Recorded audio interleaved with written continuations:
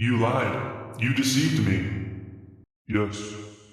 And now our countries are in ruins. Our status, gone. Indeed. Why? The fate of humanity should not be in the hands of our governments. Truthfully, it is better that greed is set aside concerning the Singularity Testament. Seriously, after 2 global wars, you're now worried about the ethical dilemma of this. Unbelievable. The prophecy is playing out right before our eyes. The meteor has fallen, just as predicted. It won't be long. A choice will have to be made, but not by us. Correct. The Assembly will pursue us until the end of time. Good luck, old friend.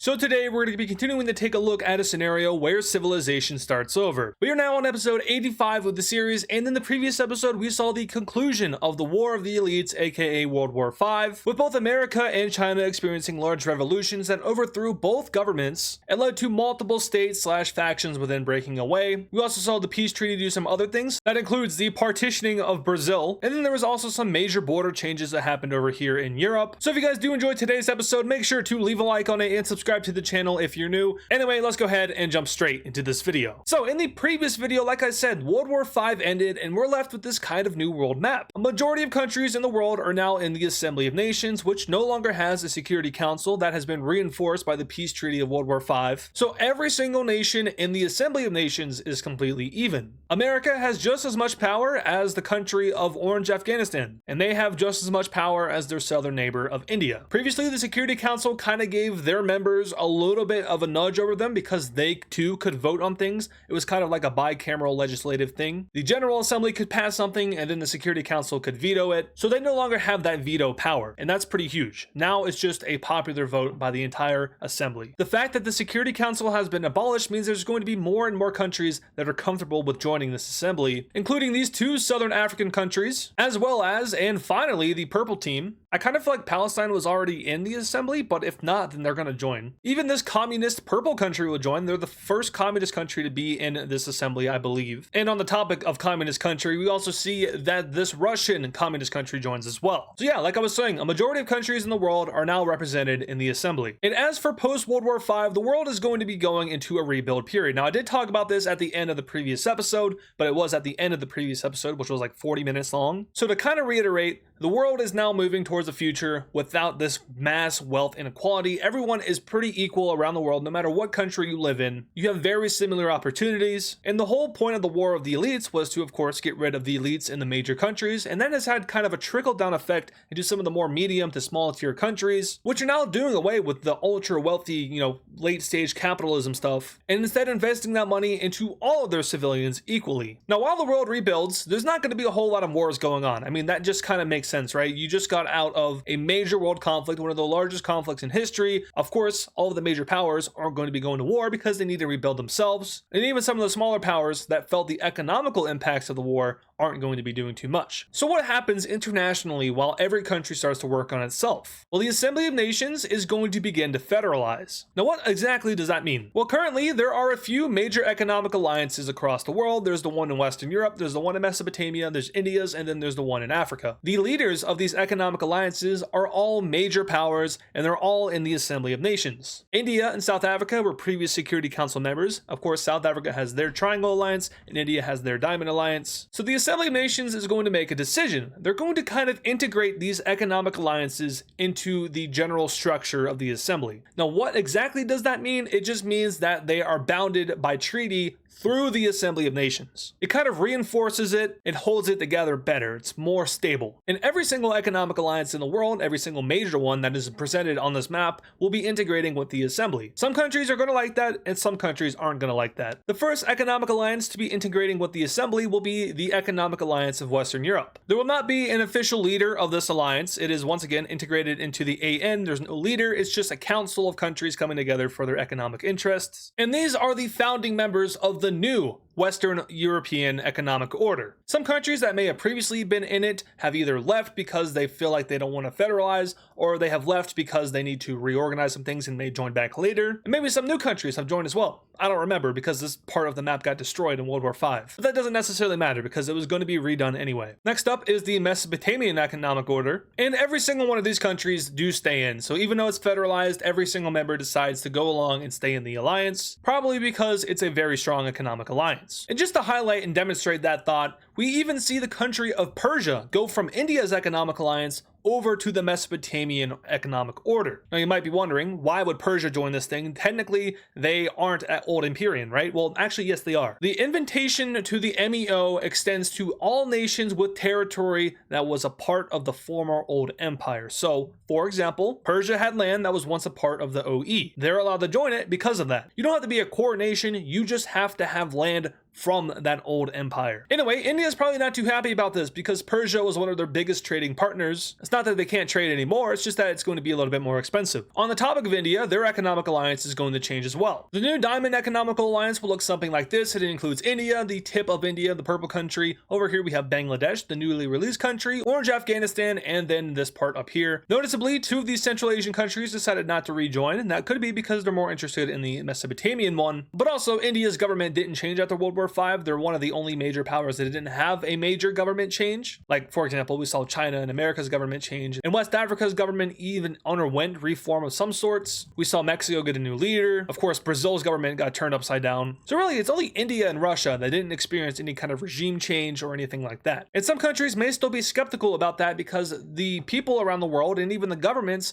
think that there might still be some play by the elites in India or the elites in Russia, which are a lot more prominently known than the elites in India. But India is kind of morphing away from the elitist thing. They, of course, after World War V, they made sure to do away with all the popular public figures and, to get that out of the way because they don't want a revolution. But still, it's important to note they didn't have a government change. Next up, we have the Horn of Africa Economic Alliance. This is certainly an interesting one because these 2 nations up here are not in the Assembly of Nations. However, the Gold Team is. And they were the ones that kind of founded this alliance and work it. So they're going to go to these 2 countries over here and they're going to make them join the Assembly of Nations. Well, they're not going to make them, but they're going to strongly encourage them to do so. And with the whole changing of world events and no longer there being a Security Council, these 2 nations will make the decision to join the AN, mostly because they were pressured to by the Gold Team. So they both get membership status and the economic alliance is federalized. We now move down to Africa, where this is going to get extremely interesting. All of these Southern African countries are currently in South Africa's economic alliance, which at this point isn't necessarily just South Africa's, it's more so of just the whole community of South Africa's economic alliance. Some of these countries have recently just joined the Assembly of Nations, like these 2 down here, so they might be skeptical to immediately federalize this economic alliance because they've been in it for a long time compared to being members of the AN. So let's see if there's any major map changes. And surprisingly, yes, there is a few. We have both the lavender and light blue countries deciding not to rejoin South Africa's economic alliance after it's federalized, and then also extends over to Tanzania,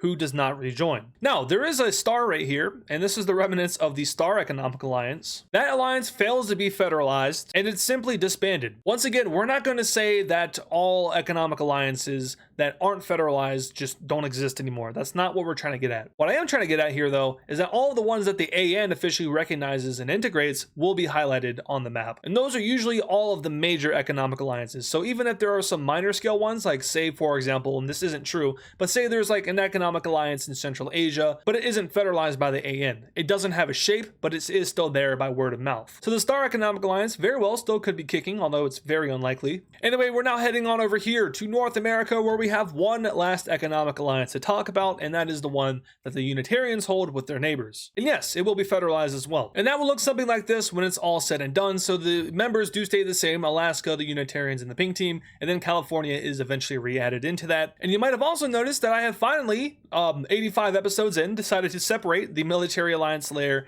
and the economic alliance layer. So, yeah, good job me for taking 85 episodes to do that. Better late than never, I guess. Anyway though, enough about the economics, let's start talking about the military. So heading down to South America, a new military alliance is created. Now currently there are only 2 major military alliances in the world, the one that South Africa has with some of the northern neighbors up here, and then the one over here in Europe between Poland and Ukraine. Other than that, There's none. So a new one is created up here in the northwestern quadrant of South America between the Colombians, the Peruvians, and both of the Ecuadorian countries, although this one is more Brazilian than Ecuadorian, I think. So this Brazilian country. So they all come together to form the anti-Brazilian alliance. Of course, it's not going to be officially called that because that's kind of mean, but why do they need this? Well, they don't trust Brazil. Even though they were given a new democratic government and no longer fascist, Brazil is still a pretty strong country, even if they did have a few cities leveled to nothingness. We'll talk about that here in a second, if you were wondering. But Brazil is still the strongest country in South America, even after getting destroyed in World War V.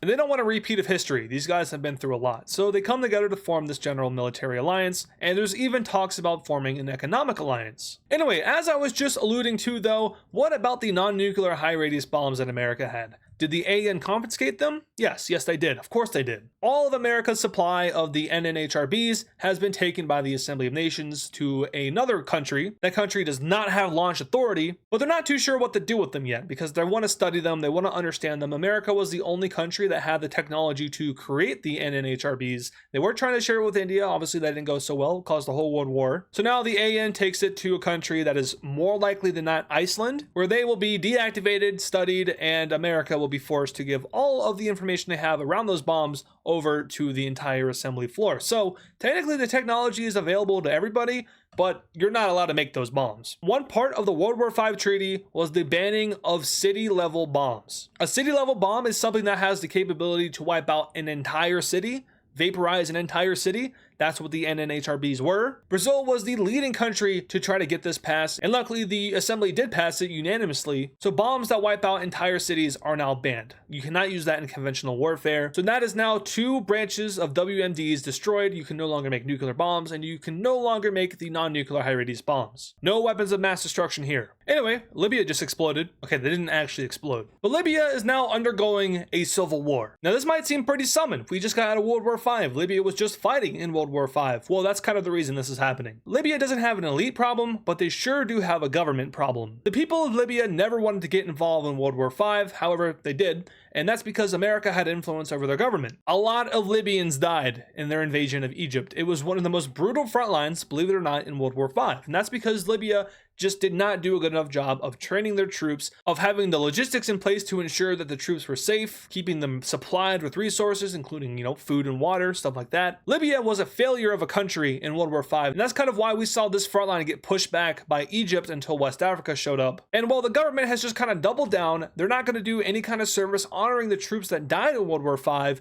and that has a few groups and a few extremist groups in Libya very angry. Eventually, the leader of Libya will go ahead and declare martial law and declare himself the dictator of Libya in order to suppress all of the unrest in his country. That is the exact justification he gives, and according to the AN, this country is now a dictatorship. And that doesn't fly too well in this current era. Now, the AN itself will not be getting involved in Libya's civil war, and that's because the AN has restated their original statement. They are here to stop global war from happening. We are not going to get involved in internal affairs inside of countries. That is their own business. However, if you cross the line of humanitarian killing or just bad stuff to humans, we will get involved because that violates our treaty, that violates the convention. So do whatever you want, just don't kill your own civilians, or don't use chemical weapons, don't use nuclear bombs, etc. Anyway, let's talk about the civil war a little bit more. Faction 1, we have the areas of Libya which experienced the most fighting in World War V breaking away, and maybe not necessarily breaking away, but they are the opposing government forces hoping to overturn the government of Libya and reinstall a more democratic government, because this guy just declared himself a dictator. We don't necessarily want a dictator in Libya. That's what we're here for. Not only that, but we're also here to bring justice to those who died in World War V. We were the ones that were hit most by the fighting, and therefore we think we're the ones that are best suited to fix this. These are the most popular rebels in the country. They're supported by a lot of the major democratic countries around the world, like Greece and Ireland. Those countries won't be getting involved, but they will have their diplomatic support for them. The second group of rebels we have here are the ones down here. These are the extremist rebels. Not much is known about them other than the fact that they are wanting to form their own state, and that they are opposing the current dictator of Libya because they do not agree on some fundamental ideals. These guys are more so terrorists than they are rebels. The definition of a terrorist definitely varies depending on who you're asking, but I guess in the modern sense of our world, we would call these guys terrorists. Maybe extremist would be a better word. Also, apologies if you're colorblind. You might not be able to see this because it's red-green. screen. I'm not, but this is really messing with my eyes, so maybe I am. I'll stop doing that before someone has a seizure. And then for our final group of rebels, we have the Yellow Rebellion up here in the northwest of the country. As you can see, there are very many fractured rebellious groups in Libya, and this civil war will be ongoing for maybe a few episodes. The central Libyan government is very disorganized, and the military doesn't know what to do with itself. Some of the militants are more loyal to the Eastern Rebellion. Some of them are even loyal to the Yellow Rebellion. None of them are really loyal to the extremists, but it's hard to choose sides when you know your government is wrong. Also, I didn't really talk about the Yellow Rebellion. It's pretty similar to that of the Eastern Rebellion, except they want to form their own state. They don't want to be Libyan. They are democratic, but they do share one view with the rebels down here, and that view is that the government of Libya, located in the darker red, doesn't represent their religion/ethnicity as much as it probably should. And I guess the best way to kind of like explain this is the divide between Shia and Sunni Islam. It is still Islam, just different variations of it. That's where the extremists are getting their justification, and that's why the yellow ones want to form their own country. And I do want to say, just for those of you who like to keep track of time in the series, I know that I no longer talk about time frames and how long something has taken place for,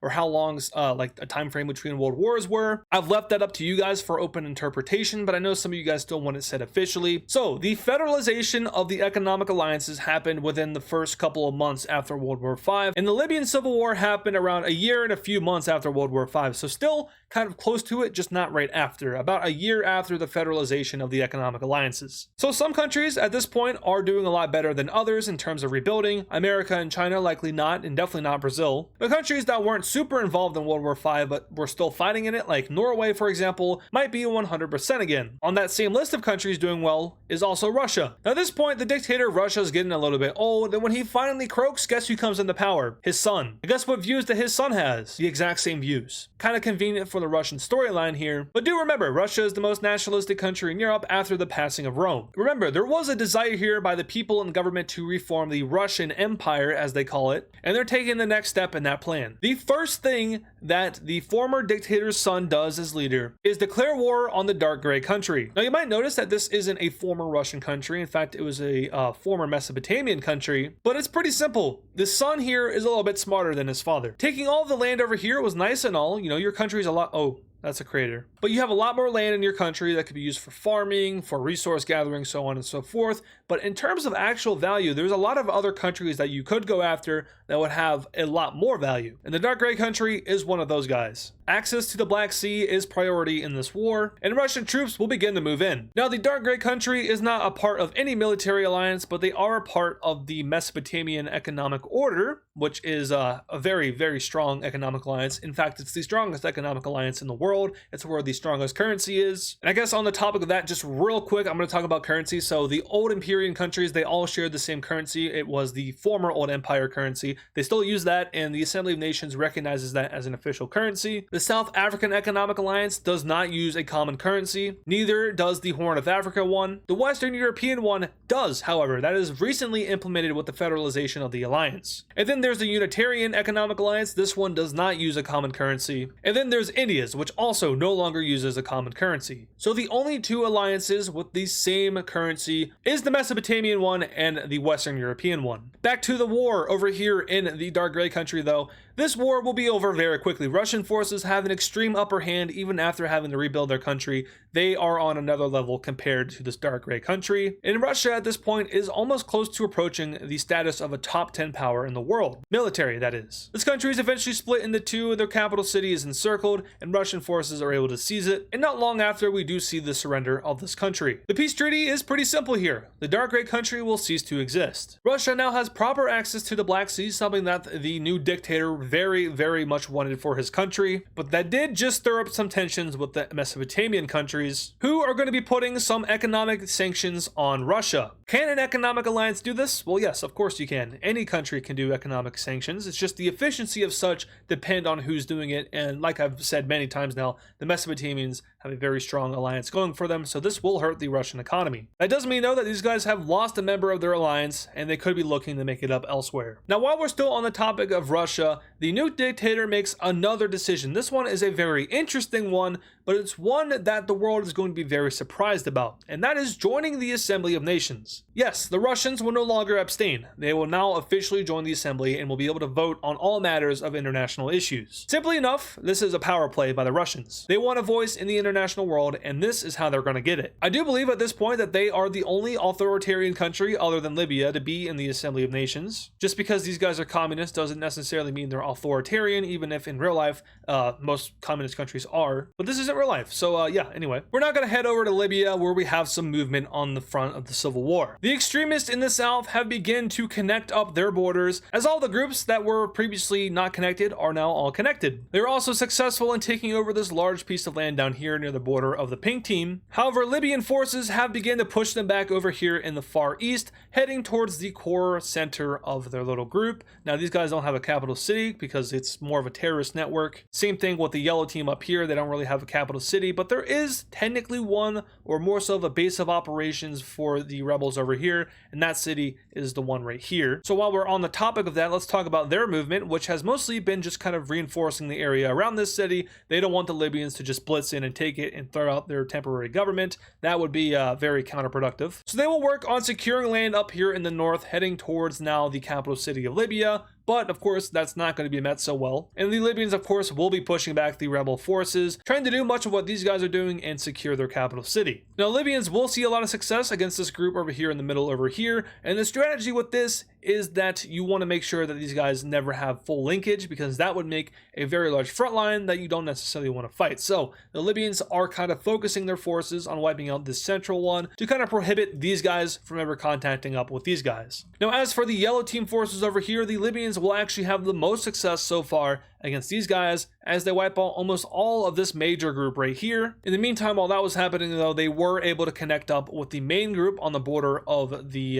Mediterranean country, and they were also able to push around this border and start to get close to the extremists in the south. Now, it isn't necessarily known just yet how the three rebel groups will interact with each other should they ever meet up, but it is known that these guys share a common interest, just not a common ideology, which is ultimately going to trump any kind of religious interest. So it's theorized that these two probably wouldn't interact nicely with each other should their borders ever meet. Anyway, though, we're now going to head down to the southeastern quadrant of the world, over here, not to Red Australia, but over here to Indonesia. And here we're going to see the uniting of two countries. And those two countries are the red team and the green team. They will come together and form the Indonesian Union. However, they are very hesitant to give themselves a name because something else is happening behind the scenes. Indonesia has a very unique religion to itself, but also Indonesia doesn't really, I don't want to say they don't care about their religion / ethnicity, but they definitely aren't as super into it as some other countries are, like up north, for example, Vietnam, or even India. They share the same religion as India, but at this point it has evolved into its own branch of it. So to better represent that, I'm going to be changing the color of the religion map for the first time ever, probably. Not actually, but for the first time in a very long time, to better demonstrate that they have moved away from the original brown team religion that is in India and also down here in Africa. Additionally, at this point in time, more likely than not, we have seen Australia completely rid this continent of a majority of its kind of religion, and that more likely than not also extends out here to the island nation territories. Remember, this is a fascist country, so they're going to have a pretty fun time doing some fascist things, like getting rid of other people's religions. Now, a good portion of the western half is still this religion, although it is on its way out as the fascists take more and more control over this area. Anyway though, back to the topic of Indonesia. Like I was saying, these guys aren't super religious. They're one of the least religious countries in the world, and yes, like I've said before, they do have their own branch of it. That doesn't necessarily mean that it's super popular. So why was the new Indonesian government holding off on giving their country a new name and a new flag? Well, they definitely have interest in another concept, a new concept to the world, one which only appears in one other part of the world and is very far away from this one. But Indonesia is interested in the concept of Unitarianism. This country is one of the most stable and one of the most economically prosperous countries in the world. Quality of life here is also top-notch. Wealth inequality here, also top-notch. Basically, the Unitarians are the country to live in if you want to have a normal and balanced life. They're not like super strong militarily, they don't have a lot of influence, but they are a role model country. In a place like Indonesia, where your religious standings aren't really prominent and your ethnicity certainly doesn't matter, because remember, Indonesia at this point is made up of very many previous countries, is perfect for the concept of Unitarianism. Will it be able to be applied in this context? We'll have to see, but they're definitely working towards it. But a decision will finally be made by the Indonesians. And that decision is to join the cause. The red team will join the Unitarians. So the people of this country will be abandoning their identity. They'll be setting aside all of their differences and come together to form the ultimate society. Now, the concept of Unitarianism hasn't been tried anywhere but Canada and obviously Greenland. So there are a lot of countries around the world that may be interested in the concept that are watching this and wanting to see what happens in Indonesia and seeing if the same kind of prosperity is achieved by these guys as we see in Canada. Now, is this its own separate country? Well, yes, of course. But the ideology of the Unitarians, of course, we saw the whole religious layer, that's the same as the Unitarians. But the concept, the governmental structure, and the societal structure are all set up pretty much the exact same way. And the official name of this country will be Indonesian Unitaria. That also raises another question, which is what is the name of this country? And that one's also pretty simple. It's Canadian Unitaria. Now, the interaction between the two Unitarian governments will actually be very good right off the bat. Of course, the Unitarians are a country that like to save their diplomacy for other countries they find very favorable. Indonesia has always been a very favorable country for them. So when the transition finally happens, of course, the Canadian Unitarians will come in and they will help Indonesia with this transition. But interestingly enough, a few days after the transition is fulfilled, the two governments will meet over here in Canadian Unitaria, and they're going to be signing an alliance together. Now, what kind of alliance, you might be asking? Well, it's going to be a military alliance. Now, this definitely has a few countries concerned because the Unitarians don't really ever present themselves as a hostile nation. In fact, they're one of the biggest advocates for peace around the world, so why are they signing a military alliance? It's definitely odd. The governments, however, will claim that they're doing this to bring the two countries closer together. It's nice for the Canadian Unitarians to finally have a true ally, and I guess just to kind of, once again, bring them together, this was their plan. But there's a little bit more. Another star alliance is made, but this time it's economic. And once again, Indonesia joins it. So we now see these two exclusive alliances made between the two Unitarian countries, which is once again aimed at bringing both of them together. Now though, we're going to stop talking about friendliness and we're going to come down here to West Africa, where recent government change has had the foreign policy of the country also changed. Remember that West Africa is now a democratic country that got changed after World War V. And not only is West Africa a democratic country, but a lot of the nations in Africa have now switched, ignoring Libya because they just had a little bit of a change in the last episode. But like, for example, this country used to be fascist, and then this one over here, they used to be dictators. But the main point of this is that the new leader of West Africa wants to pursue other countries that have dictatorships. In a message to the rest of the African community, he says that the continent needs to be ridded of authoritarianism, and he has two cases to present. These two countries down here are in horrible condition. They have two dictators, of course, but they are the two poorest countries on this continent, and a lot of people know that it's because of their ideology and their authoritarian leaders. It's also pretty important to know that neither of these countries are in the Assembly of Nations. So what does West Africa do? Well, they state to the continent and to the world that they are going on a mission, and that mission involves toppling both of these governments. Now, the world reaction to this would probably be pretty mixed. Now, remember though, the world is heading in a very good direction where people are pretty equal and that economic disparity has been eliminated. That is the case for all of the countries that are democratic, meaning that these two don't really fit the narrative. Sure, some of the anti-war countries probably wouldn't like this, but most of them would understand that West Africa is probably trying to bring these two into the modern sense. So West African troops will begin to move into the Green Country. Now, there is no formal declaration of war that is sent. Simply, it is just a special operations mission, which is what the West African military says it is. The forces of the Green Team will of course try to fight back, but they are extremely overwhelmed by the much more powerful West African armies. And to make things a little bit worse, West Africa has been in talks with some other countries, and more specifically, the Brown country down here. West Africa has asked them to join the war, and remember, this country recently just got a new government as well. They just got democratized. They're also an ally of South Africa, and they're definitely in support of the cause because it has completely changed this country. They went from one of the worst countries in Africa to a mid-tier country in Africa. So they understand, and they also want to help the cause. Ground team forces will also cross the border and start to invade into the Green Country, and their main goal is to go over here to the capital city and get that dictator. West African forces will also start to present a spearhead as they too want to reach the capital city. But first, they make a few pit stops, one over here in this major city, and a spearhead presents itself over here, reaching this major city. The Brown team will also move up and capture a major city, and together these two countries will go ahead and encircle this city. Now, before they did that though, the dictator that was here went ahead and fled, which is what most dictators do when they're presented with death. Well, maybe not death, but definitely trial. And where did he flee? Well, ironically enough, he fled over here to the Pink team, and their dictator allowed him to come in to seek refuge. refuge. Also, sorry my voice is kind of choppy. I had a presentation today and apparently that did numbers on my voice. I don't know why that did. Probably because I was nervous, but my voice is kind of like cutting out a little bit. So apologies if I like sound weird at any point in the video. Anyway, West African forces will go ahead and capture the capital city of the Green Team. And with the dictator fleeing the country, there's kind of an open spot or a vacancy at the leadership position. I'm sure that a military general would probably come in and take that, but the country decides to go ahead and surrender, or at least the military does. So the Brown Team and West Africa are successful in taking out this country, and they are successful in eliminating the authoritarian government. Now though, there's one more elephant in the room, and it's extremely pink. West African forces will then turn their guns over here to the east and begin to invade into the pink country. And following in their tracks is the Brown Team as they move up and capture this major city and cut off this area down here. The pink team is a lot weaker than the Green Team was, so West African forces are easily able to storm into the capital city of this pink team. However, they don't find the dictators here. Occupational forces will eventually spread out across the entire country, but the dictators are nowhere to be found. West Africa will contact the government of all of the surrounding countries here, trying to see where the dictators went. There's no way they could have gotten out by, like jet or helicopter because West Africa would have shot it down. So where did the dictators go? Did they go to the Orange Team? Nope, their new democratic government is not in support of these two former countries. Obviously, they didn't go to the Brown Team. Did the Blue Team take them in? No, wait, why do you guys have two capitals? Oh, it's on the major city layer.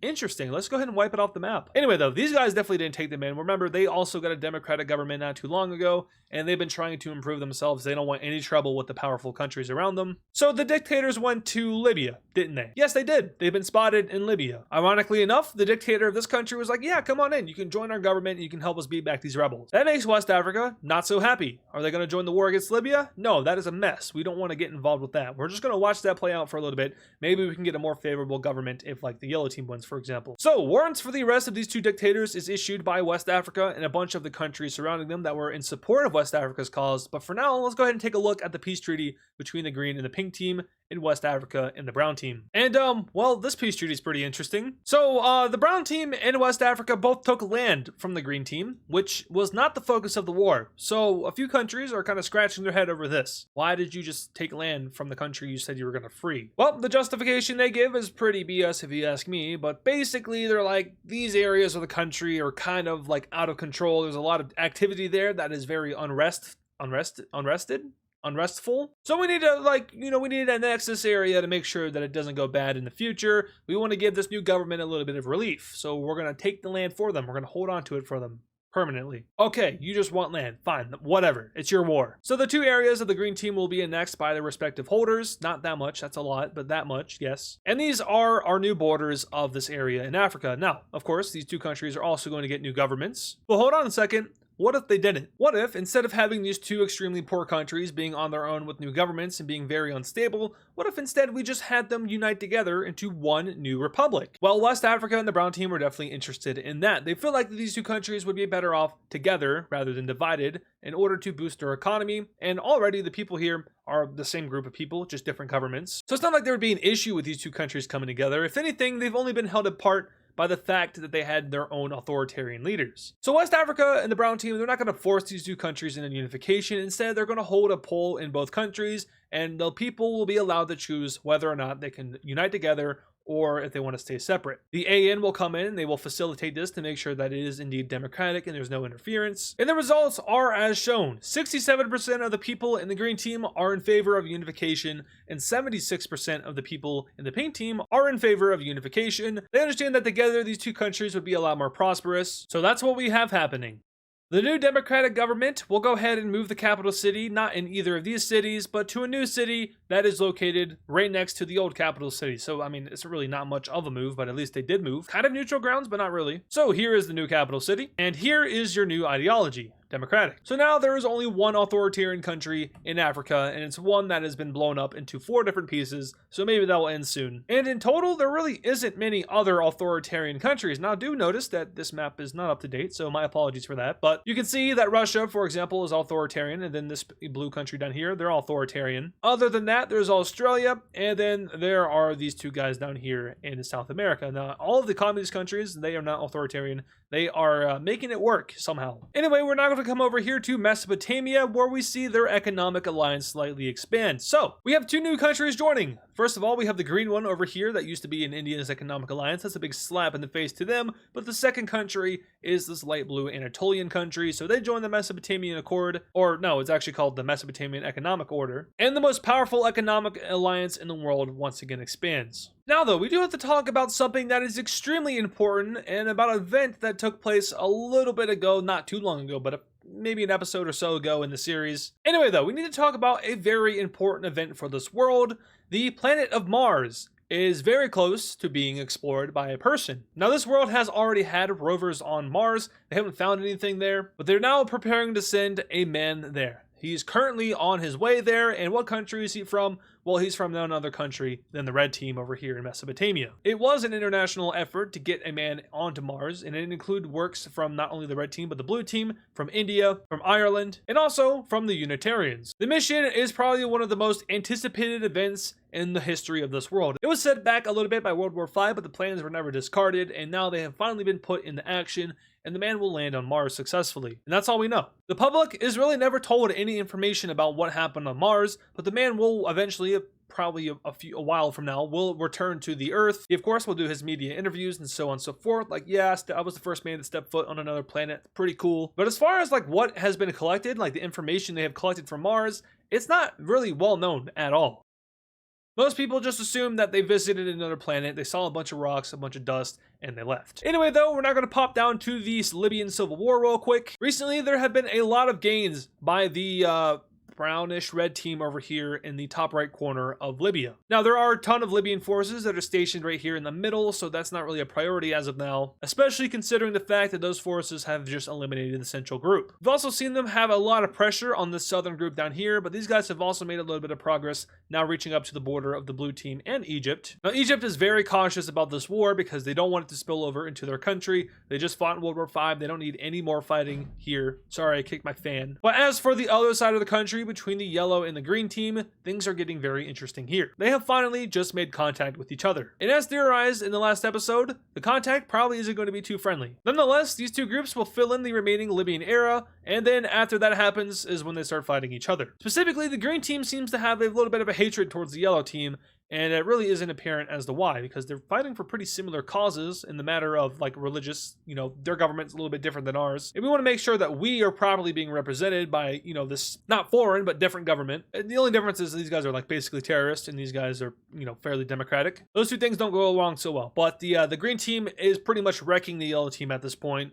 It's not looking too good for them. A pretty large number of troops will be cut off over here and will all be eliminated as West Africa had closed those borders. You're not getting in, buddy. Additionally, to make things worse for the yellow team, they have this group up here being wiped out by the main Libyan forces, and they've also started to make advances into yellow team territory. Now, of course, they're not going to discriminate. They're also making advances into the green team's territory, but things are about to get very interesting, especially after the terrorists reach up to the border of the Mediterranean country. At this point, it does look like the yellow team is going to be eliminated, but then something changes. The Mediterranean country indirectly gets involved in the war, and they do so by doing a few little bombing runs on some major targets down here in the green team. A few missile barrages take place, a few military infrastructural projects are taken out, a few major settlements where some terrorists might have been hiding have been taken out, and the Mediterranean country pledges its support to the yellow group in Libya. The main Libyan government isn't a big fan of this, but they definitely are not interested in getting involved in a war with the Mediterranean country, so they're just going to have to kind of let it happen. They are kind of helping them out, of course, by taking out some of the terrorists, but at the same time, they're destroying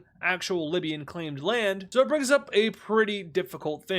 It's also worth to mention that at this point in time, Libya has been suspended from the Assembly of Nations, so to kind of symbolize that, we're going to color in their star gray. But that was a decision that was brought forth by Egypt, in a decision that the rest of the body voted in favor of. So with the Mediterranean country now indirectly getting involved with this fight, we do see the yellow team have a little bit of a resurgence. They go ahead and they start to take back some of the land from this terrorist country, and it's pretty good, although at the same time they are still losing over here in the eastern region, so they're going to have to lock in there. Oh, and the green team has just retaliated. They're now moving their own forces into the Mediterranean country, and it turns out they have a few proxies up here. Well, that was completely unexpected. The Mediterranean country is a pretty neutral, pretty peaceful country, but out here in the desert, things I guess aren't so pretty. The new proxies that popped up in the Mediterranean country, of course, are pledging the same allegiance that these guys are as well. And at this point, the terrorist movement here is moving away from being an anti-Libyan movement, or more so an anti-red religion movement, into being a more pro-pink team movement that is focused on the extremism of this religion. These guys are religious extremists, and they're doing a lot of damage to these democratic countries. With the new issue popping up in the south, the yellow team will once again be pushed back by green team forces, and the front line just gets messier and messier, but it's a little bit less messy over here. These guys are continuing to advance against the Libyans, as at this point, they are presenting themselves as a pretty formidable foe. They're getting extremely close to Libya's capital city, and they are on the verge of capturing this major city as well. Now, the Libyans, seeing this and seeing the new issue developing over here, are going to make a pretty interesting decision. Instead of pursuing these guys, let's go ahead over here and make sure that we don't lose our most important area, and they will take some troops from this front line, push them over here, and that will allow them to give some breathing room for these two cities. Unfortunately, though, another large section of the country has just declared itself as a proxy of the anti-Libyan movement. I don't know what color this is. Usually I like to call countries by their colors. I'm just not too sure what is this. It's red, but it's also like not red. A very dark pink. I don't know. You guys let me know in the comments. I'm good at coloring colors, not naming colors. But with this new proxy group presenting itself in the south here, Libya's got their hands even more full. Anyway, though, we're going to take a step back from that, and we're going to add some more countries into the Assembly of Nations. Number 1, of course, is going to be the country that just united over here right south of Libya. Number 2 will be this small dark sign country over here in Central Asia. Number 3 is Korea. Number 4 is the brown Japanese country. Number 5 is finally the pink team. 6 is the light blue country over here in Anatolia. 7 is the blue country in the Philippines. 8 is the one just south of that. And 9, ew. Red Australia joins the AN. That's interesting, but I guess they join. There really isn't an explanation that is given by the Red Australians, but it is theorized that they are pretty much adapting the same strategy as Russia. You join the international order and you get more say and influence, and that's why Russia joins. So Red Australia is probably doing the exact same thing. These guys don't need to be called Red Australia anymore. They're the only Australia. So yeah, Australia, good for you. Also, the mighty warriors known as Grey Papa Islands, they also join the Assembly of Nations. The only reason these guys exist is because they were a fan request to have their own independence. It was actually a pretty good reason. They didn't have a color before. But just know that if you're like really into the lore and like the way of things, that these guys would most certainly be a part of Australia. It's just that, for the community, I'll leave them alone for now. Anyway, moving up here to Russia real quick. Don't worry, they're not invading anybody. But what they are doing is signing a military alliance with the light blue country over here near the Caspian Sea. Now, what do these guys have in common? Well, you guessed it, they do both have authoritarian leaders, and they want to make sure they stay together because in recent times, some authoritarian leaders have been on their way out. But the teal country isn't the only one that joins this alliance, because the Libyan government will also join the alliance. Now, this makes things very complicated because they're in a matter of war right now. Does that mean that Russia and the teal team are going to get involved? Well, no, not really, but they will be sending some volunteer forces down, some resources, and pretty much anything that Libya needs to overcome their little issue. This is an action that is not well liked by a lot of countries, including West Africa, who wants to make sure that these groups or networks down here, specifically the green one, doesn't come into power, but it looks like that might be the case. Well, not come into power, but maybe gain some sovereignty. So West Africa will protest this to the Assembly of Nations so that they can't do anything about that because, well, Russia is its own country. They have the right to do whatever they want to do. This made West Africa very angry. Oh well, you can't do anything though. Anyway, we're not done with Russia just yet because a few things have just occurred and, well, they're not too great. On the border between Russia and the Gold Team, there has been some extreme tension, and more specifically, there's been a lot of tension right in this region here. First of all, the Gold Team, after some recent events that Russia has carried out, such as the annexation of this country here, has decided to put their military on the highest of alerts. And what that means is they have some troops on their borders, notably a lot of groupings down here, but also a lot of groupings up here near Russia's capital city. Now, Russia doesn't like that at all because those are troops, those are battle-ready troops, within a couple miles, well, not a couple, but, a few dozen miles away from their capital city. Russia thinks that maybe the Gold Team shouldn't do that, so they're going to take it up with the AN. Yes, Russia is going to complain to the AN about the activity of the gold team. But unfortunately for Russia, they can't do anything about that because they are operating within their own sovereign territory. You can't dictate what another country does with its own military in its own territory. This makes Russia very unhappy. But that's not really what's causing a lot of tensions to escalate. What is causing those tensions to escalate is the fact that Poland is doing much of the same. Their troops are all gathered up in this specific region here. Kind of weird. Why do they have so many troops on Russia's border? Well, both the gold team and the blue team say that it's for their own protection. Recently, Russia has taken out a lot of countries, such as the ones over here, and then they also took out this one recently as well, so they feel kind of threatened. Yes, both of these countries have their respective alliances, and yes, so does Russia and the light blue team, but tensions could not be any higher between the Russians and the gold team. Russia will now make the decision to go ahead and put their troops on the entire border of both of these countries, so now these borders are both lined up with the troops on both sides pointing guns at each other, and the AN is causing for an immediate de-escalation of this situation. Now, remember, all of these countries are in the AN, which means that there is some jurisdiction that the assembly has over these guys in a very small sense. Of course, you know, you can't stop them from doing what they're doing, but you can definitely heavily persuade them through the General Assembly, but neither side is backing down. And then it happens. Right on the outskirts of Russia's capital city, Russian and Ukrainian troops get into an exchange of fire. It is speculated whether or not an official order was given by anybody, but Russian troops begin to advance into Ukrainian territory, and of course, this warrants a declaration of war. And this will also not only do that, but it activates the military alliance between the Ukrainians and the Polish, and Russia is now at war with the Pentagon Alliance. They will call their ally into the war, of course, the teal team. They will not call Libya into the war because, well, we all know what's happening in Libya. But it seems as if history might be repeating itself. The Russians and the Ukrainians are at war. So as I was just saying, we have Russian troops starting to advance into Ukrainian territory. It does appear that they're kind of on a roll here. So maybe Russia did kind of have a plan to invade Ukraine, and they just used the border skirmish as a pretext to do so. The origin of the war isn't super important though. What is important is who's going to win this war. Now at this point in time, Russia is a very strong country, and in fact, they are now the 10th strongest country in the world, starting to reclaim a lot of that old valuable Russian land that they had under the Russian Empire, as they like to refer to it. And then as for Poland and Ukraine, they aren't really super close to the top 10. That is reserved for countries like America, West Africa, China, Australia, and India, among others. But as Russia continues to invade into this northern area, we do see another front line open over here in the Donbass area, and that kind of reinforces the theory that maybe Russia was planning this. Now, just because they were planning it doesn't necessarily mean that they had, planned for it to happen right now. Having war plans for this kind of thing would be kind of smart, considering that these guys are in an alliance to literally oppose you. But Russian troops move in, and Ukraine is immediately at risk. Now, what about Poland? Well, Polish troops aren't really messing around. Now, similar to real life, Poland has a little bit of a history with Russia. They were once a part of Russia, or more so split between them and the Dutch Republic, whereas the Gold Team was a part of the old empire mostly. So there's that historic tension that Russia has with Poland, and when these Polish divisions start to move into Russian territory, they are experiencing a ton of success, especially up here in the northern area near Estonia. Now, the occurrence of this conflict between three Assembly of Nations members has some of the General Assembly relatively worried about more so Russia's power and how strong they're becoming, seeing as they are a dictatorship and seeing how as they are kind of this rogue state at this point that just keeps invading other countries. So most of the Assembly will be backing Poland and Ukraine, but they won't be getting involved directly because that would just cause a big world war, and we don't really want that to happen. Russian forces will go ahead and start an encirclement campaign over here near the border, and that campaign is very successful as they're able to not only encircle these troops,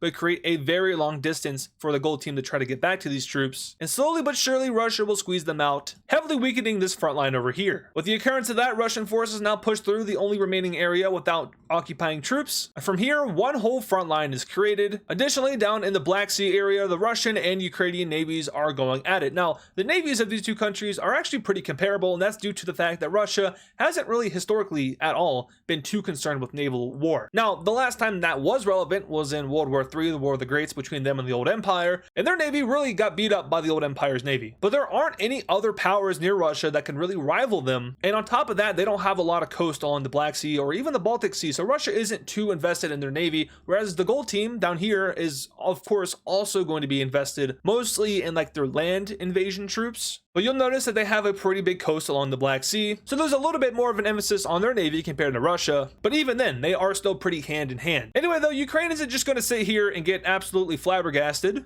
They will push back, and specifically there's a counteroffensive that takes place in the north near the capital of Russia. Now this is going to heavily worry Russia because Ukrainian troops are a direct threat to their capital city. And not only that, but Polish troops are right over here. They are pretty close as well, so Russia wants to make sure that their capital city is as safe as possible. So it is likely that they would send reinforcements to secure this area. That could lead to a small counteroffensive by Ukrainian forces down here in the south, but even then, most of the Ukrainian forces are simply overwhelmed by Russian forces. Russia will now capture this major city here in central Ukraine, which is pretty vital for the infrastructure of the country. It connects the north up down here to the coastal south area. But if Russia really wants to do damage to Ukraine's infrastructure, this key city right here is the most important infrastructural city for Ukraine. Not only does their just civilian infrastructure go through there, but their military infrastructure is heavily focused in this area. So Russian forces will begin to undo the counteroffensive in the north, retaking this major city here. And eventually a plan is devised. You're going to want to go down this road and then down this road as well. That will take you to this major city. However, there is a little bit of a problem over here in the Baltic theater. Poland isn't being pushed back, and Russian forces are failing to secure their own land as Poland reaches all the way up here to the Gulf of Finland. That will separate a ton of troops over here in Estonia, and Polish forces will begin to squeeze in. And on top of that, they also capture this major Russian city over here. Poland will then start to move out, heading towards this major city, while just south of that, occupying forces move in even more. Russia is kind of at a dance with time here. Poland is threatening them a lot, and Ukraine is taking a while to go ahead and occupy. Russia needs to get one under their belt before they deal with the other. They can't necessarily deal with both at the same time due to just kind of the sporadicness of the front line. So a risky operation is commenced in Ukraine to hammer a ton of troops south. And unfortunately for Ukraine, this really risky operation pays off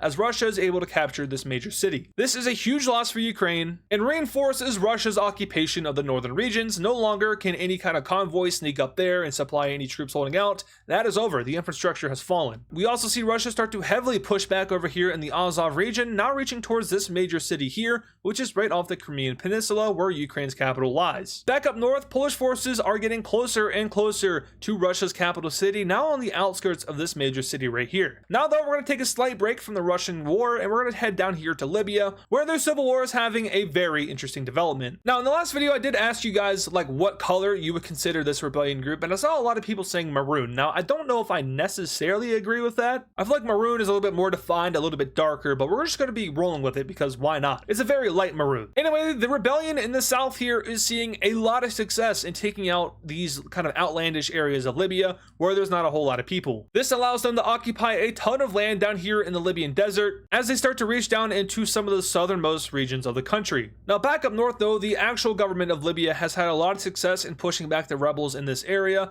and they are now right on the outskirts of pretty much all three of these major cities, actually four, I can't count, but that is something that is definitely dangerous for this country. They don't want to lose their stronghold. Down here, once again, not a lot of people, no major cities, so they definitely want to hold on to this, even if it isn't valuable. So this definitely isn't as valuable as this. But remember, this is a multi-front war, and the Green Rebels, seeing all the success of the Maroon team, are now going to start a new operation in the south of Libya. They feel like controlling this land, similar to the Maroon country, would benefit them as a group. It could maybe even start to threaten the main Libyan government, seeing as like, you know, you've lost all this land. Maybe your people are scared because they've lost so much land, even if it isn't valuable. But the Green team will also start to push down into this area, and eventually all of the south of Libya is occupied by rebel forces. Now, the Maroon country and the Green country, well, if the Green country and the Yellow country didn't get along, these guys also are definitely not going to get along. The Maroon country kind of sees this as like a united Libyan effort to overthrow the dictatorship. They don't see room for any other groups to get their independence out of this, whereas the Green team and the Yellow team kind of recognize that, you know, maybe there's going to be multiple Libyas after this civil war, but the Maroon country doesn't stand for that. They want only one Libya. And with that in mind, they're going to be fighting up against the Green country. And unfortunately for the Maroon rebels, the terrorists are going to have an extreme advantage down here in the south as they start to push the Maroon forces out of this area. Also, back over here in the Yellow country, we have two of their groups being wiped out by the Green team, but the Yellow team does make some strides to re-get some of their land. Re-get? I don't know if that's the right word. Retake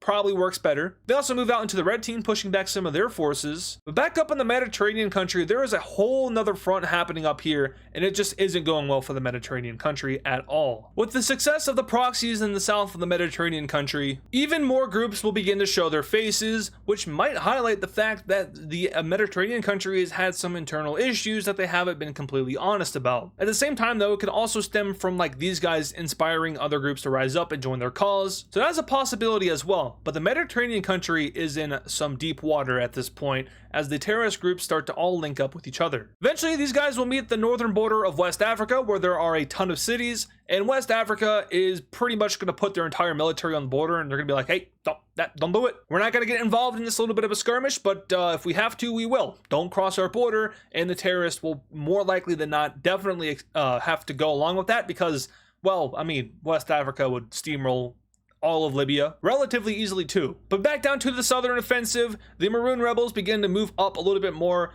fighting back against some pretty strong Libyan forces in this area. Remember, there was a counteroffensive by Libya here where a ton of their forces were staged, but at this point, they are, they're beating them back. Libya's government is in a pretty sticky situation. They have multiple fronts to work with, multiple groups they're fighting against, so their troops are constantly moving around. Previously, they might have been down here and then over here, but now they are up here, mostly focusing on this area. So this will allow for the Maroon rebels to move up and back into this area they once occupied. Now though, we're jumping over to the red team real quick. Don't worry, nothing's happening. Or maybe you wanted something to happen, but it's not. There's been a recent phenomenon in the world that astrologers all over the globe are trying to figure out, and the red team is a pretty scientifically advanced country. There are a lot of great minds that come from this country, and they're trying to figure out why the night sky has all of a sudden been filled with stars. In ancient times, there was no stars in the sky. It was only the sun. Sure, there was the other planets, eventually as time went on, the telescope was invented. They found Mercury, Venus, Mars. And then in recent times, of course, they've found Jupiter, Saturn, Uranus, Neptune, and even Pluto. But there were never stars in the sky. And all of a sudden, now the night sky is filled with not only stars, but like cosmic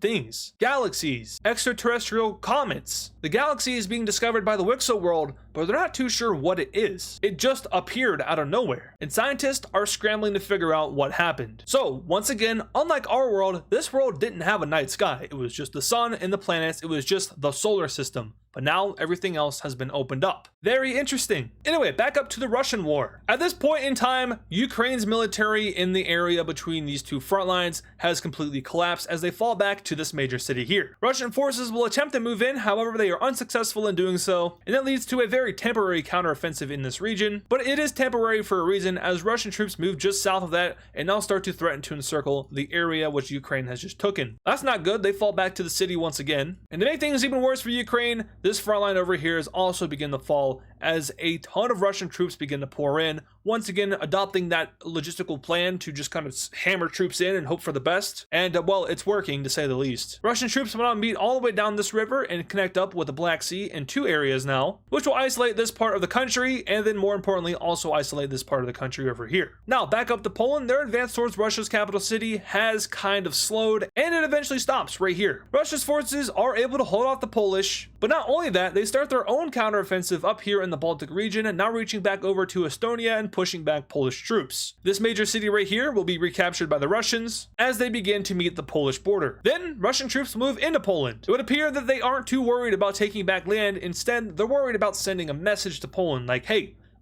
even though you have a ton of land in us, look what we've done to Ukraine, and look what we're doing to you. You're next. Basically, this is what that's saying. Back down south, Russian forces will successfully capture these two major cities, and with that, we have the holdout of just this one major city down here, who, defying Ukrainian orders, will go ahead and surrender. It is now a one-front war once again, and Russian forces are pummeling in. Eventually, Ukraine will make the decision to abandon the north and fall back to Crimea, and using the natural boundaries of this region, they will hold out. But with that occurrence, Russia has now freed up a ton of troops, and those troops will now begin the march north towards Poland. Poland, seeing this, is going to adopt Russia's strategy, basically hammer troops straight towards their capital city, and unlike Russia, this doesn't go so well. The communist government fails to do what Russia did, and they leave their forces extremely vulnerable. Russia will quickly move in and take advantage of this, recapturing this major city and also heading straight towards this one as well, where a big battle occurs. But more importantly, they start to round off the Polish troops that were getting towards their capital city. Additionally, back up north, the counteroffensive in Estonia is now going full steam ahead as they reach the Polish border completely. And then, as expected, they begin to move in, taking one Polish major city. The tide of the war has now completely shifted into Russia's favor. And to make things even worse, the Russian Navy has just successfully amphibiously landed over here in this part of Ukraine, encircling this major city over here, and eventually, after it holds out for a very long time, taking it. Now, the march towards Ukraine's capital is a very brutal one, but it's one that still goes in Russia's favor as they get closer and closer as the days go on. Additionally, a breakthrough in the north, despite a bridge being blown up, has led for Russian troops to go ahead and just spill completely into Crimea, and Ukraine is divided into three parts. And from here, after this major major city is captured, Ukraine is only to their capital city, and after Russian special forces break into the city and capture the president of the country, he will go ahead and agree to surrender as Ukraine loses the war. Russia has successfully taken down their biggest enemy to this day, and the one that had the most threat for them, of course, due to their proximity to the capital city. Now it's just Russia versus Poland. And with all the troops that were dealing with Ukraine now flooding to this front line, Poland is smacked in the face very, very harshly. They get a little bit of a reality check as Russian troops begin to pour into this country, taking major city after major city, and immediately starting to threaten the capital of Poland. They'll reach all the way over here to Kaliningrad and cut Poland into two pieces. The Latvian piece is kind of left to die. Poland isn't too worried about that. They're more worried about protecting their capital and major cities that remain. But with Russia's advance getting larger day by day, the government of Poland feels like they're kind of trapped. And after a few more weeks of fighting, Poland will actually surrender over to Russia. This was a big surprise to a lot of countries in Europe, seeing as Poland didn't really seem like the kind of country to just surrender before their capital city was even taken. Definitely in comparison to Ukraine, who fought till the very end. But Russia is victorious in their war against Ukraine and Poland, and we can go ahead and take a look at this peace treaty. And in this treaty here, we see the unfortunate demise of the Gold Team / Ukraine, as Russia will fully annex that entire country. Additionally, they're a little bit greedy at the peace treaty, and they took a ton of land from Poland as well. Now, with that being said, that's all that Russia did. They only took land. They didn't change any governments. They didn't require any repayment of war reparations or anything like that. Simply, they took their land and that was it. Well, luckily for them, it was a lot of land and a lot of valuable land at that. All of Ukraine,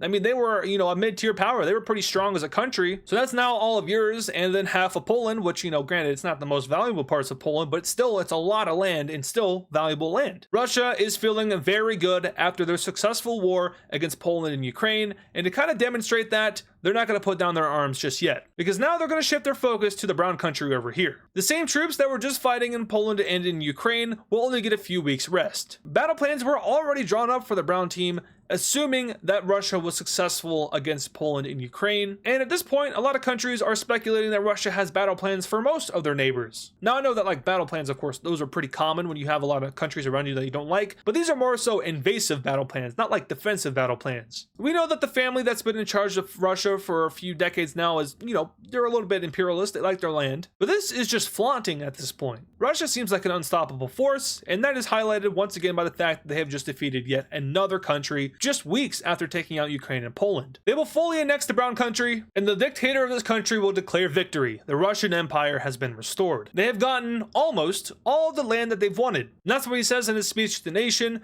and unfortunately for the world, the Russian people are completely behind this at this point. They are seeing the glory that this dictator has brought to Russia, and his approval ratings, not being tampered with, they're actually statistically correct, are through the roof. Russia now snatches the chain of Rome as the most nationalistic country in the world, and that's something that is extremely dangerous. And the Assembly of Nations sees this, and they see how dangerous Russia has become. They see how they have been violating other members of the Assembly of Nations, and a decision is made by the General Assembly to also suspend Russia as their status of a member of the Assembly of Nations. So Russia now joins Libya in suspended status. And Russia's leader could not care less. They just use the Assembly as a ploy to get international influence.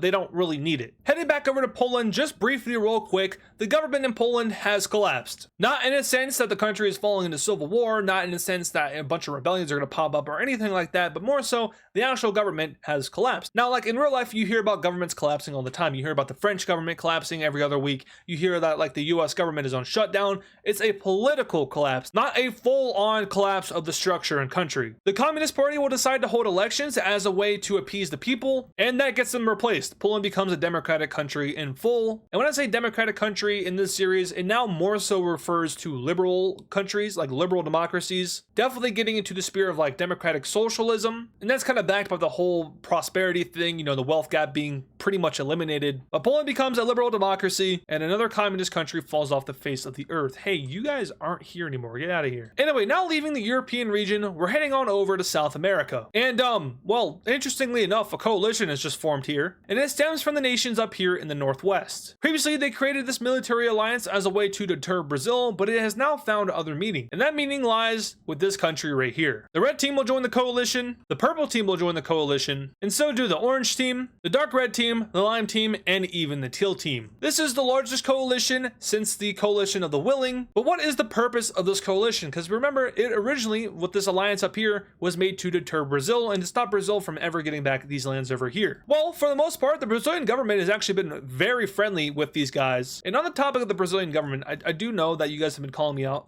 a lot about Brazil's capital and how the fact like this city was destroyed. And that is factually correct. So we're going to move Brazil's capital. And specifically, it has been moved right here. Remember, this city was a holdout in World War V. It's a city that has a lot of importance to the people of Brazil now because it kind of symboled the bastion of hope that Brazil had, the holdout that the Brazilian army had here. And even though it was a fascist regime, they do still find some love for that aspect. And what better place to move your government to? Because like a lot of these cities up here have been destroyed. I should actually probably update that as well. Oh yeah, same thing with Colombia's capital. That's kind of important. I'm not really sure how I missed that in the peace treaty. But yeah, their new capital will be right there. Anyway, back on topic. Sorry for doing that and kind of distracting you. But the South American democratic countries, plus this one communist guy right here, they feel like that maybe Brazil isn't the problem. Maybe it's the ideology of these countries that's the issue, because once again, they've become pretty friendly with Brazil. There's even talks about creating a South American economic alliance, but before we can do that, there's just a few sticks in the mud down here, and what better one to start with than the yellow country here? Now,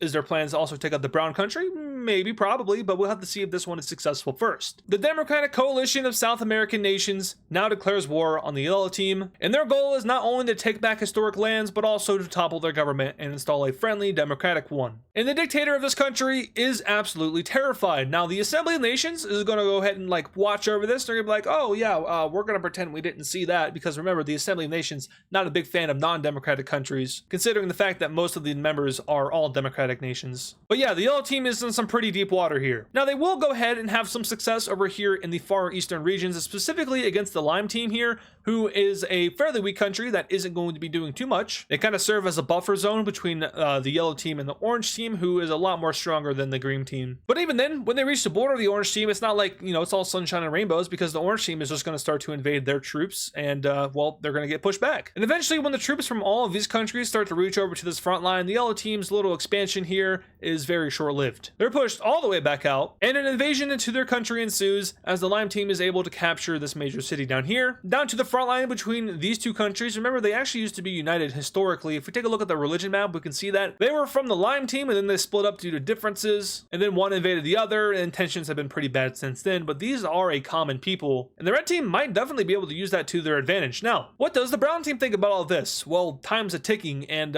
they know that if they join this war, that it might just not be a good thing for them to do, because Brazil is kind of hovering over the situation, and Brazil's looking down here at these two guys, and they're like, hey, we changed our government, we're a lot happier now, so you know, just a little bit of a shoulder nudge there. Don't get involved in the war, just let it happen.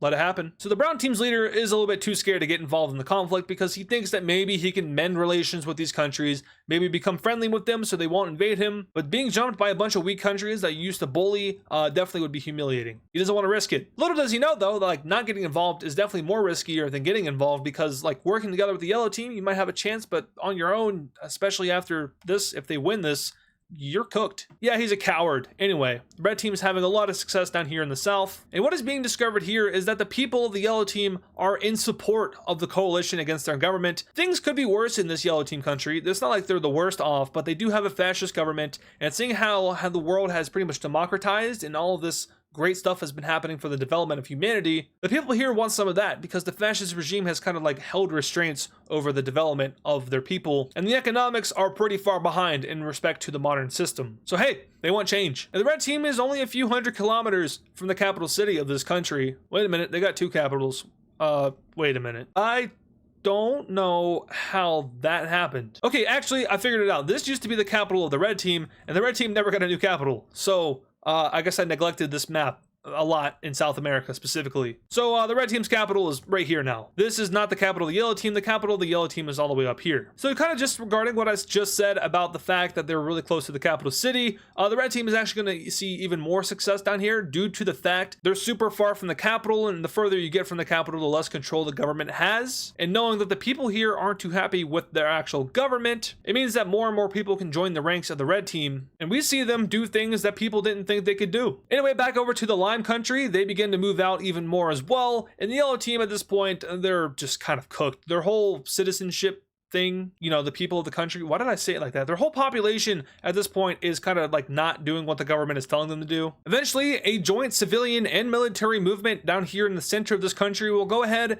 and break away from the fascist government. This is the Free Chilean Army, and you guessed it, they want to be free. The brown team, seeing how the yellow team is now internally struggling, is going to start to clamp down on their people even more. They're going to go ahead and invoke even more restraints on their citizens, which will of course be met with civic backlash, but you're a fascist country, so go ahead and deal with that backlash, if you know what I mean. Back up north, the Peruvians, along with the other northwestern South American countries, will go ahead and take the major city that is closest to the capital city of the yellow team, and then they reach the outskirts. Very not good. The Free Chilean Army also moves up there and reaches the outskirts of the major city, and using the power of friendship, they'll take it. With the blue team now in control of the capital city and hence the government of the yellow team, they're going to order the rest of the remaining military of the fascist country to go ahead and give up their arms and stand down and take orders from the new government. We see that works in a majority of the areas around this country, as the blue team will go ahead and take it, but some military men hold out up here in the northeast of the country. Not that it really matters though, because they're going to get overwhelmed eventually. And the South American coalition is successful in their jumping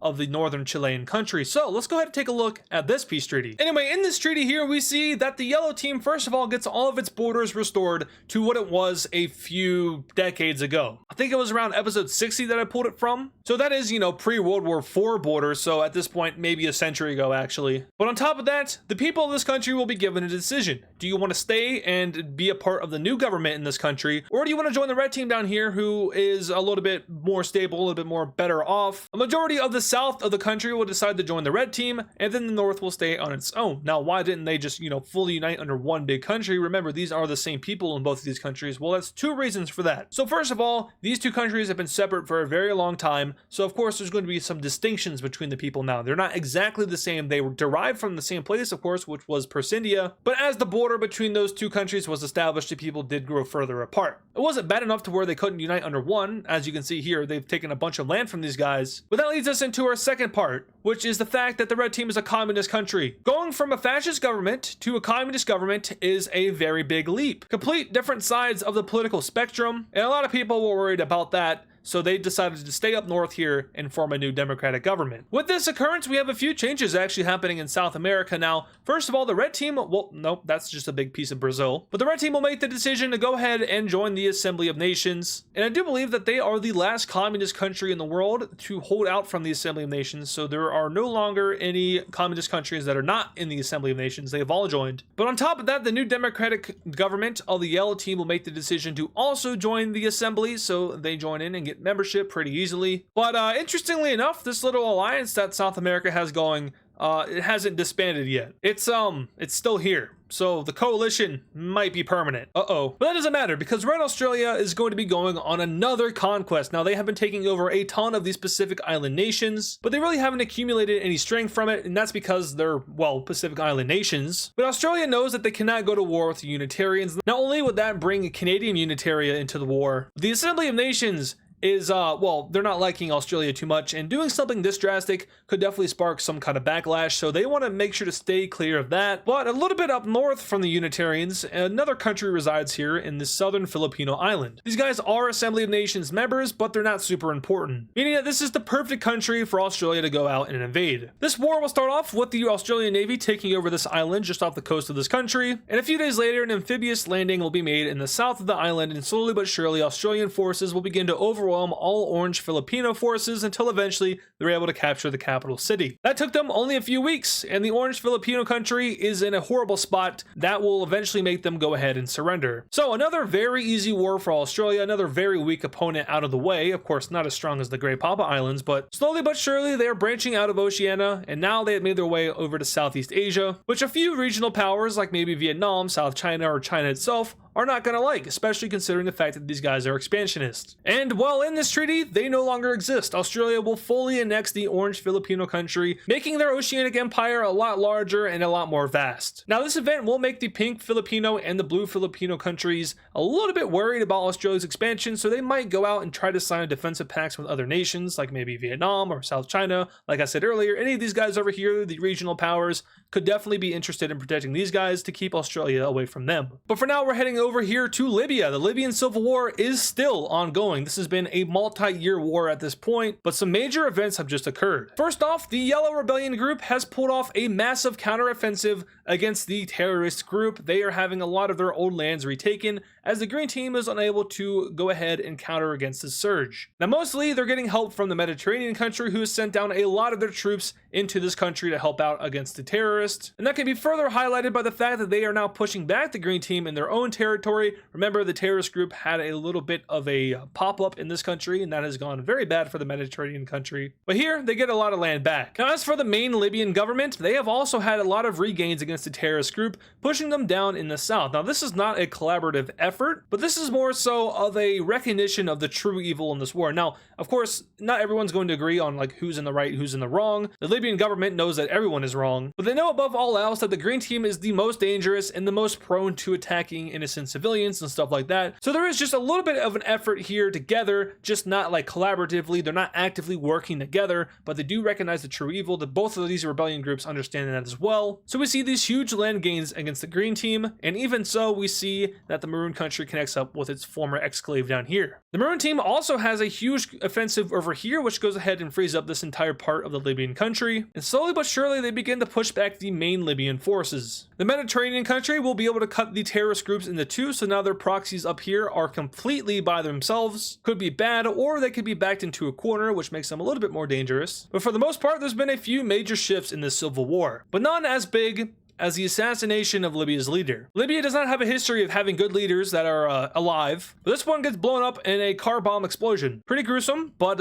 it happens sometimes, especially when you're looking like this. With the death of the dictator of Libya, things hit the fan really fast. Now his successor will come into power, and he's nothing like the guy he just succeeded. This guy is stupid, overly stupid. He has no idea what he's doing. He doesn't know how to run the military correctly. A few of the generals will call for him to be removed by the Libyan council, but that gets delayed a little bit. And by the time that like a decision is made, the rebel forces are right on the outskirts of the capital city of Libya. A huge military counteroffensive took place from the rebel forces, and this thing is now a serious threat to Libya. It is now the strongest military group in the Libyan country, and they don't have plans of slowing down as they reach the capital city of the Libyan government. Now, foreign aid to this country is being absolutely pumped in by everybody. All of the democracies in the world are favoring this specific group, and so they're sending them weapons, supplies, even volunteer troops at times from certain countries like maybe Egypt. But yeah, the Libyan government is in a little bit of a free fall. They did hold their ground for a very long time in this civil war, but simply enough, they just got overwhelmed, and with the death of their leader, that really kind of put the nail in the coffin. But we see that the Yellow Team is going out and expanding into the vast central of this country, and they themselves are also getting fairly close to the capital city of Libya. The federal government's forces are all over the place, and at this point are very disorganized. The terrorist group will also be able to take a bunch of land, but eventually the rebel forces are able to capture the capital city of Libya, and they make contact with the Yellow Team. This entire interior area here will pretty much surrender, or if they don't surrender, then they keep fighting, only to die to the Yellow Team forces. And eventually, the only remaining military and government of Libya is over here in this major city. The Yellow Team will move up and take over some of these areas that are unprotected, but for the most part,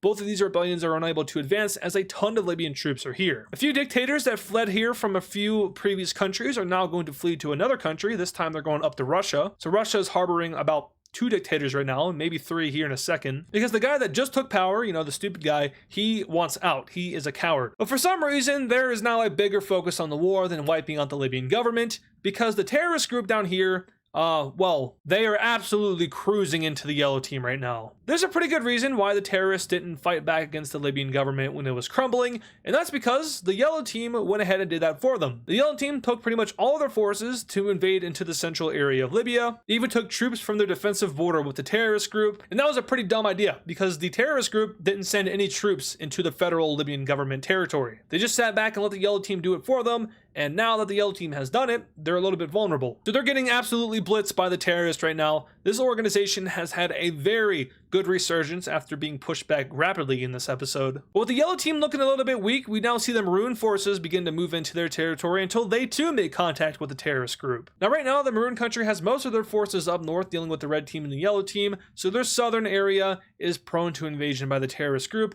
as they send in some of their proxies into this territory and take over a ton of land from the Maroon country. At this point, the Green Team / the terrorist group has become the largest rebellion group in Libya. Not the most powerful, but definitely the largest, and they have a ton of influence with their proxies all over North Africa. For now though, we're gonna go ahead and head down to South America, and we gotta talk about this guy right here. Now, we know what happened last time with Bolivia. They got folded by the coalition of South American countries. Remember, this thing was supposed to break up after the end of Bolivia, however, it's still here. And there are a ton of troops on the border of the Brown team. Now, the fascist dictator of this country is going to come out and he's going to say, hey, we don't want to fight this war. Let's just sit down at a negotiations table and try to figure this out. We're open to anything, basically. So as long as you don't invade our country, and as long as you don't kill me. And the democratic countries will take this offer, and a meeting will be held up here in Brazil. Essentially, the Circle team is going to threaten the Brown team, basically saying, if you don't do this and that, then we're going to invade you. It's basically an ultimatum, just at a, peaceful negotiation table. No guns are being held at each other, but basically sign the paper or else. So what does the Circle team demand of the Brown team in their ultimatum? Well, first of all, and most obviously, they're going to demand the releasing of all lands that does not belong to the Brown team. These countries up north here, like the Lime team and the Red team, they want their old lands back from the Brown team, and that's somewhere where the fascist dictator is willing to negotiate. Like, that's fair enough. We took them from you in a war, and we didn't win that war, but you're threatening us, so we're gonna have to go ahead and accept this. So the Green team will get all of their old land back, and that's pretty important because there is a major city down here. And so will the Red team, which is a lot more land than the Brown team just gave up to the Green team. Now, something that I want to draw your attention to. This country has lost a little bit of land to the Orange team through the peace treaty they had with Brazil. There definitely is a little bit of tension between these two over these lost pieces of land that should probably belong to the Red team but ended up going to the Orange team. So that's something to monitor within the alliance. But for now, the Red team will get all of its old land back and they become a pretty large nation once again. So all old lands were now restored back to the rightful owners. What else are the democratic countries demanding of the fascist country? Leadership change. Oh. So the South American countries will now demand that the fascist dictator of the Brown team steps down and holds democratic elections that are supervised by the Assembly of Nations within his nation. That is a lot to ask for. What does the fascist dictator do? Oh, remember this guy's track record. Remember what I said about him in the previous episode.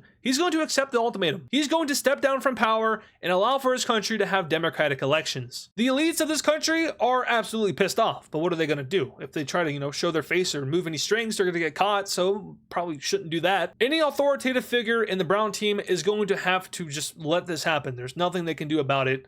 And the Brown team will hold elections. And in these elections, they go ahead and become a democratic republic, electing their first ever president since becoming a fascist nation. And just like that, South America is now rid of all fascism. After being a stronghold for fascism for many years over, this continent is now fully democratic. Now, you might notice there's a communist nation here. Are they democratic? Are they not democratic? Well, in this universe, I'm gonna go ahead and say that communism is not necessarily the kind of communism we have in real life. More so, communism is probably just an extreme form of democratic socialism. It has many attributes of actual communism, but there's no authoritative figure in charge of this country. It is technically a democratic country, just extremely left-leaning on the economic scale. State-owned everything. This place is pretty red.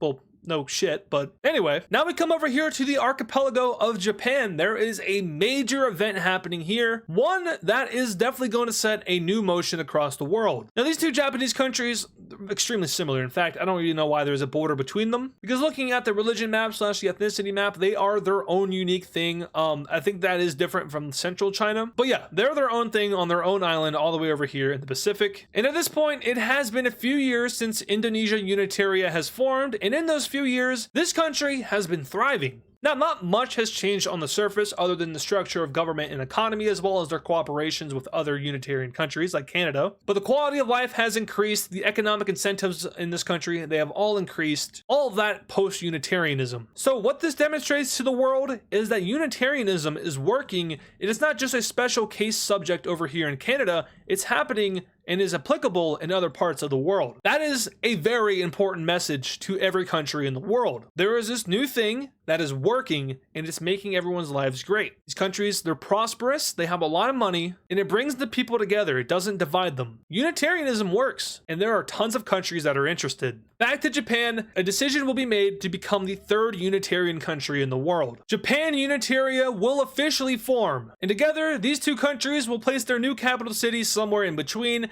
and this location right here. So the two former capitals are no longer, well, capitals, and Unitarianism will take over all of Japan. They will join both the economic and military alliance, and another case study will present itself over here in East Asia. So once again, the world is going to watch Japan. They're going to see how the people adapt to this new ideology. They're going to see how it plays out, if they still become prosperous or not. And if they do, there's a ton of other candidates that are lining up at the door. Anyway, though, on the topic of economic alliances, we're not going to head straight back over to South America, where a very large economic alliance is going to form. Now, this has been in the works for a while now, ever since the military alliance has formed. The idea of an economic alliance was not far off, but now it's official, with the entire continent being economically democratic. Apart from these guys down here, they're a little bit more strict. But for the most part, these economies are fairly free. There's a lot of government regulations because this world at this point is pretty on the left-leaning side economically. But South America has never had this much unity before, and it has a ton of political science really baffled. But the countries that join this thing are as followed. So first of all, Venezuela joins it. Then we have both of these Ecuadorian countries, the pink team down to the yellow team, which just had that coalition against it, but their government decided to join. The orange team and the red team both join, something to watch. The teal team and the lime team join. And then finally, the purple Argentinian country joins. So the military alliance doesn't get every single member. Of course, the communist country didn't join the economic alliance, and that's mostly due to economical differences. It's not super compatible right now, but they definitely could work towards making it compatible. Then of course, Brazil doesn't join, and then the brown team that just got taken over and given a new government, they do not join either. They need probably a little bit more time to figure out what they're doing with themselves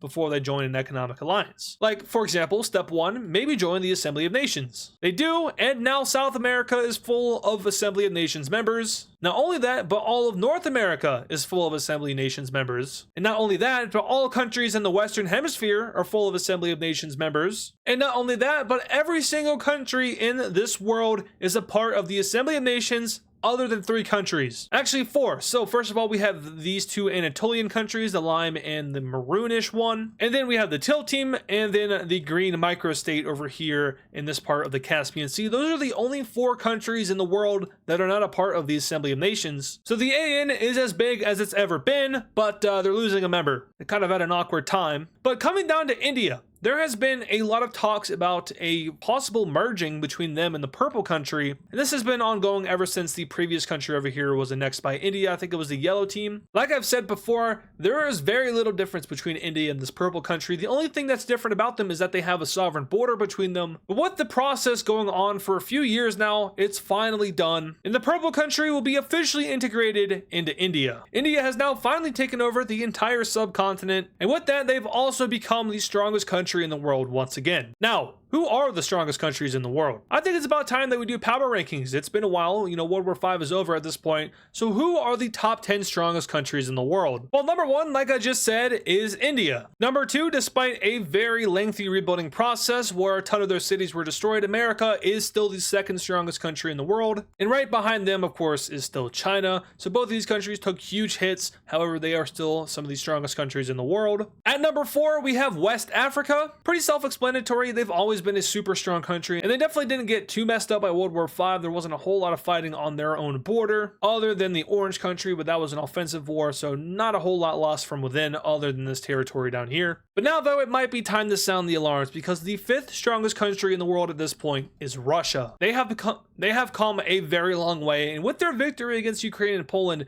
they jumped from like the number 9 spot maybe all the way up to the 5th spot. This country is rolling out some very serious economic policies that are absolutely just bolstering not only their military industry, but also their own civic industries. Things are looking very good for Russia. This is a very different Russia than what we've seen in the past with the, former Russian Empire. This is very different, and it's working in this modern context. Number 6, of course, is going to be Australia. They couldn't be too far behind Russia. Like I've said earlier in the video, they don't have a whole ton of valuable land, and their resources are fairly limited, but they are still a very strong country militarily, and that's due to their fascist government. Very high emphasis on the defense of Australia, not only that, but the advancement of Australia into other territories. Now, at number 7 on this list, we have a very surprising country, and that country is South China. They've made their way into the top 10 ranking after World War V, They got a ton of land from their former ally in China, and this area down here in the northern South China Sea has become very economically prosperous. There are a ton of major cities down here, and the yellow team has a government that is very focused on moving their country forward and becoming self-sustainable and self-independent away from China, which has been a historical thing. You know, these guys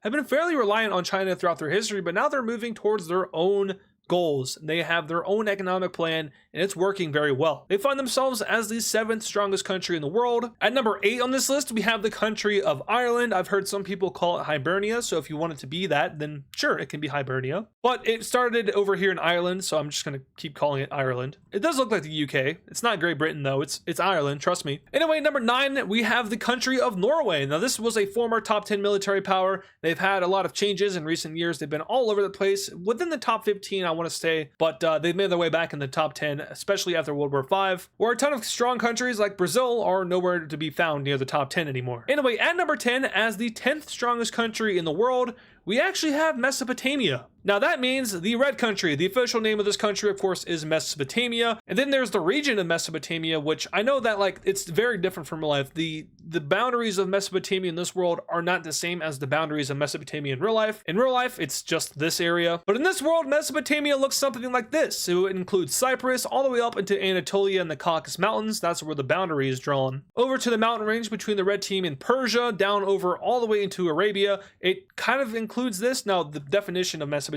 in this universe, I'm going to say, is kind of conflicted because of these two countries down here. Remember, these guys were kind of independent from the whole old empire thing. They were allied with the Golden Team back when they were fascists. So they've definitely kind of grown distant from the whole Mesopotamia idea. If you looked at a map from a few centuries ago when the old empire was still here, this area would still be considered Mesopotamian. And you would also see that northern Egypt was considered Mesopotamian. There's a ton of cities and people here. And even in some very rare cases, you would see that all of Anatolia was included in Mesopotamia. But for the most part, the core Mesopotamia region is this right here. We've seen that northern Egypt and all of southern Arabia have been included that historically, and in some very rare cases, all of Anatolia has as well. But just for some clarification, so here are your top 10 most powerful countries in the world, including stability, military power, and economic power. I really would like to do a full list of like the top 20, maybe even 30 countries in the world, but I feel like that I would kind of screw myself over in the future. Like I'd make 2 of those countries go to war and the weaker one wins somehow. So it's a lot to keep track of. Top 10, that's easy to keep track of. So yeah, I don't know. I might still do it maybe in the future. We'll see. Anyway, heading back down to Libya. The Libyan federal government, aka the red team, is officially gone. They have been taken out by the maroon country. So the dictator of Libya, he indeed did flee, but his boat got stuck in the Black Sea and it sunk. He's dead. That's a pretty fitting end for the stupid guy. But the dictators from these 2 previous countries, they have made their way all the way over to Russia now, so they are kind of in like exile or political refugees. Had the former dictator of Libya not been blown up in a car bomb, he probably would have went to Russia as well. So Russia has kind of set themselves as a big daddy authoritarian. I've said something similar before and I regret it every day, and I'm going to regret saying that as well. But yeah, Libya now is a 3-front war between the terrorists, the yellow team, and the maroon country. At this point, the terrorists are having a little bit of a counteraction against the Mediterranean country. They're taking back a lot of the lands that they had lost to them previously, and they now even connect all the way back up with their proxies in the north, pushing back the blue team's armies. Now the yellow team has been pushing back a little bit as well. They gained some landing and reconnect up both of the big areas that they had, but a much more pressing issue is presenting itself as maroon troops move all the way into yellow territory. They take the only major city that they have and cut them right back into multiple groups. Not very nice of them. But what we do see, interestingly enough, is that the terrorist group is having some success against the Libyan government in the south. And notice that I did just kind of refer to these guys as the Libyan government, and that's because the Assembly of Nations is officially recognizing this group as the true government of Libya. Let me know down in the comments below, should I change their color back to the original red Libya, or should I keep them as this maroon color? Whatever I see most of will take place in the next episode. For now, it's time for the yellow team to go bye-bye. They really kind of flawed themselves when they had that massive offensive against the federal Libyan government that was the previous red team, and they kind of overextended their troops, and then the terrorist group went in behind them and just kind of, you know, bang, bang, bang, bang, bang. So they're gone now, and the Mediterranean country has lost their side of the war, meaning that now they're just fighting against the terrorist group, and, well, the terrorist group is winning. With the yellow team gone, they now send even more forces into this country, and it's looking not so good for these guys. On the other side of things though, the new Libyan government is having a lot of success pushing back against the terrorist group. It turns out that a lot of the old Libyan military officials were offered a deal, and that deal was, if you come over and fight for us, we won't send you to jail for the rest of your life. Maybe you get like 10 years or 5 to 10 years, 6 to, no, that's too, I can't do it. If I make another one of those jokes, it's going to be over. I'll never make another one again. So I'm going to save it.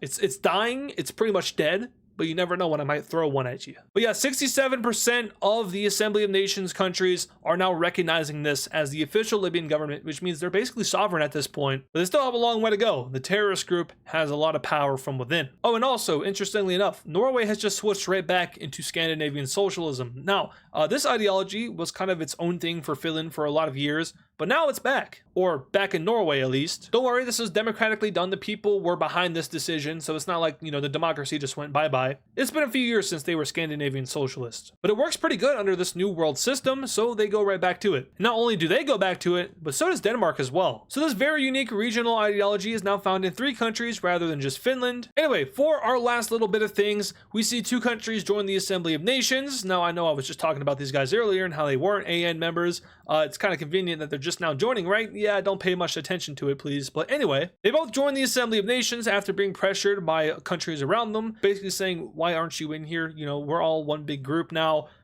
International stage, you want to have a say in what happens around the world, then join the Assembly of Nations. There's no point. This is actually a true democratic international organization. There is no secret world order like the one between America and China. There's no secret plan to turn it into some fascist regime thing like the Brown team had. The Assembly of Nations is legit. It is a democratic thing, and it's representing countries across the world. This is far different from the UN in real life. This is actually working. Every country is represented equally, and it solved a lot of problems that I haven't talked about. So like smaller scale conflicts, maybe like a border dispute between countries, that kind of thing can be sorted out by the AN before it even escalates into war. Of course, the ones that we do see escalate into war are the ones that I cover, but just know that like what I say isn't the only thing that happens in this universe. There are other things that occur other than what I show you. Like maybe there's a defensive pact between some countries, maybe there's some economical pacts between a few regional countries that are not major enough to show. All that kind of stuff. Just because I didn't say it happened doesn't mean that it didn't happen. And that's where your guys' creativity as a community can come into things. There's a WICSO wiki out there and it's pretty good, although it has a ton of fan-made content in it. So a lot of stuff there, you're not sure if it's true or not, but that is kind of the point. WICSO is its own thing where you can do whatever you want with it. No country has like an official leader name other than what I've said in like the lore bits. No country really has an official name. I just call like America because it's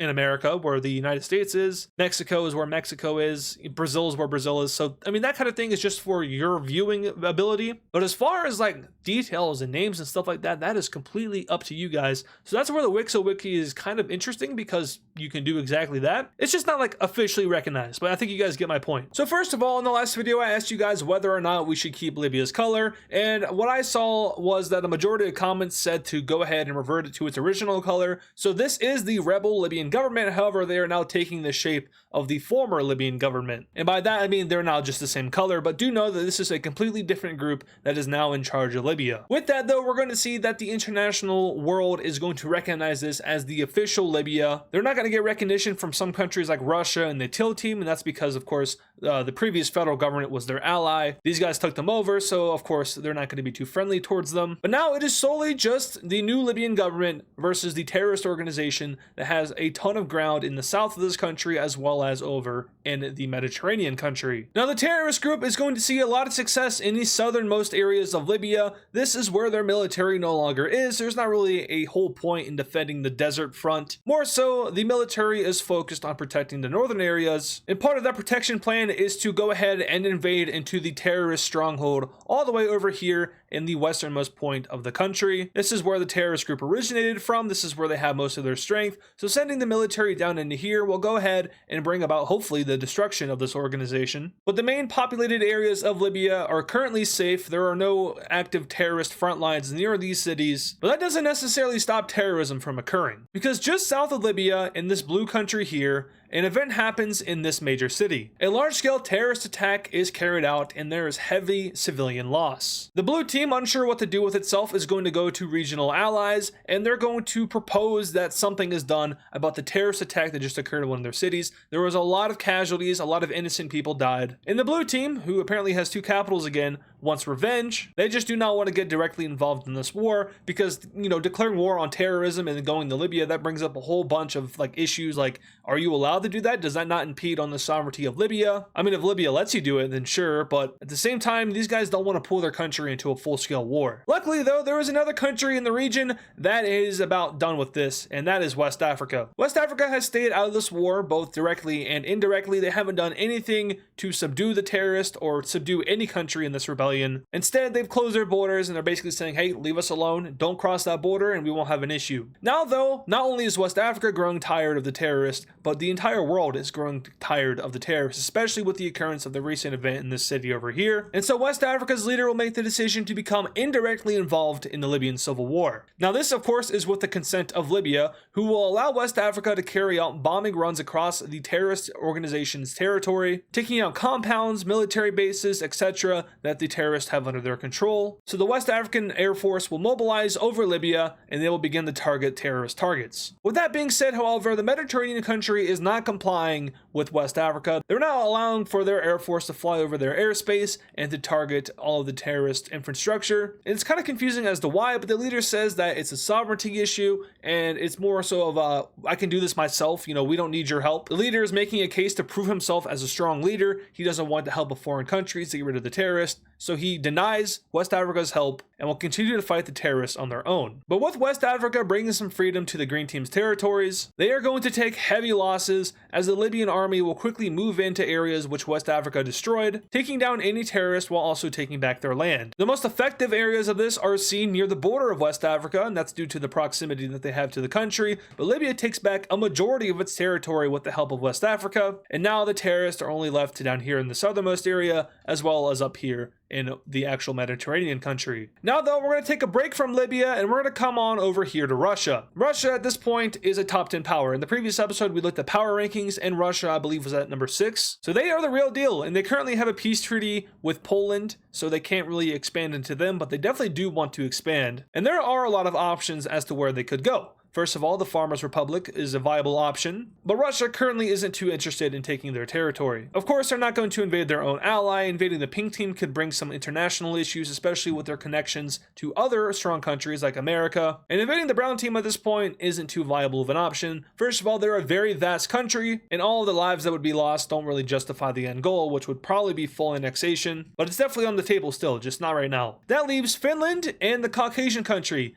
And which one will Russia choose to invade? Well, the Caucasian country is going to be a little bit hard to control under full annexation. Remember, this was a core old empire country. Caucasia has been a sovereign country for a majority of the series, so taking them out and assimilating them into Russian culture would be extremely difficult, but there are a lot of interests, especially concerns with resources in this area, which leaves Finland, who doesn't have any allies, while also offering a bunch of resources, and also importantly, population. Finland is culturally / ethnically different than Russia, so the whole assimilation issue will be prominent, but Russia will take their chances with Finland. Unexpectedly, Russian forces will cross the border over into Finland and take a major city. No official declaration of war is sent, but a message is sent, and the message is, hey, we're coming for you. Russian invasive forces are extremely efficient in the first few days of the war, moving across Finland and taking over 2 major cities and instantly threatening a third. Finland will call out for help because Finland is severely outmatched in this war. However, no other country steps up to the plate to help them because simply enough, Russia is too strong at this point, and there is no international movement to oppose them currently. That died down with Poland and Ukraine. So as Russia expected, Finland is isolated and on their own, and that creates a very advantageous scenario for Russia. Russian forces don't necessarily have an exact strategy in Finland because, as you can see, they are just spreading out across the entire country, which is going to serve an opportunity for Finland when Russia starts to bolster their forces in the south. Of course, they want to take out the capital city of Finland, but they also have to pay attention to the northern front, where a bunch of Finnish Finnish soldiers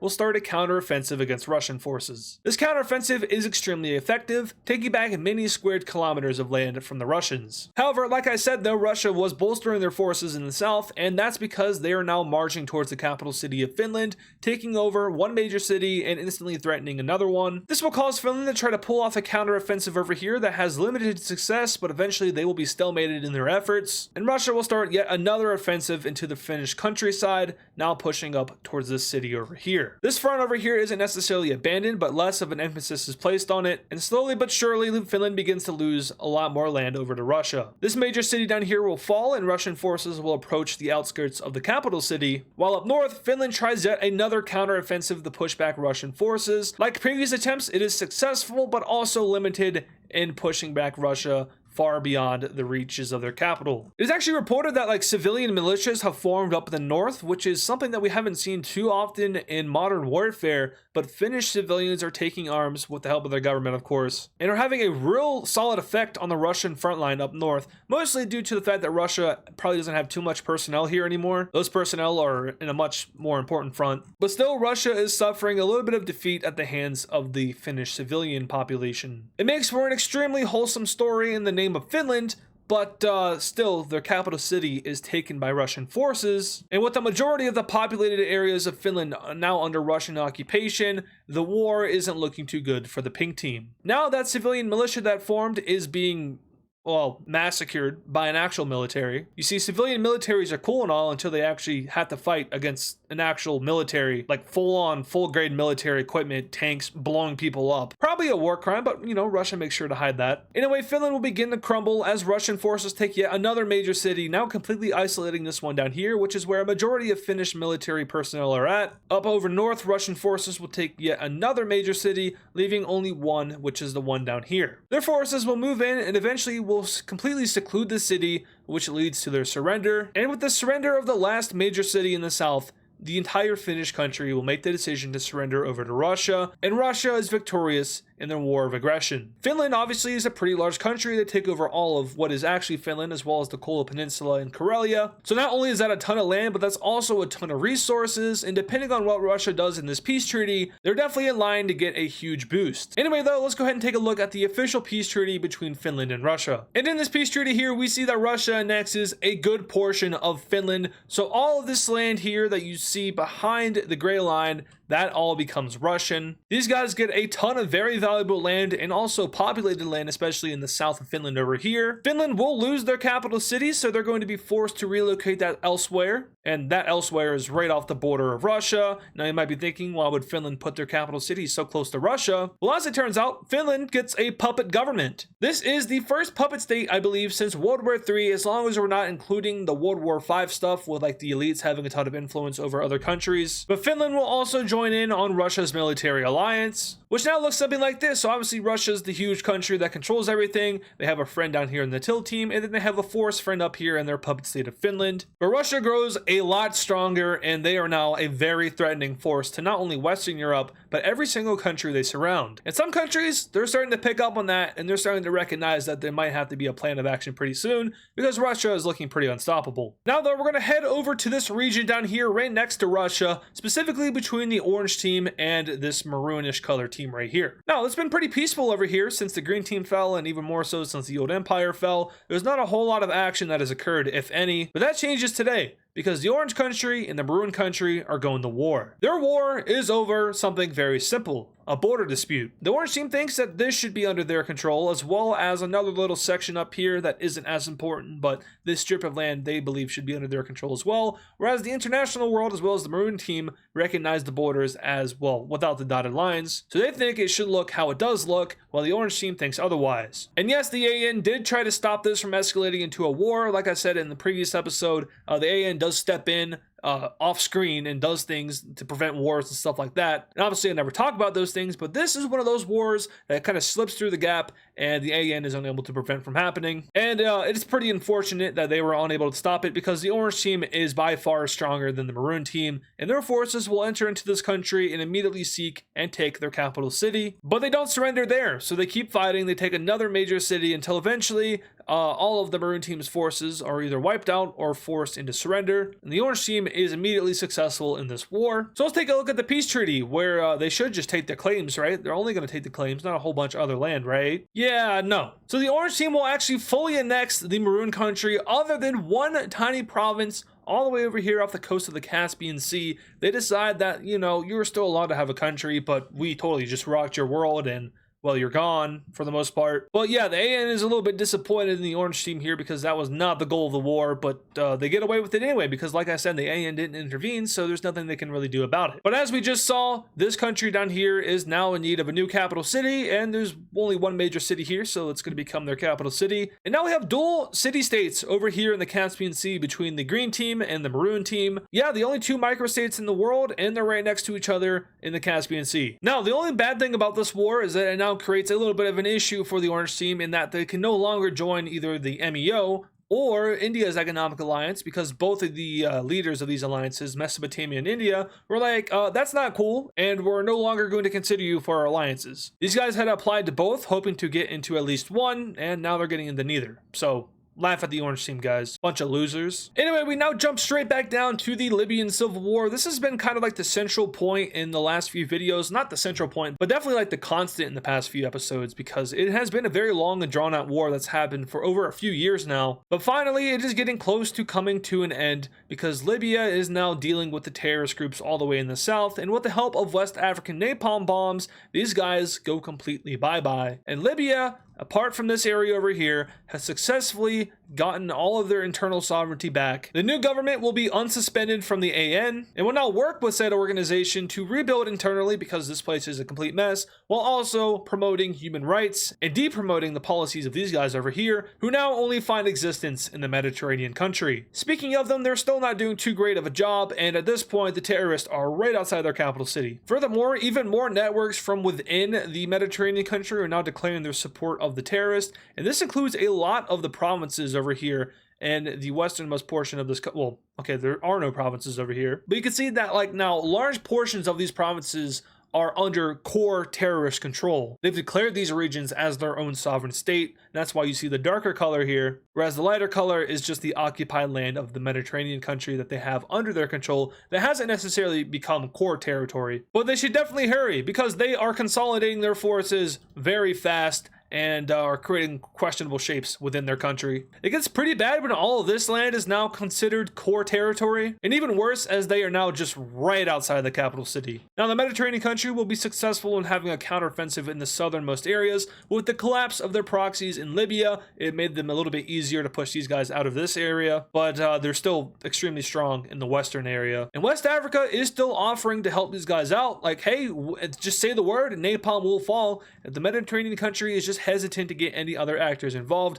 This guy wants to prove to his country that he is the strong leader that he is, and that the military is capable of taking down a very easy threat, or what should be one, but isn't. Anyway, though, coming over here to this upper quadrant of Africa, we have a major alliance taking place. And this alliance takes place between four countries, headed by Libya and Egypt, with support from the blue country down here and Sudan. It has been well known that Egypt supported this side of the rebellion in the Libyan Civil War, even sending over volunteer troops, which is something that a lot of other countries, if not any, did in the war. They were providing them with logistical help, they were providing them with resources, aid to the civilians in that area. Egypt was basically the backbone of the new government in Libya, and to better define that, they now create a military alliance together aimed at deterring not only terrorism, but external threats to both of these countries. And this is a pretty open alliance, so two other countries found interest, one of them being the blue country that had the terrorist attack earlier, so they joined for those reasons, and then Sudan as well, who at this point has built close ties with their neighbors of the blue team and the orange team. Now, on the topic of military alliances, we're going to head down just a little bit south of here to the alliance between South Africa and the countries up here. At this point, South Africa doesn't want to have this military alliance anymore. Now remember, this alliance used to be extremely vast. It included all of the countries in Southern Africa, specifically against the gold team in Ethiopia, but after the war it kind of fell apart, and now it's only countries up here. South Africa doesn't feel an obligation to protect countries that are super far away from them anymore, and they understand that. It's kind of a mutual thing, like, hey, this isn't going to work out because you're too far away. Long distance relationships, they don't usually work out. So South Africa will leave its own own military alliance, leaving these four on their own. And now that South Africa is gone, they want to rework things just a little bit. First of all, this country no longer wants to be in the alliance. They leave. Second of all, let's give them an actual proper shape because this doesn't look too good. All right, that looks a lot better. And now finally, they're going to add another member to the alliance, not the one that just left, but one right next to it, and the red team will join the Diamond Squad. There's no particular reason as to why this country joins. They are extremely neutral. They have no issues with the countries around them. Instead, they're just interested in more international cooperation. And I guess as a stepping stone towards that, they join a regional alliance full of other African nations. So there are now two major military alliances in the north of Africa after the former major one in the south has now completely disappeared. And our world alliance map is looking something like this. So of course there's the Unitarian Star Alliance, there's the South American Circle Alliance, Russia has their Square Alliance with two other countries, and then finally the two new ones in Africa. We now move up to Europe though. Not a lot of things have happened here recently if we're not counting Russia's expansion, but that changes today, and it changes specifically in the Iberian country. After World War V, this country has been rebuilding itself, but it's been struggling to find a true identity. A lot of people here are culturally conflicted. As you can see, they share a heritage and ethnicity and religion with the rest of Western Europe, but historically they share a lot of commonalities with the Dark Cyan team and even West Africa to an extent. So Iberia is geographically a part of Europe, but there's a little bit of a boundary that exists between this area and the rest of Western Europe, and that's due to just the historical situations that have happened here. But the government of Iberia is in support of Western Europeanism, whereas the civilian population is more so split. I don't want to say 50-50. I'm not going to give you an exact percentage, but just know that it's fairly split. With this identity crisis, some other things have been brewing from within. Some people see the debate between Western Europeanism and Iberianism as kind of like a roadblock for the country's progress, a roadblock in the name of developing into something greater, and they're recognizing that religion and ethnicity and other social norms are just completely in the way of progress. So they want to fix that. They want to pull their country out of this static state,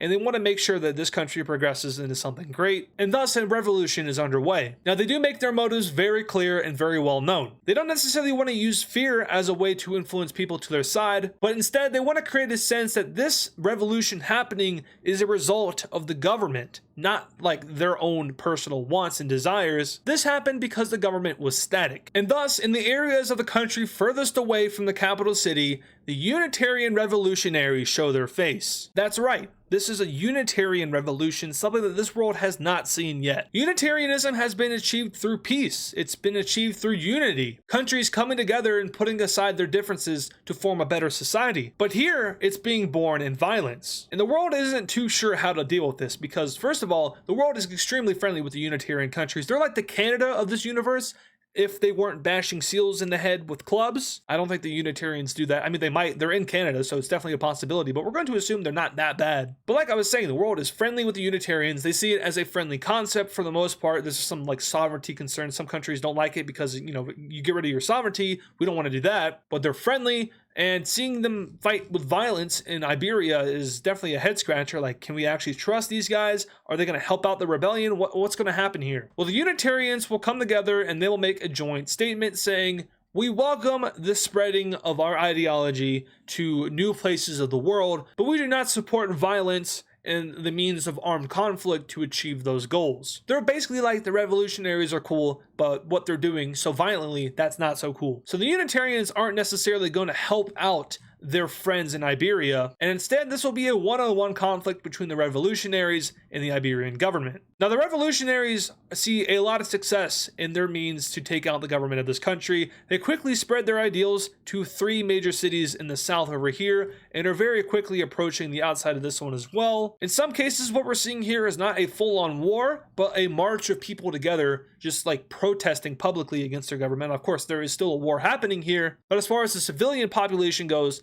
they are, protesting and marching against their current government over in the capital city. And then Unitarian forces, well, they're fighting with actual guns and stuff, and they're doing it pretty well. So Iberia will carry out a counteroffensive in the south down here. They'll take back 2 major cities and even break up the link between this group and the main group over here. Over in the east, though, the Unitarians will continue their advance towards the capital city, picking up more and more momentum and more civilians on their side against the government. And eventually, over half of this country is under Unitarian control. Now, at this point, it has been a few months since Unitarianism took hold in Japan, and in those few months, things have been going good, not as like progressively beneficial as Indonesia and Canada, but you are now starting to see the effects of Unitarianism take hold and take place. The economy has shown signs that it's going to grow exponentially. So in the case of the world, it is hypothesized that Unitarianism is going to work in Japan just as it worked over in Indonesia and Canada. But the world knows not to conclude the study too quickly. You got to make sure this is a sustainable thing over a few years. Of course, the Unitarian country in Canada, they have been here for a very long time, so it definitely works there. Indonesian Unitaria has been a thing for a few years now, so we know that it's working there as well, although we might still want to watch it just in case. And then Japan, of course, like I said, it's been a few months, so we're still watching there, but it looks like it's working. Now though, with the success of this revolution over in Iberia, yet another case study is presented, this time focusing on how Unitarianism plays out in a society that was built through war. And yes, this does mean that the Unitarian Revolution is successful, because over the course of the war, more and more support for the Unitarian idea was fulfilled by the civilian population. Essentially, this revolution opened the eyes of the people here, saying that you see how the government is conflicted over like minuscule things like ethnicity and race and religion and culture, and you see how that's holding us back as a country. We're not developing as fast as the other Western European countries, and as well as like the Northern African countries like West Africa, and they're blaming it on those factors, ethnicity and race and religion, in order to gain support for the idea of Unitarianism, basically saying Unitarianism is the answer to our issues. It's going to put a band-aid on our problems, and we're going to start to progress into an actual country. That message is broadcasted and just in every single newspaper and headline. Basically, the people here aren't necessarily brainwashed, but they're highly motivated into the idea of Unitarianism, and thus the revolution saw success in this war. Now though, let's take a look at this peace treaty. Just kidding, there isn't a peace treaty, they just switched governments. But Iberia becomes the first European country to subscribe to Unitarianism. There is now one in North America, like I just said, in Europe, and two over in Asia, one arguably in Oceania, depending on your definition. I know that in real life, Oceania is like this, but for the sake of entertainment in the WICSO world, Oceania is actually all of this, including all of Indonesia and maybe the Philippines as well. Actually, yeah, let's include the Philippines in there. So the Philippines down to Indonesia, and then obviously all of real life Oceania are this universe's version of Oceania, similar to how like the Mesopotamian region in this universe isn't the same as what it is in real life. That concept still applies to this geographical region over here. But yeah, back to the Unitarian thing, one in Asia, one in Oceania. So pretty much every continent other than Africa and South America have Unitarians in them. This concept is growing very rapidly, and like I've said before, it's very popular in a lot of countries that are thinking about adapting the idea. Now, this country will very quickly withdraw from the economic alliance they have with Western Europe, and they will instead join the Unitarian Economic Alliance. On top of that, they will also join the Unitarian Military Alliance. So despite the other Unitarian countries coming out and condemning the Iberian Revolution for being too violent, they still accept them into their alliance, and not only their economic alliance, but also their military alliance as well. So, that might be a little bit questionable for some countries. Like you said that you wouldn't support these guys, but here you are supporting them as soon as they win. Does that create some kind of dilemma in the international system? I don't know. Let me know what you think in the comments. But there are now 4 Unitarian countries, with Iberia Unitaria being the latest addition. Now we head back down to not Libya this time, but to the Mediterranean country. And that's because they have just lost their capital city to the terrorist organization. Their government officials were executed in the street, and that was broadcasted across the rest of the country, which created a little bit of a refugee crisis. So now Libya is taking on a huge amount of refugees from the Mediterranean country because people are too scared to exist here. And the military is, well, they're nowhere to be found because they're amongst the refugees that are fleeing the country after seeing the president of the Mediterranean country get beheaded on live television. I would probably leave as well. I don't want to be there. But yeah, the Mediterranean country is fully taken over by the terrorist organization, and they become a terrorist state. West Africa is absolutely livid that they weren't able to bomb the shit out of terrorists in the Mediterranean country. But yeah, these guys will like immediately get suspended out of the AN. I don't even know if they would choose to stay in the organization, but they're going to for now. And speaking of the AN, 2 new countries are going to be joining this thing. First of all, Russia's ally joins. They don't get suspended immediately because they haven't really done anything wrong, whereas, well, Russia has. Finland also stays in the AN. It's kind of complicated with them since they're considered a puppet state, but they are still given a status. But then finally, we see that the 2 microstates will join the Assembly of Nations. Better late than never, but hey, they both join, and with the green team joining, they're the last one to join, Every single country in the world is in the Assembly of Nations. This is like if every country in real life was a part of the UN. Of course, that's not the case. There's a ton of unrecognized territories that aren't in the UN. But every single sovereign country here that is depicted on this map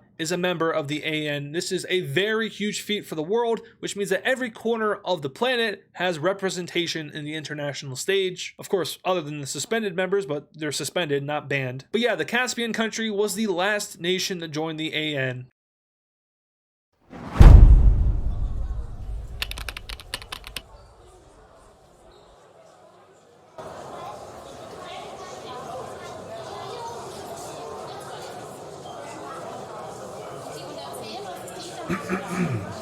Mr. Zhang, under the jurisdiction of the International Court of Justice of the Assembly of Nations, we hereby demand you release all information pertaining to the Singularity Testament, the secret organization known as REP, and the involvement of states in this prolonged scandal.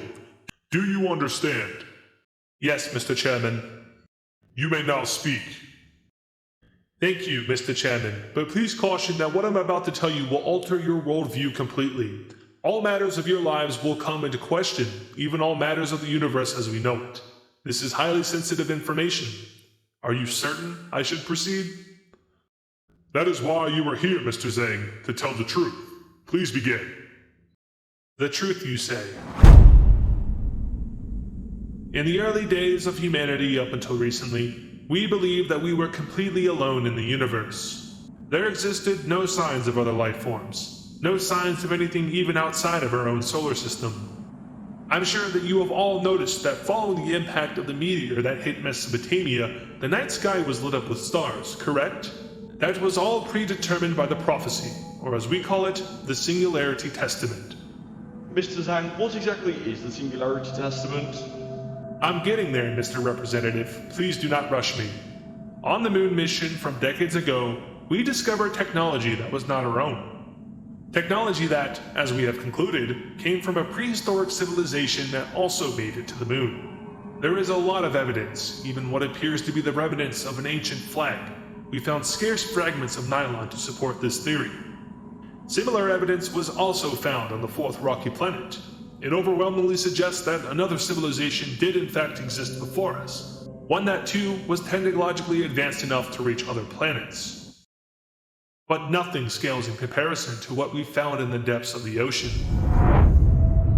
One day, a group of scientists were mapping the ocean floor and discovered wreckage that dated back to thousands of years ago. In that wreckage, solutions to our world's problems were indeed found. And what exactly are these solutions you speak of, Mr. Zhang? The solutions to the question we all seek to answer. How does humanity stop war? You're saying the solution to endless conflict lies in a heap of wreckage at the bottom of the ocean? You do realize that is quite hard to believe. Yes, Mr. Representative, but please allow me to continue. We found two main items of interest, one being the ancient text, the Singularity Testament, and the other being an ancient yet futuristic machine. The Singularity Testament speaks of the end times. It is a message from the prehistoric civilization that came before us on this very planet. Please remain silent. Let Mr. Zhang finish.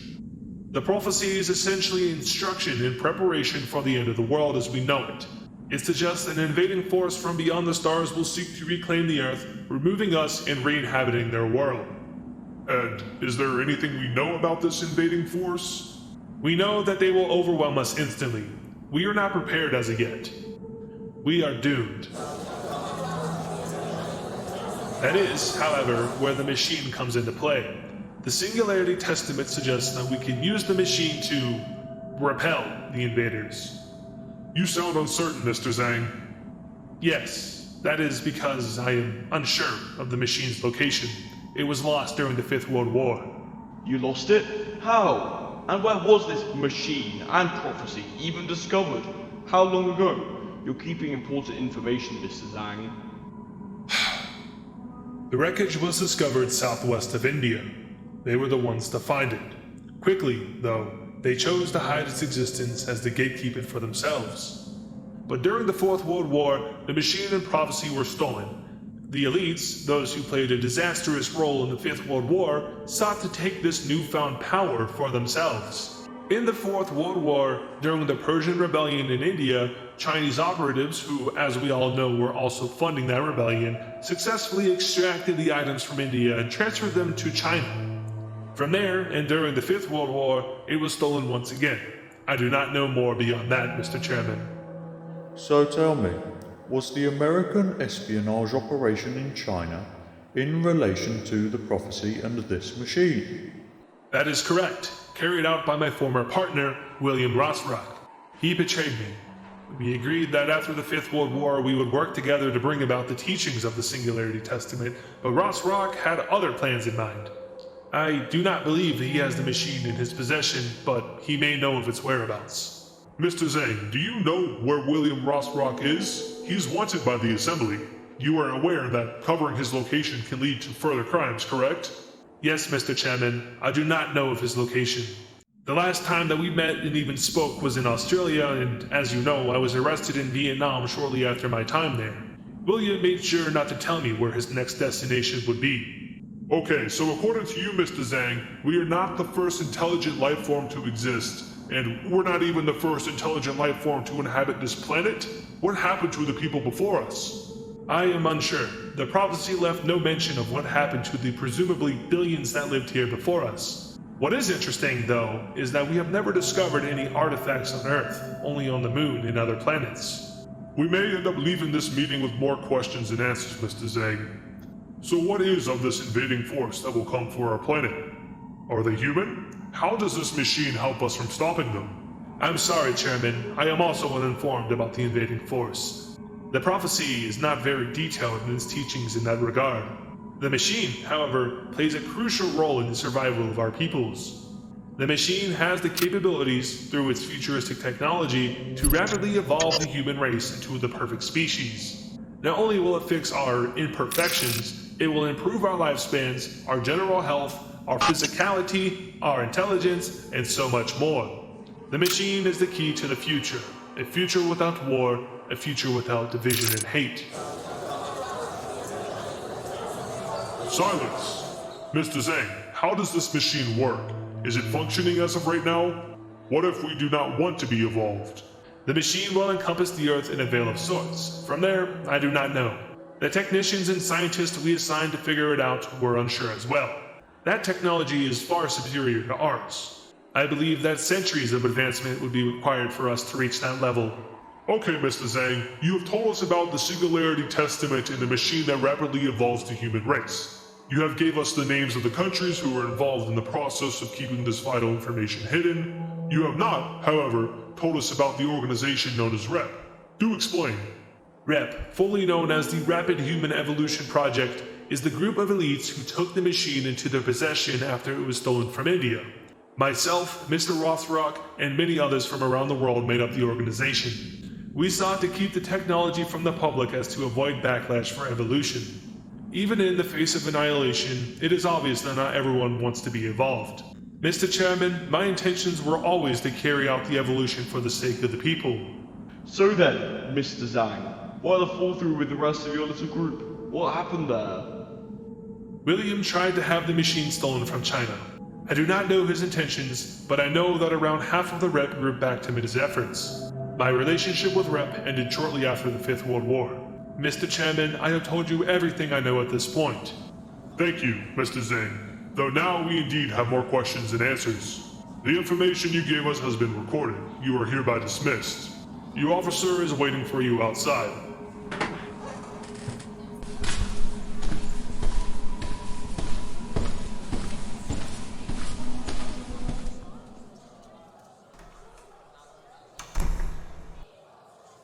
The assembly will now convene.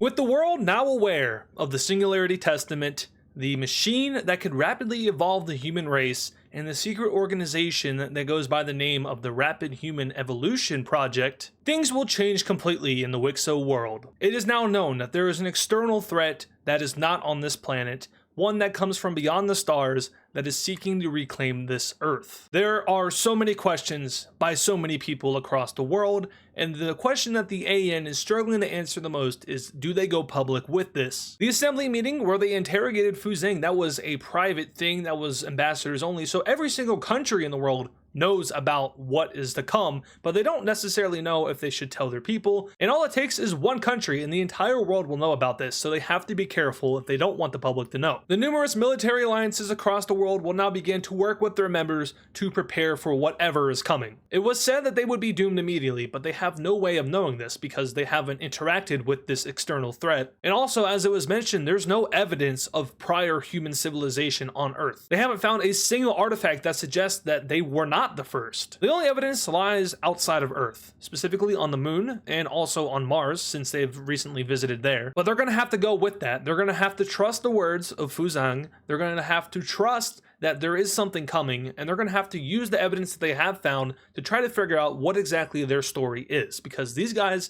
are not the first humans to inhabit this planet. For now, though, that information will be held by the highest officials in each country, so it's not like the congresses of every country are going to know about it. Nothing like that. Only the executive leaders and the people closest to them. And on top of that, only the countries that actually attended the assembly meeting are going to know about what has just been talked about. And we do also know that there are a few suspended countries, like Russia and the terrorist state. So we know that they were not there, but there's also a few countries just spattered around the map that didn't show for different reasons. But now we come down to Mesopotamia, where we have the unification of two countries. The red team will be uniting with the purple team. Sorry, no, the old empire is not coming back. But this is something that is definitely interesting and something that the world is going to monitor, because once again, the old empire is not allowed to reform. Mesopotamia is forbidden from becoming one whole country via the Treaty of World War IV. But that doesn't necessarily mean that something like this can happen on a much smaller scale. Now, when the old empire, or the last old empire, was broken up, it was said that maybe some countries would try to start to unify together in order to form not an entire old empire, but maybe different fractions of it. It actually didn't transpire, and all the countries stayed independent on their own. But this particular unification has been in the works for a while now. Now, as you all know, the purple team was kind of separated from the rest of Mesopotamia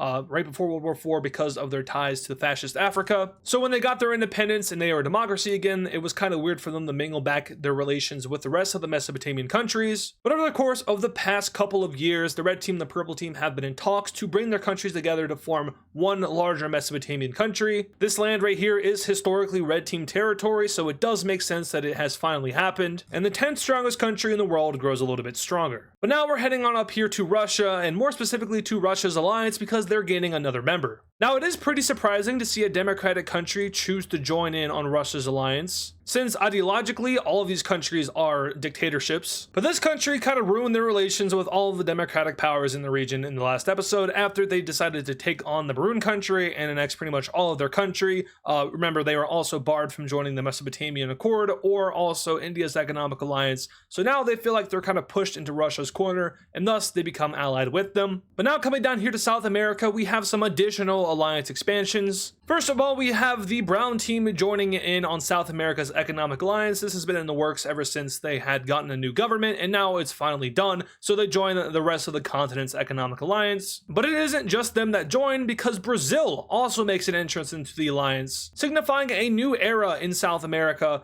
as no longer is the continent divided between, fascists and democracies, or in previous cases, fascist and communism. All of these democratic countries realize now that if they work together as a community economically, it's beneficial. So that is now why we see a majority of this continent sharing this economic alliance. Still, though, the communist country is not in, once again, due to them not really having like a compatible economy with the rest of these countries. There is a way for it to work, and they have been working very hard towards that. It just still isn't ready as of yet. Now, another thing we see happening is the yellow team joining in on the military alliance of South America. So, of course, they have the economic alliance, but there's also this military alliance that comes from the coalition that formed a while back. The yellow team joins it for their own safety, not only from the alliance that they just joined, because they are surrounded by Circle Team members, but also for protection from Brazil, who has been extremely pacifist at this point and shows no signs of aggression. Even so, the yellow team wants to ensure they aren't invaded again. Now we're heading up to Europe, where we have even more alliance expansion. We see 4 new countries join in on the Western European alliance. That includes Germany, as well as the Catalonian country, the Lime country in northern Italy, and then all the way up here we have Iceland joining as well. Now, they were a previous member, but now they're rejoining. I also think that Catalonia was a former member, but correct me if I'm wrong. But the European Economic Alliance now spans all the way over into Central Europe, which might signify that Europe as a whole is becoming closer and closer, which is similar to what we're seeing all across the world. All of these countries are becoming friendly with each other. We see it in South America,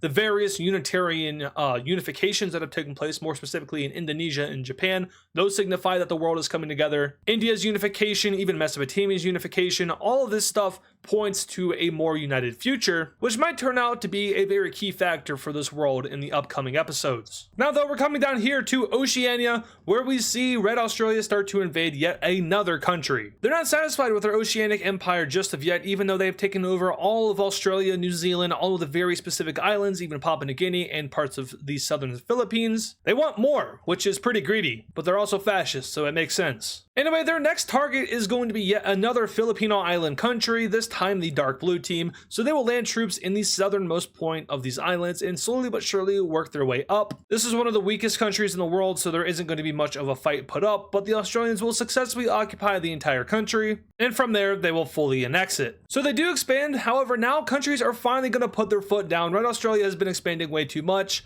They're threatening basically everyone up in East Asia now because they're slowly making their way up towards that region. It does seem that the Unitarians are safe, but it doesn't feel like that maybe some weaker countries like maybe Korea are necessarily safe. So a new military alliance will form, and it's between some of the most unlikely countries, but they all do share one thing in common, and that is that they have a very troubled history with China. So maybe that brought them all together. I mean, South China and Vietnam being in the same alliance is pretty unlikely, and the Philippines has been a neutral country since forever. That's kind of strange, but it's for a good reason at this point. And so we have the Trapezoid Alliance forming, and these three countries will aim to deter Red Australia's expansion up into East Asia, which is not going to set too well for them because they definitely didn't have a target in mind that they were soon to invade. But who knows, maybe Australia feels like they can take on this entire alliance. Maybe if they take over all of the Philippines, then these two will peace out. They are stronger than all of these countries, but combined together, the strengths are pretty equal to Australia. So maybe they'll make plans to deal with that, maybe they won't, we'll have to see. Now heading on over to the peninsula that is known as Anatolia. I forgot about it for a second, I don't know how that happens. I think I have short-term dementia. There is a little bit of tension brewing between these three countries here, the dark magenta country, the yellow country, and the green country. Now these countries do all three have a very shared history, but in the modern day, they have had a lot of political issues. There has been some wars that have taken place over some stupid things over here. These four Anatolian countries, they've just been kind of like not fully locked in. That's the best way I can say it. But one thing leads to another, and they all three end up in a war together. They declare war on these two, and then this guy declares war on this guy and that guy, and then this guy's like, well, okay, let me go ahead and declare war on you two, even though you're both already at war with me. Basically, one big circle of war, death, and destruction. It's time to lay the hammer. The war begins, and we see Lime Team troops quickly move over into Maroon territory. They now head straight down towards their capital city. Up north, we see that the yellow/beige country also sends troops over into the dark magenta country. The green country will be successful in surrounding the capital city. While back up north, the yellow team moves down into some of this more inner territory, eventually meeting up with the occupational troops of the green team. Speaking of the green team, they will take the capital city, which will force the magenta country into surrender. And these guys, they're not fighting each other. That's weird. So despite being at war with each other, there are no troops being sent into the other country. And the AN in the world is confused by this because you're at war, but you're not like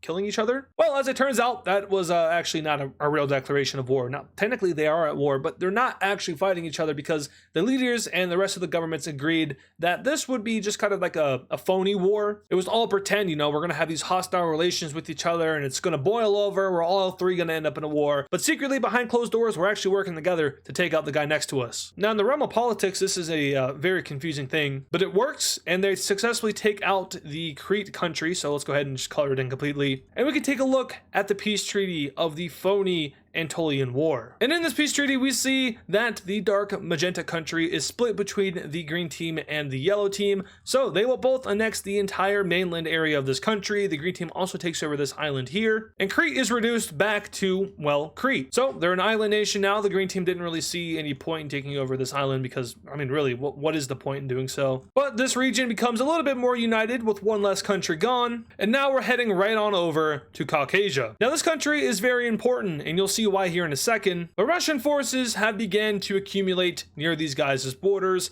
It's pretty obvious that Russia has a planned invasion down, and the Caucasian country knows that. So they too have lined their border with troops, but it doesn't look too great. It doesn't look like they're going to be able to hold off Russia, especially considering the fact that Russia now has 3 other allies. Caucasia is all alone. They don't have any like real military allies. So all they can do is put their entire military on this border and wait and hope for the best and hope that maybe Russia changes their mind. Now, what's actually happening in Russia? Well, the Russian dictator was one of the people that didn't hear the AN meeting, and none of his allies did either, because even though these guys are both AN members, they didn't go. So they have no idea what has just been told to the rest of the world. They don't know like what could be coming. And everyone is partying in their capital city. Things are going great in Russia. It's a great time to be in Russia. The quality of life is pretty good. The economy is kicking, even though it's kicking off of dead bodies. But everything is good in Russia, and it's mostly due to all their conquest, all the territory they have accumulated and are now taking advantage of territory and, extracting all the resources from there. It's all fueling up, and these are the good times, and Russia wants to make the good times last forever. So how do you extend these good times? Well, you have to keep invading other countries. And the Russian leader will make the decision to finally go ahead and enact his plan to invade the Caucasian country. His troops will cross the border and immediately begin to fight up against all of the Caucasian military that has been stationed here. So actually the Russian forces, they don't go super far due to the fact that, the entire Caucasian military is here. But you do still see that they are slightly overwhelming their forces, especially over here in this area, which is kind of getting near towards their capital city. Russia made an emphasis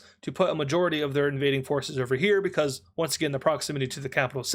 But a few days go by after Russia's invasion, and all of a sudden, the troops on the front line begin to bolster. And all of a sudden, it goes from, maybe 100 or 200,000 troops to a couple million troops, which is far more than Russia expected to be there because Caucasia doesn't have a military that consists of a couple million troops. So now seeing that that is coming and that is happening, Russia is going to start sending even more of their military forces down to this area to deal with that. But the elephant in the room should be addressed, and that is why is there millions of troops here. Russia didn't know this, but Caucasia was in a military alliance. And not only did Russia not know this, but the entire world did not know this. But after World War IV, the Mesopotamian countries came together and formed a secret military alliance. They didn't go public with it because they were fearful that the world would react to it. The whole coalition of the willing that just got done destroying their entire country. They didn't want them to come back and do even more damage. But all of these countries, and minus the pink team plus the previous purple team, decided that it would be better if Mesopotamia was still united in some ways. Publicly, we saw that with the economic alliance, but privately, we see that with the military alliance, which is aimed at defending the region from any foreign invaders. Now, there are no serious regional threats to the Mesopotamian countries. At least that was up until recently, until Russia started taking over half of the world. But this has been in place pretty much the entire time. And now that one of these countries has experienced military action, the alliance is officially activated, and the world is now aware of the 3-point star alliance of Mesopotamia. These countries have been neutral. They haven't done a single thing since they were invaded. They've been peaceful. They've been working on themselves. But now a call to arms brings them into a war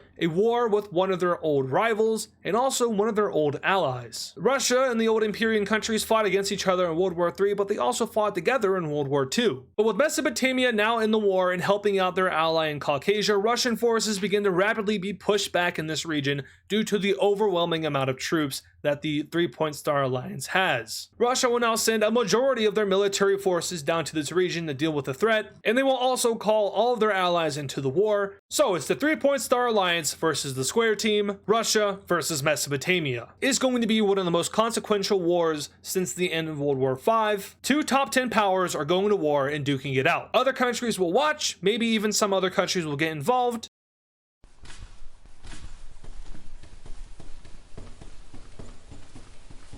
Officer, may I ask why you have brought me out here? I do believe that you were required to take me back to my holding cell. I'm sorry, Mr. Singh, but I wasn't given a choice. Someone wants to talk to you. Who? William, what are you doing here? Just tying up a loose end. You should have kept your mouth closed, Fu. The rest of the group told me to do this. I'm sorry, old friend.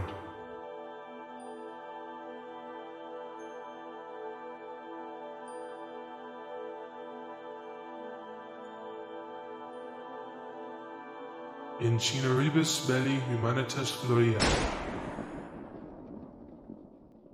However, reinforcements from the other Mesopotamian countries have arrived and they are now pushing back the Russians. Due to the fact that the Mesopotamian military alliance was unknown, Russia has inadequate forces in this area, and thus they are going to be very overwhelmed by the Mesopotamian forces, which are now crossing over deep into their territory. The Mesopotamians will quickly move to capture this major city over here near the coast of the Sea of Azov, while over here in the eastern region they will also take over this major city here and reach the border of the Teal team, who is an ally of Russia and participating in this conflict. After these few major cities are captured, even more Mesopotamian troops are sent in, and an entire front line emerges as they start to march towards these other major cities. They'll easily be able to take over this one over here as well as this one over here, but that's when the Russian forces finally lock in and their reinforcements arrive, which is going to put a halt to the Mesopotamian advance. Russia will put an emphasis on freeing the land up over here near the Sea of Azov, so they will move down and recapture this major city and also encircle a ton of Mesopotamian troops over here. Quickly they'll move in and either eliminate them or take them captive, and as they start to move closer to the border of Caucasia, once again we see a stalemate breaking out. Back up north though, there is a little bit of progress on the side of the Mesopotamians as their forces move up and are approaching this major city, and on top of that their forces have now crossed the border over into the Teal team and are heading straight towards their capital city. Now Russia notably isn't really helping out their allies here because they didn't think that it would get this serious this quickly, so there aren't a whole ton of Russian troops over here if any, and what that means is well, this capital city is going to be very easily captured. Mesopotamian forces very easily overwhelm the Teal team. They lose their capital city, but they're not going to lose their country because they still have a lot of cities to go. But things are quickly about to change with the entrance of the Pink team temporarily into the 3-point star Mesopotamian alliance. Now this really shouldn't be too much of a surprise. The Pink team has been pretty bullied by Russia in their history, or more so their recent history. Of course, they used to be a Russian ally, but things have changed greatly since then. And they're actually a little bit more like Western aligned. Now I know that we don't really have, Westernism in this world per se,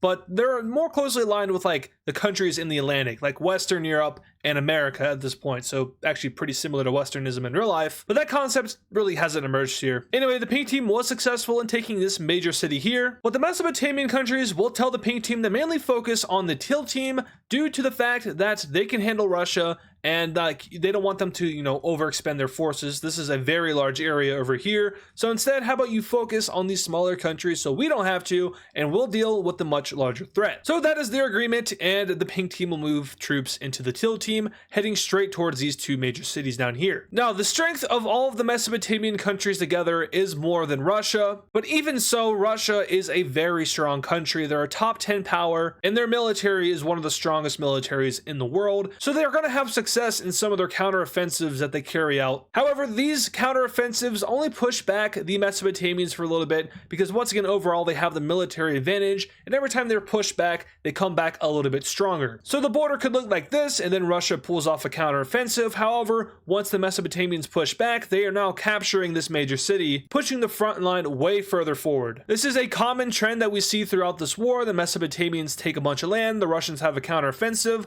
and then the Mesopotamians come back and they take extra land just like they did there. They now reach completely over to the Sea of Azov coast, cutting off all Russian forces and making them surrender or die. And now they push north, heading straight towards Ukraine, a very key area. Now, I'm sure we all remember how Russia took out the Gold team a few episodes ago, and they also took a big old chunk out of Poland. While everyone else in Russia is pretty happy, even a lot of the Russians over here who were not a part of the original formation of the Russian Empire, they were still Russian at the end of the day, so it's not like they're super alienated. Whereas different ethnicities or groups such as the Ukrainians aren't going to really mesh into this new Russian idea so well. Remember how I said the Russians are partying, things couldn't be better? Well, that's not necessarily true for all of the people here, especially people who are not Russian, like, once again, the Ukrainians. So just keep that in mind. Anyway, Russian forces will pull off a massive counteroffensive over here against the Pink team. It does a ton of damage to them, and they're able to push back all of the Pink team occupiers. Now, what we don't see happening is Russian forces entering into the Teal team to help them out,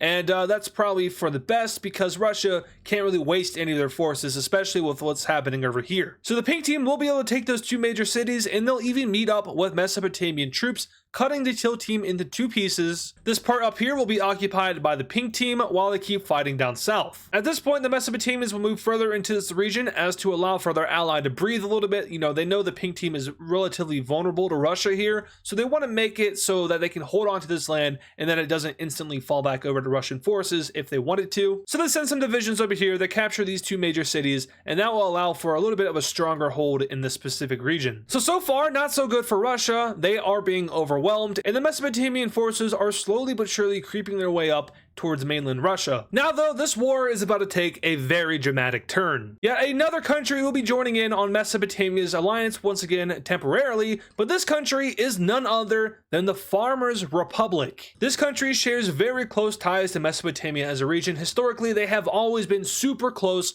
very close allies. The Farmers' Republic is to Mesopotamia as France is to the United States in real life, and these guys really don't like the Russians either, so like there's no reason for them not to join, especially if they want to reclaim lost lands that were over here. So FR troops will move out from their border and they will instantly start to occupy Russian land. They'll capture two major cities within the first couple of weeks, but eventually they are halted by a much larger Russian force, but they don't necessarily push back. Instead, the Russians just kind of stand there for a little bit, and it's kind of confusing because, you know, you have the manpower to overwhelm the Farmers' Republic, but you're not choosing to do so. So what's going on there? I don't know. But anyway, the Mesopotamian countries are still advancing in the Russian territory, and now they are reaching Ukrainian major cities, and this is going to start something within Russia's territory. First though, a counteroffensive over here near the pink team is going to distract the Mesopotamians a little bit. Remember, they want to make sure the pink team is fine, so they're going to send reinforcements over to this region, which inadvertently allows for the Russians to have another counteroffensive, this time going down and capturing this major city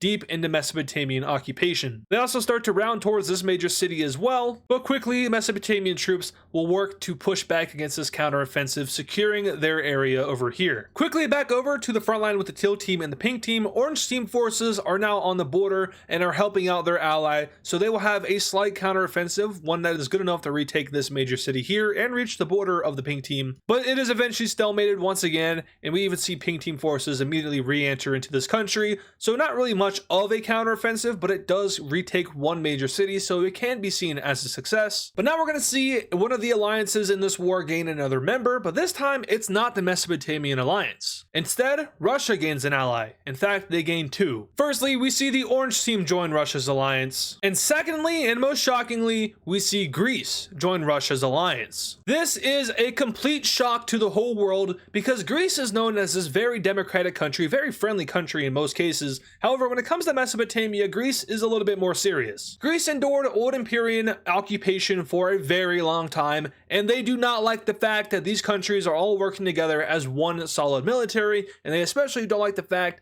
that they are pretty much pummeling the only opponent they have near them right now. I mean, sure, India is right here, and they're way stronger than Russia, but they don't border them, they don't have any hostilities with India. In fact, if anything, the Mesopotamian countries have become a lot more friendly with India since the coalition of the willing, and Greece recognizes that. They know that India won't have any say in stopping Mesopotamian expansion, so they were kind of putting their hopes into Russia, but seeing how this is going not well, they decide that even though it's against their morals and their ethics, they're going to join the war on the side of the authoritarian countries. Greco-Russian relations are pretty neutral, maybe a little bit hostile, but there is a bigger enemy in this war. And so Bulgarian and Greek forces will cross the border over into the Farmers' Republic, catching them completely by surprise, taking three major cities, moving up the coastal areas, and also almost completely occupying their capital city. They take around half of it, but the Farmers' Republic holds on for now. They're going to await Mesopotamian reinforcements, which are probably not going to get there too soon because the Black Sea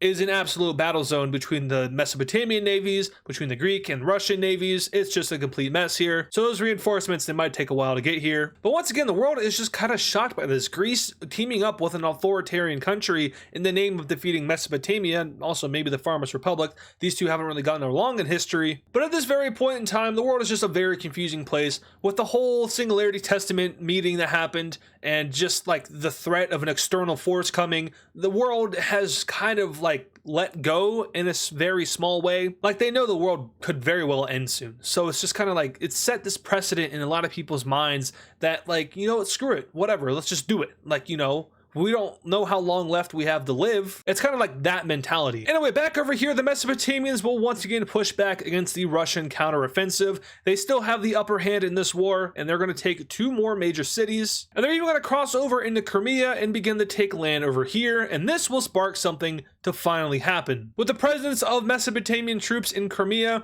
finally we see the Ukrainian People's Front open up. No, they are not communist, that is just their name. But this rebellion will begin to gain ground in the southernmost regions of Russia over here in the Ukrainian region, and they will start to work with the Mesopotamians to push back the Russians. They will take over the entire area around the Sea of Azov, and they'll move up into these other Ukrainian cities that were also, fun fact, old Iberian at one point. There's also a lot of nuking and a lot of fighting that happened in this region, so there's a lot of history right now, and both the Russians and the Mesopotamians are feeling it. However, the Farmers' Republic is going to be feeling something a lot worse here in a second, as Russian forces completely push back all of their advancing troops. And on top of that, Russian forces have also started to enter into the country, just in this one particular area. They don't really go past that though. Russia kind of wants to leave this to just the Greeks and the Bulgarians. They don't really want to spend a whole lot of time there because there is, once again, a much larger issue. But now, even more countries are going to be involved in this war. Russia has secretly been building influence in a specific region,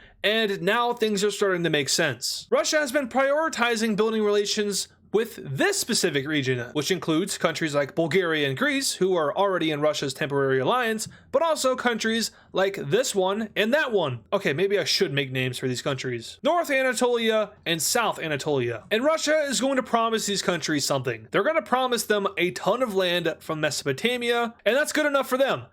These guys, like I've said many times already, have grown distant from the other Mesopotamian countries, so they don't really feel that connection like these guys over here do. So they join the war, and this is going to open up another front, one that the 3-Point Star Alliance was definitely not expecting. Their forces will move first over into the light blue country over here, taking their capital city and almost immediately knocking them out of the war. And we will also see Lime Team forces move out into red Mesopotamian territory, taking over 2 major cities and starting an advance towards their capital as they bolster most of their forces in this region to go down to this extremely populated area. They will also successfully take over the northern part of Cyprus. However, the forces here will hold out for now. But with the distraction in the south, Russia will pull off a very impressive counteroffensive that retakes about 4 total major cities. As you can see here, most of them are in the Ukrainian region, which is going to crush the morale of this rebellion, and they will be pushed back as well, losing 2 of their major cities. And all of a sudden, the pendulum has started to swing in the favor of the square team in this war, as the Mesopotamians scramble to try to fix this new issue. Mesopotamian forces will stop advancing on all fronts, which leads to the Russians being able to start to push back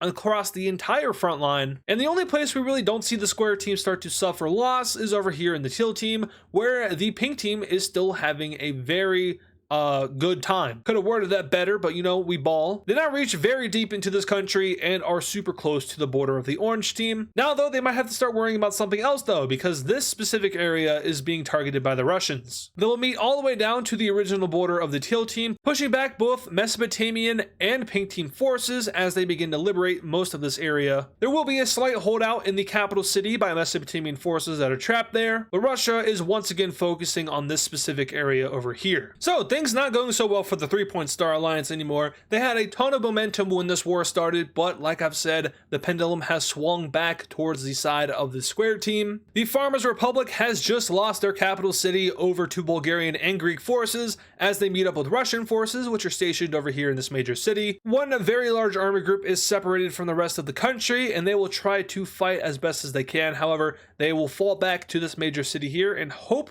to withhold as long as they can. But I think it's about time that someone joins this war. Someone that you all think should have already been in this war, I'm sure. That country is Poland. Poland is going to want their revenge, and they will join the war on the side of the Mesopotamian countries. So this also shouldn't really be too much of a surprise. Poland, as we all know, suffered defeat from Russia a few episodes ago, They lost their ally in Ukraine. That sucked. No one really looked like they were going to be able to stop Russia. But now this war is an opportune time for Poland not only to bring back all of their old lands, but to also beat back Russia and maybe even regain their ally in Ukraine. So Polish forces, who are fueled purely off of vodka and revenge, will cross the border and begin to take land from Russia. This is not Russian land. This is Polish land, and they make that very clear. They are often welcomed with open arms in these major cities they begin to liberate. And Russia, more likely than not, foresaw Poland joining this war, especially after the Mesopotamian countries got involved. It's just more so like,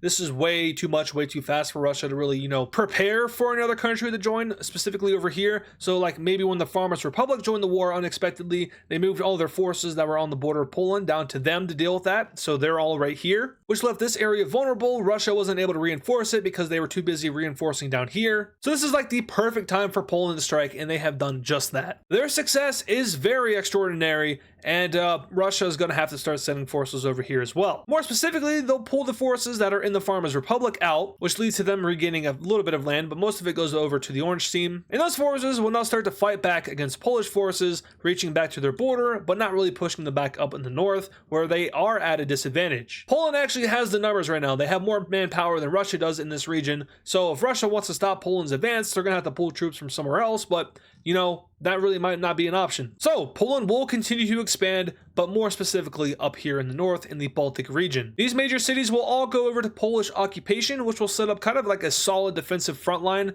with all of these major cities here. But now we come back down to Crimea, where Mesopotamia will pull all of their forces out, and they will relinquish that control over to the Ukrainian rebels, who will get folded. They fall back to Crimea, and they blow up the bridge again, and Russia is unable to enter for now, so the Ukrainian rebels will hold out here. Russia is, however, still pushing back the Mesopotamians in this region, this most western area over here, as they're now getting pretty close to the border of Caucasia. However, over here, Mesopotamian forces are once again pushing back Russian forces as they are moving out and mobilizing into these two major cities over here. Mesopotamian forces also take complete control over the panhandle of the Teal Team, and they will begin to move forces out from there, aiding out the Pink Team and helping them kind of distract any Russian forces that might have been trying to go into this area. So the Pink Team is still once again only focused on this, and Mesopotamia is kind of protecting them while they do that. But the main focus has completely shifted for these guys. Of course, they want to hold their front line up here in Russia, but there is a much more threatening thing down here. And, well, they're sending their forces straight after these Turkish countries, and these Turkish countries, well, they don't stand much of a chance at all. Mesopotamian forces will now enter into core Green Team territory, and they will start to rapidly approach the capital city of the Green Team. They are being very, very quickly overwhelmed, and so much so, they lose that capital city within only a few weeks of the Red Team crossing over into their territory. Maybe like 2 weeks max. That's how fast they got there. The military of Mesopotamia, when it works together, is one of the best militaries in the world. It far outranks Russia's military in both manpower and technology, but it isn't necessarily on the same level as like India's military, for example. So India is a good comparison in this war, I guess, showing that this region and Russia, they're strong on their own, but not as strong as this independently. Together though, Mesopotamia and Russia could, very easily take out India, but that's never going to happen. They're literally killing each other right now. Anyway, Mesopotamia's new focus on the Anatolian region will lead to them helping out their ally in the Teal Team. They will actually be able to retake their capital city, and all of the Yellow Team's forces will be pushed out of this country. Now, for the most part, it is the Red Team fighting over here. The Caucasian country, as well as the Blue Team and the Pink Team down here,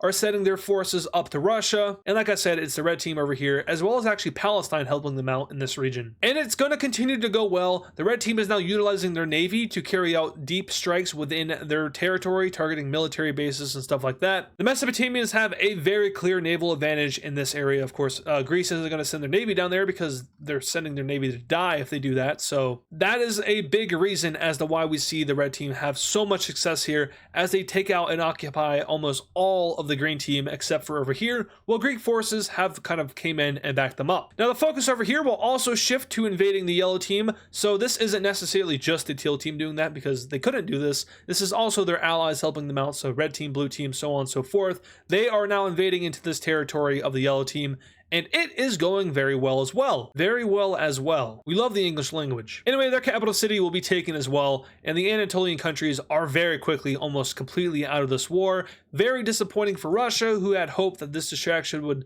maybe last a little bit longer, and maybe wouldn't even be a distraction in the first place, but as it turns out, that is exactly what these countries did. They were just a distraction. There was no long-term benefit for them joining the war, and the momentum starts to shift once again in the favor of Mesopotamia. And this is especially apparent with the entrance of yet another country into their alliance, and as it turns out, this is another country that has close ties with Mesopotamia, or has historically had close ties with Mesopotamia. This country is none other than the nation of Norway, who joins the war on the side of the 3-Point Star Alliance, on the side of Poland, on the side of the Farmers' Republic, their former allies, and they will mostly be focusing on Finland and helping out Poland in the northern front over here. Now, Norway and Finland are very close countries. I don't know if I've really elaborated that effort. I think I've said it before, but these two nations have very close relations. Of course, we saw that Norway recently flipped over into Finland's ideology of Scandinavian socialism. That brought the economies of both of these countries together, but diplomatically, they've always been close. And when Finland was being invaded by Russia, Norway actually was considering joining the war on their side to help them out. They just did not go through with it because they couldn't get any other countries to join. Norway helping out Finland wouldn't have been enough. They still would have been overwhelmed, so they wanted to get another country. It's just that no other country was interested. Now, though, they can help out their old ally,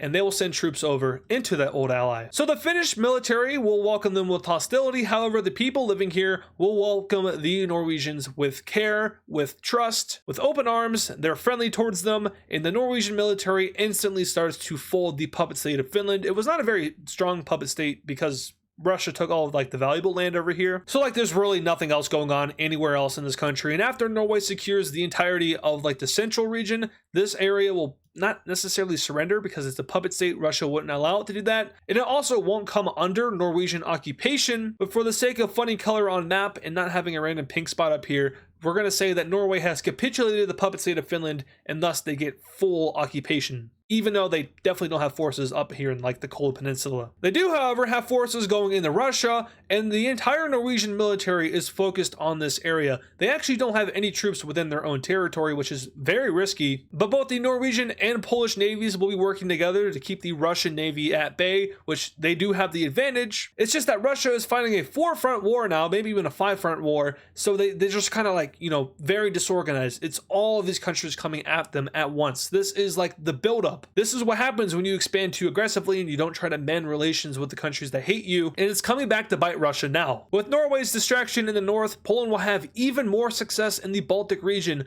as they take over the rest of Latvia and even push all the way up into Estonia, cutting off some Russian forces that are stranded over here. But Poland is doing a ton of work in this war. Their contribution cannot be understated. Back down in the Farmers' Republic, the military that was holding out in this city finally falls over to Orange Team forces, who are also rapidly advancing into this country and cutting it into two pieces once again. We now have 2 major cities over here and only 1 over here. The Farmers' Republic is very close to just straight up surrendering. They pretty much have capitulated at this point, but they haven't necessarily surrendered yet. Anyway, over here to the pink team, they will now completely occupy the teal team, and they will start to send forces over into the orange country down here. Now, these countries are not very strong at all. The pink team is stronger than both of them combined, so it's not surprising that we finally see this front line starting to fall in favor of the 3-Point Star Alliance. And we also see good signs for this 3-Point Star Alliance over here, as Mesopotamian forces are now on the advance once again. Russian forces are now kind of disorganized and all over the place with the other countries joining, and Mesopotamia will take complete advantage of that, now moving back into these cities that they previously occupied. The pink team will now cut the orange team off completely from the Caspian Sea, and it's here that we see this country actually surrender over to the 3-Point Star Alliance. So Russia loses 2 allies very quickly, and now the pink team is going to be sending their forces into this area of Russia,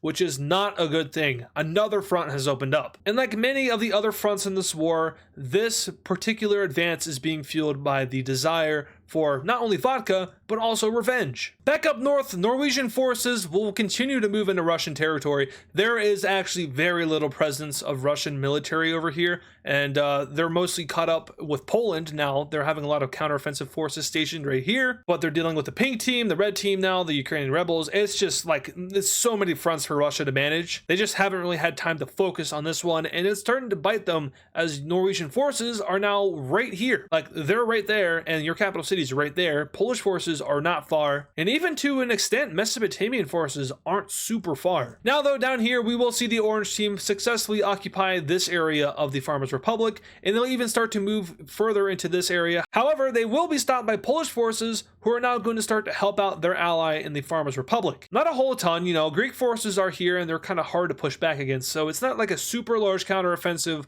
but it's enough to retake this major city here. But unfortunately, Poland has to worry about another counteroffensive, this time coming from the enemy of Russia, who is blitzing straight towards their territory. They push back all of Poland's occupational forces in this area of the front line. It is a very bad military failure for the Polish forces. However, they do still hold on up here, and they even take out the rest of Estonia. So Russia does seem to want to protect this area in particular. Every time a country gets close to it, they start to bolster their forces and push them back, but that strategy probably won't work for too long, especially as Russia begins to run out of not only manpower, but also resources. This is one of the most populated countries in the world. They have a ton of people to throw at you, but Russia isn't like super duper populated. It's probably about as is in real life if all these areas were united, which is still a lot, not as much as this area in this universe as well. And then you have the counter in the blue team, all of Caucasia. Poland's very populated, so is Norway, so the 3-Point Star Alliance has the overall manpower advantage. They also have the military technology advantage. And when you're down in that many fronts for the square team, it's just not sustainable. You don't really have anything to fall back on,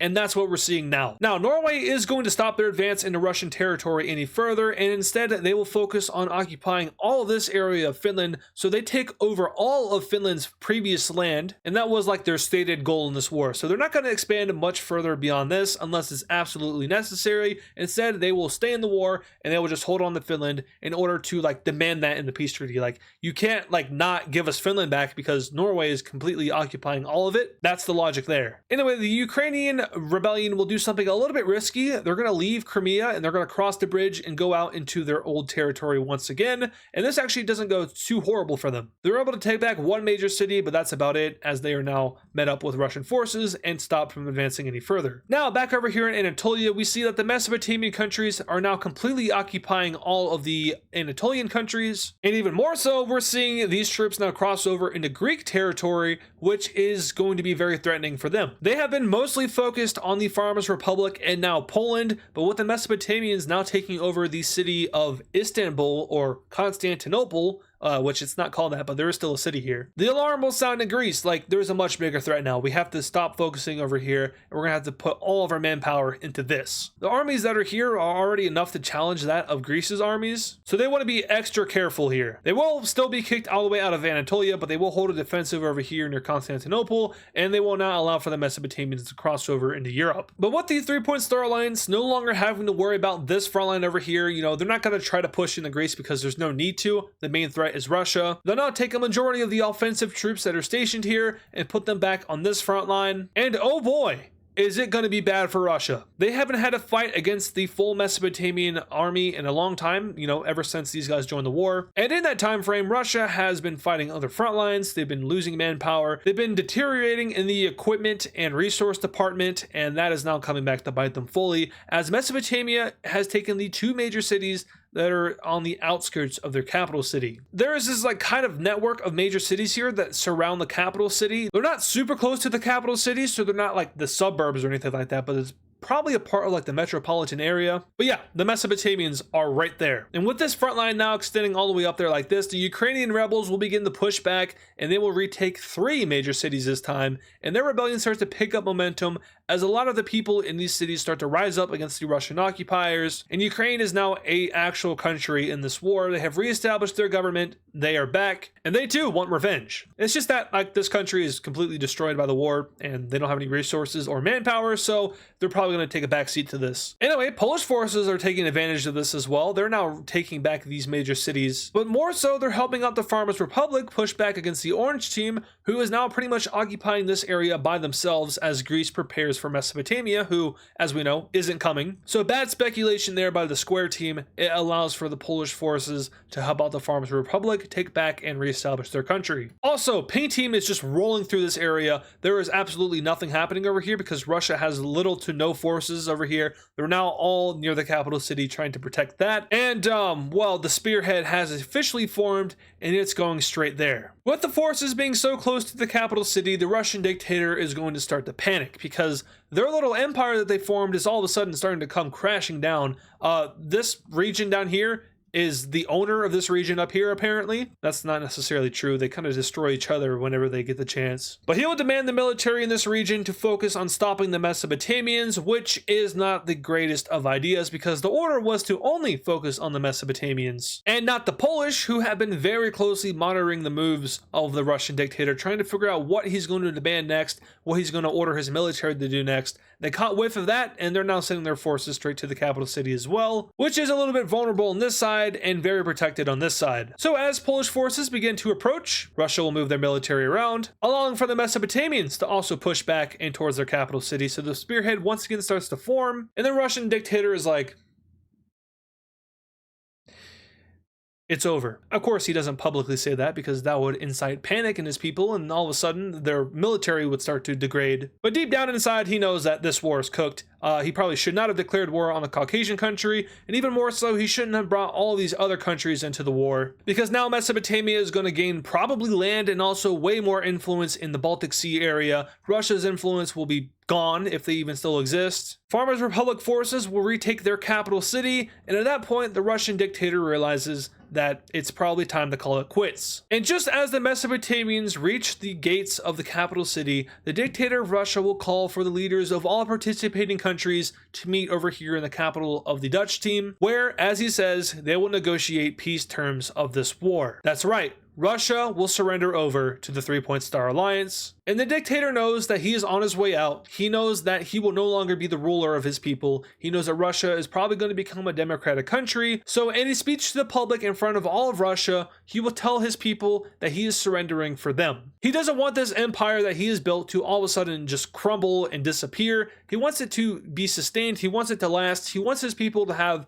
a strong enough country that is able to repel any outside aggression, even though Russia usually is the aggressor. But he wants a united Russian state, one that is strong, one that isn't fractured like Russia has been for the course of a few decades now, like with the HRE and stuff like that. So that is why he is surrendering, and the people here will cherish him for that. He's not going to go down in history as some evil dictator. He's going to go down as someone that stood for the Russian people, someone that made life better in Russia, and when the end time came, he is someone that put his country over him. He didn't keep fighting for his own sake, he stopped fighting for the sake of his people. Now though, he is meeting over here in the capital city of the Dutch Republic, and we can take a look at the peace treaty between the Square team and the 3-Point Star Alliance. And in this peace treaty here, we see that Russia loses a ton of land, and not only do they lose a lot of land, but so do some of their allies. So starting off with Russia itself, they will be forced to spit out a ton of countries such as Estonia, who makes their re-entrance for like the 50th time in the series. Finland will be spat out completely and they will be given independence, so they are now their own country again, picking up where they left off before they were invaded and occupied. We also see that they're forced to spit out the entirety of the Gold Team / Ukraine, as well as, first of all, this old Imperial nation here, as well as these two Russian nations over here. Now, Russia didn't actually lose a lot of their core territory here. Now, they did lose a lot of land, but that was like foreign land that they had conquered and occupied and annexed. Their actual core territory is still relatively untouched, specifically like in this area here. This is where the most Russians are. These areas are Russian over here, but they're Eastern Russian, and they don't necessarily super identify with this area over here because of historical tensions. But aside from Russia itself, we see that Poland gets all of their land back, so they are restored to their full glory. The Farmers Farmers Republic actually does gain land from this, so they get land from Russia. This actually used to be that brown country that was here, but they no longer exist, and they're now just split between them, Russia, and the gold team, which we'll get to that here in a second. But on top of getting land from Russia, the Farmers Republic will also take over a ton of land from the orange team, as well as a little bit of land from the Greeks over here, so they now extend down the Black Sea coast a little bit more, and the Farmers Republic is looking pretty good. Now, Greece themselves, they're not really going to get any punishments from this war. They're going to lose the land to the Farmers Republic, as well as this section right here. We'll get to that in a second as well, but they don't get any like reparations or anything like that. They're just kicked out of the war. They give them the big old middle finger. They're like, don't do it again. Now, over to Mesopotamia, this is where we're going to see a majority of the land gains from the war. So the red team will now annex all of this land from the green team,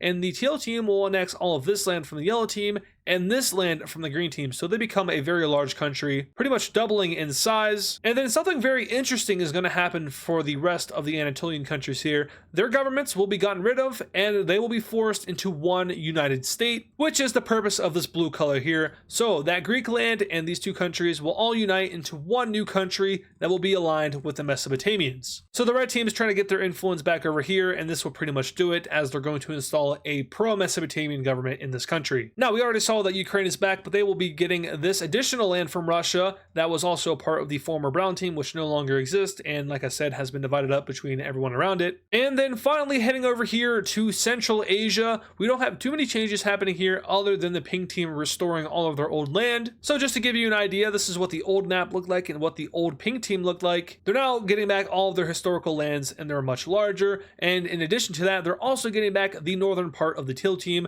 so they become a very large country from this war, probably one of the largest countries in the world. Okay, maybe not one of the largest countries in the world, but still, they're pretty big. Anyway, these two countries right here, we do have to talk about them for a quick second because they are not staying separate. Now, we know that the Eastern Russians don't really align themselves with the actual Central Russian state because of history and all the times that they've been up against these guys, but also these two have been friends with each other for a very long time in that divided history. So these two countries will be united together under one, and as an added bonus, they will get all these provinces from Russia. So they lose a little bit more land, but once again, they still have all of their core territory. They haven't shrunk in that regard. This will be very interesting. Now for capital cities, of course, Ukraine's capital will be where it used to be, so the southernmost region down here. Estonia's capital city will also be restored, as is the gray team's capital, and the new blue team will put their capital city right here, which I believe was the former capital of the yellow country that was here. And then finally for the teal team, we see that they actually did lose their capital city in the peace deal, so they will be relocating it to right here, nicely along the coast of the Caspian Sea, far away from the pink team, who does have their historical capital city back. However, there's really no point in moving it back there because it hasn't been there for a very long time now, and it's also really close to the border of these guys. Oh yeah, and also these guys down here, their capital city will be right here on the coast as well. And then as far as the Assembly of Nations goes, all of these countries will be admitted into it as part of the peace treaty of this war, which is known as the Black Sea War, by the way. But yeah, we're getting to the point now where if you're going to be established as a country, once again, like these guys over here, they're a brand new country, you're going to have to be forced into the AN. It's non-negotiable. You have to join it. In real life, of course, you're not required to join the UN, but here it is because the world believes that it's genuinely beneficial to be in the AN. So if you're not in it, then what are you doing? Also, noticeably, Russia is no longer suspended from the AN, and that's because they were given a new democratic government, one that isn't hell-bent on expansion, and so they're allowed readmittance, so every country is once again represented, other than the terrorist state down here who is still suspended. But yeah, the 3-Point Star Alliance is successful in their war against the Square Team,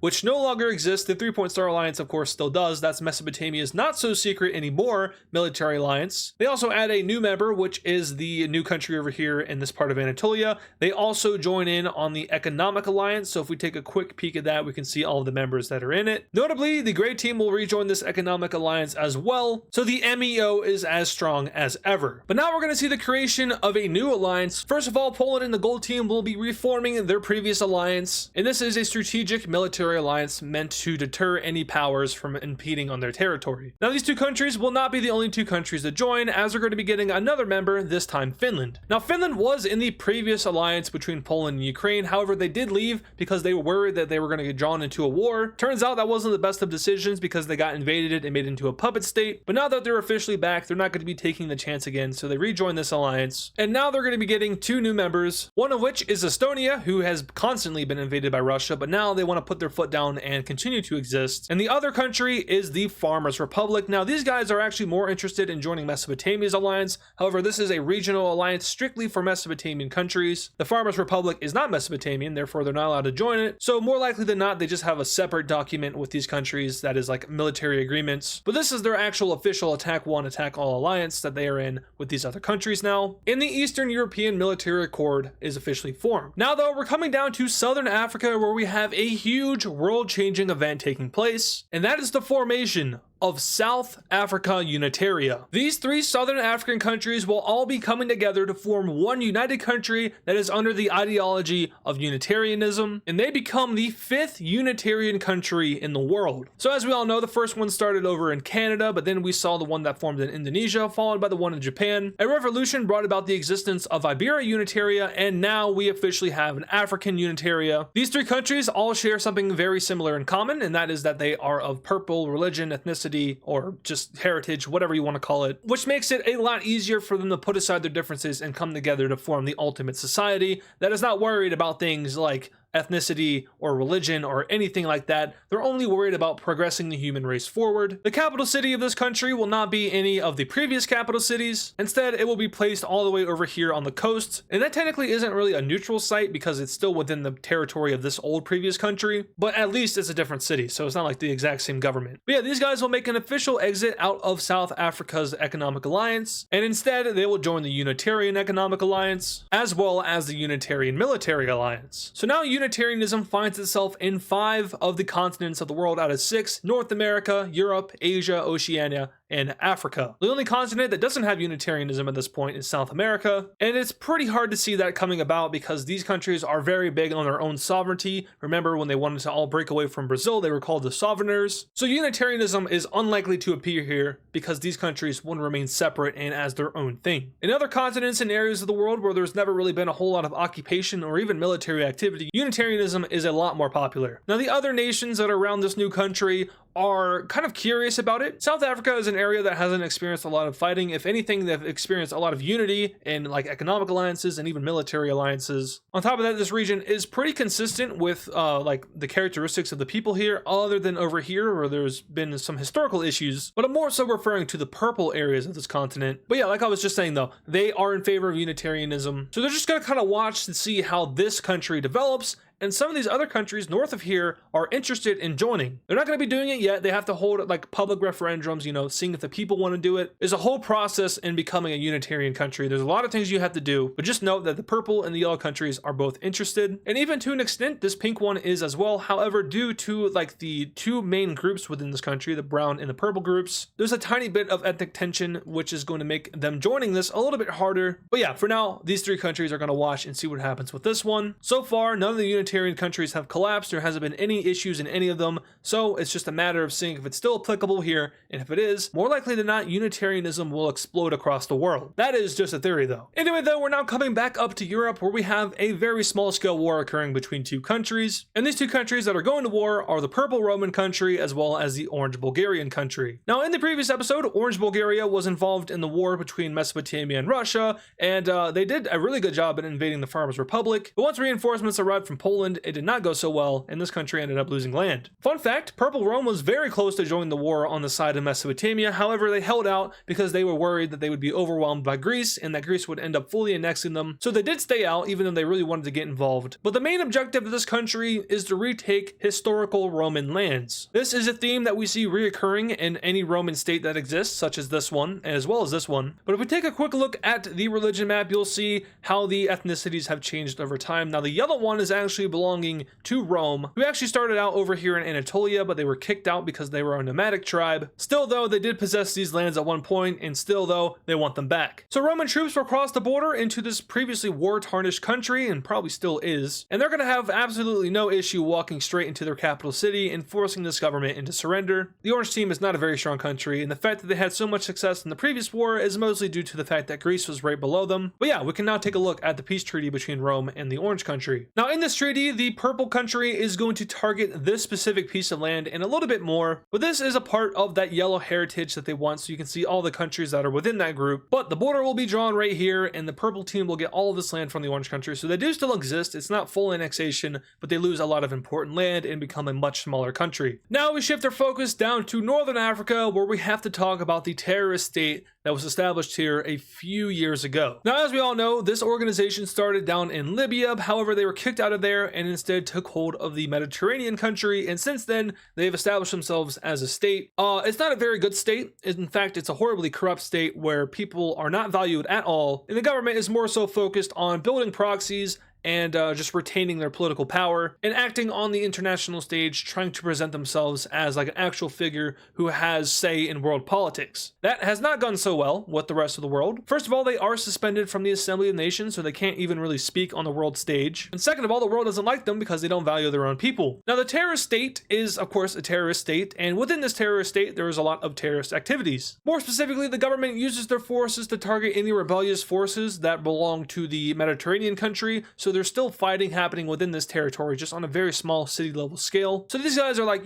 blowing up buildings in civilian areas. Any attempt at international aid to the people of this country is blocked, so they're setting up checkpoints on the border and just stopping any international aid from coming in to help the people here. And now they're even adamantly like justifying that this land is their land, this land should belong to them, and that the Mediterranean country doesn't matter. Basically, we won this territory, it's ours now, you go away and you leave us alone. So, West Africa and Libya are now both looking at this country and they're like, yeah, this needs to be fixed. However, they can't necessarily just go in and start invading, because that's going to make the AN mad at them for disrupting the international process. So they need another way to get themselves into this war. So the leader of West Africa and the leader of Libya will meet over in the capital of West Africa to figure out how they can go to war with this country without making the assembly mad at them. Basically, they need a false flag operation. So they decide that they're going to blow up some buildings in this portion of Libya. They're going to sacrifice a few civilians in order to justify a war against the terrorist state. So they will be blaming that attack on these guys, and the plan is set in motion. The explosion happens, people die, and there is international backlash over this. So the blame will be shifted to this country, and they're going to come out and say that they didn't do it. Now, this country doesn't have much of a reputation, so no one's going to believe them. And thus, Libya and West Africa will both declare war on this nation in the name of liberating the people here and getting revenge on those who died in this city. Once again, the terrorist country will deny the fact that they did this, but no one will listen to them. And Libyan forces will be the first to enter in, immediately taking over this major city here and sending their forces straight towards the capital. West Africa is mostly going to send their forces in from the Tunisia area, and they too will be able to take a major city within the opening days of the war. And the terrorist state is absolutely doomed here, because West Africa is a top 10 power, and Libya as an entire state is of course stronger than them. Now, even though that they are winning this war, there's a lot of worry about activity that could occur after they win, because the terrorist state isn't necessarily just going to go away. The terrorist networks and the other proxies are still going to be present. So both of these countries are going to have to do a pretty good job at stopping that from happening, and they'll likely try to use international effort to aid them in that regard. But Libya will capture both of these major cities over here, liberating all of the people there, while West Africa will capture the capital city of this state. And from there, the various proxies will flee into the central area of this state, and West African military forces will attempt to follow them. However, the geography here isn't too favorable, so they probably aren't sending like their entire military out there. More likely than not, they're just like blowing them up with airstrikes. But anyway, the terrorist state will officially fall over to Libyan and West African forces, so we can take a look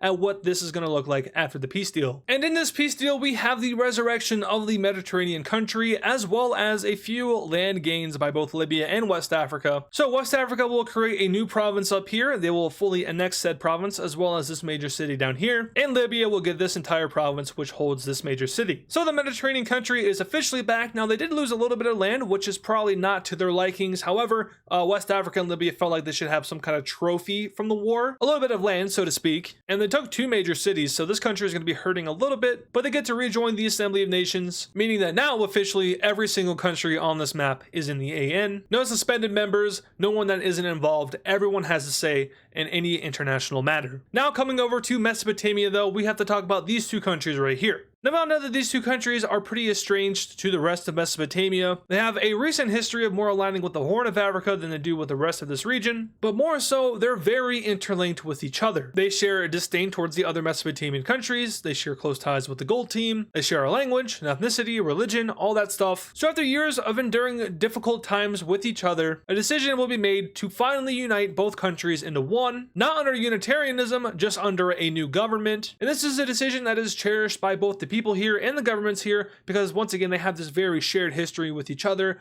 very interlinked, and they've been aligned with each other for a very long time, so it was just a matter of time until it actually happened. But their new capital city will be down here in the very southernmost city of this nation, right here at the entrance to the rest of the Red Sea. So Mesopotamia is now looking something like this. A lot of the countries have started to unite together. Now remember, the red team and the blue team, they're not allowed to unite together because that is forbidden by the peace treaty of World War IV, but that doesn't necessarily stop unification in total in this region. Now staying in this region and talking about their economic alliance real quick, they're going to be adding a new member. Now don't worry, it's not going to be Tanzania because that would make no sense. Instead though, it's going to be the purple country over here. They're not allowed to join the Mesopotamian Economic Accord because they were never an old imperial country, and they also don't necessarily feel connected to like the southern African countries, so they're not going to be joining the Triangle Alliance. So instead they'll join the Economic Alliance of the Horn of Africa, which is an interesting decision if you know the history of this region. But you know, things have changed, that was a long time ago. So the Trapezoid Economic Alliance is now 3 members strong. We now come over to North America, where we finally have a change happening. Now this continent has been very static ever since the end of World War V, of course. America gobbled up a bunch of countries and they spit them all out, and since then absolutely nothing has happened here. That is until today. West Mexico and Mexico are going to war, and this is due to the fact that they still have numerous border disputes from the peace treaty of World War V over their territory. Remember, these two fought up against each other in that war, and there are various disagreements on where the border should be, as well as just the fact that the governments really don't like each other. They like to hurl insults back and forth. It's kind of like the Russia-US dynamic in real life, except just here with the two Mexican countries. They see the opposing country as the biggest threat to their nation, but those tensions will finally boil over, and the red team and the gray team will be going to war. Now, it's pretty obvious that Mexico is a lot stronger than West Mexico, and they're going to have a huge advantage because, first of all, they were just in a war against each other. So Mexico is already familiar with invading this area, but on top of that, they're also historically familiar with invading this country due to the fact that this nation used to be a terrorist state. So actually the one over in Mediterranean,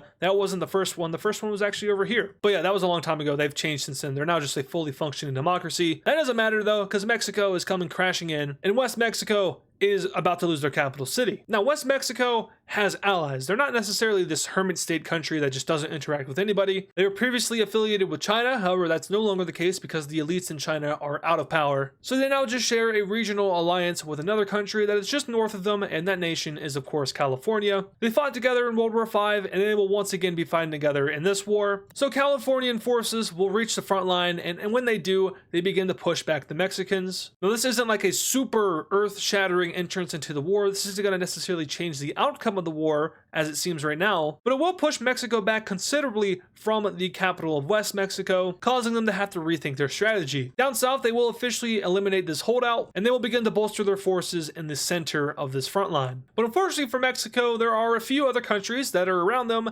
that aren't too favorable of them. And one of those countries is the Gold Team, who is still a little bit pissed off about what happened to them just before World War V when they were invaded by both America and Mexico. Now, they feel like their score has partly been settled with America because Texas has been released, as well as this green Louisiana country, so they don't share a border with them. There's not really like too much bad blood there, but with Mexico, they didn't really lose any land in World War V, and they feel like they need some revenge. You know, it's about time for that. So not only will California join the war on the side of West Mexico, but the Gold Team will as well, and their justified reason for joining is protection of their capital city, which apparently Mexican forces have been spotted in the area getting ready to invade. Now, that is not the actual real case, but it doesn't matter at this point because Mexico is being jumped by 3 different countries. So with even more help in this war, West Mexico will push back even further, now reaching the official border that they have established with Mexico. Don't worry, there's no border disputes in this area. They're mostly in the south, but that doesn't really matter because Mexico has been completely kicked out of the north of West Mexico, and now we see their forces cross over and begin to invade. They'll meet up with Gold Team forces in the north and establish one broadened front line. And to make things even worse for Mexico, Central America has just joined the war. At this point, it seems like Mexico is on the menu at the all-you-can-eat buffet because absolutely everyone around them is getting involved in this war. Central American troops will cross the border and instantly take a Mexican major city in the south here.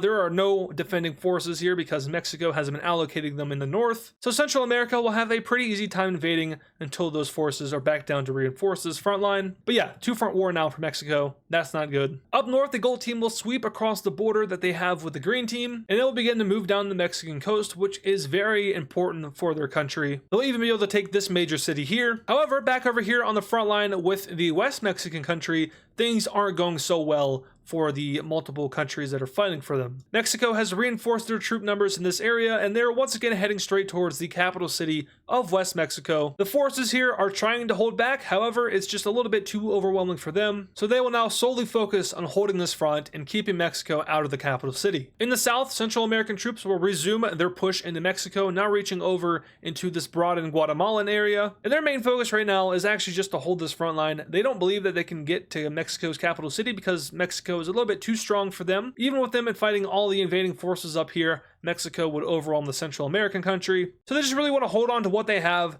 and thus they will stop advancing and just hold their front line. Back up north with the gold team, we see Mexican forces begin to push back just a little bit. They'll liberate the coastal areas as well as that major city, but soon this front line will also stall and the entire war slows down and comes to a halt. So no advances in the south, no advances in the north. We are in the stage of attrition. Now, it's unlikely that there's really any countries that are helping out Mexico since they were the aggressor in this war, technically. I mean, it was kind of a mutual war between them and West Mexico, but since they're stronger, they're going to be seen as the aggressor. So no help from America and no help from any other country that likes them. They're on their own, which is going to prove to be a slight issue for them because as time moves on, the front lines will begin to move again, and very, very slowly, but very, very surely, they'll begin to push back Mexican forces. They'll be removed from the north of the gray team, and on top of that, the gold team will start their advance once again all the way over here in the east. So Mexico is going to break a deal with a country that they want to get out of this conflict as soon as possible, and that country is Central America. So the leaders of these two countries will meet over here in Cuba, and they will discuss how they can get the purple team out of the war, and the only demands that the purple country have are the relinquishing of these three provinces over here. Now, these three provinces are pretty important for Mexico, but there is a much bigger issue in the north. They're fighting against three different countries. They want to make sure that they win this war and they don't lose a ton of land. So that's a sacrifice that the leader of Mexico will make, and he agrees to give these three provinces over to Central America. So after the fighting is finished and the peace treaty is had, they will be allowed to take this land. For now though, they'll set down their arms and there will be no more fighting on this front. That's going to allow for Mexico to reallocate their forces up north, and they'll begin to immediately push back against the gray team. And yeah, this front line is very back and forth. But one front line that is no longer going to be back and forth is the one that they have with the gold team, because Mexican forces will successfully push back all invading forces from the north. They won't be able to take back the northeast. That's okay because they're also able to push back these gray team forces and enter right back into their country. So with Central America out of the war, we see Mexico having a lot more success. Having to fight a two-front war is like never easy. But now that that's over, they can focus solely on their main target, and they reach the gates of the capital city of West Mexico. They'll push back all forces in the south here, but that is where we see the fighting end. And that's because West Mexico is going to surrender over to Mexico. They realize that they were outmatched in this war, even with allies in California and the gold team, and they especially now realize that they're not even going to be able to push Mexico out of their own territory. So in other words, this war is a lost cause for them. So they're going to agree to negotiate peace terms with the leader of Mexico, and so all leaders will meet over in the capital of America to discuss the peace treaty, which is going to turn out to be a very interesting one. So before we get into the fun stuff up here, we'll start off with Central America. Now, once again, there was a deal negotiated between these two leaders, which would give these three provinces over to Central America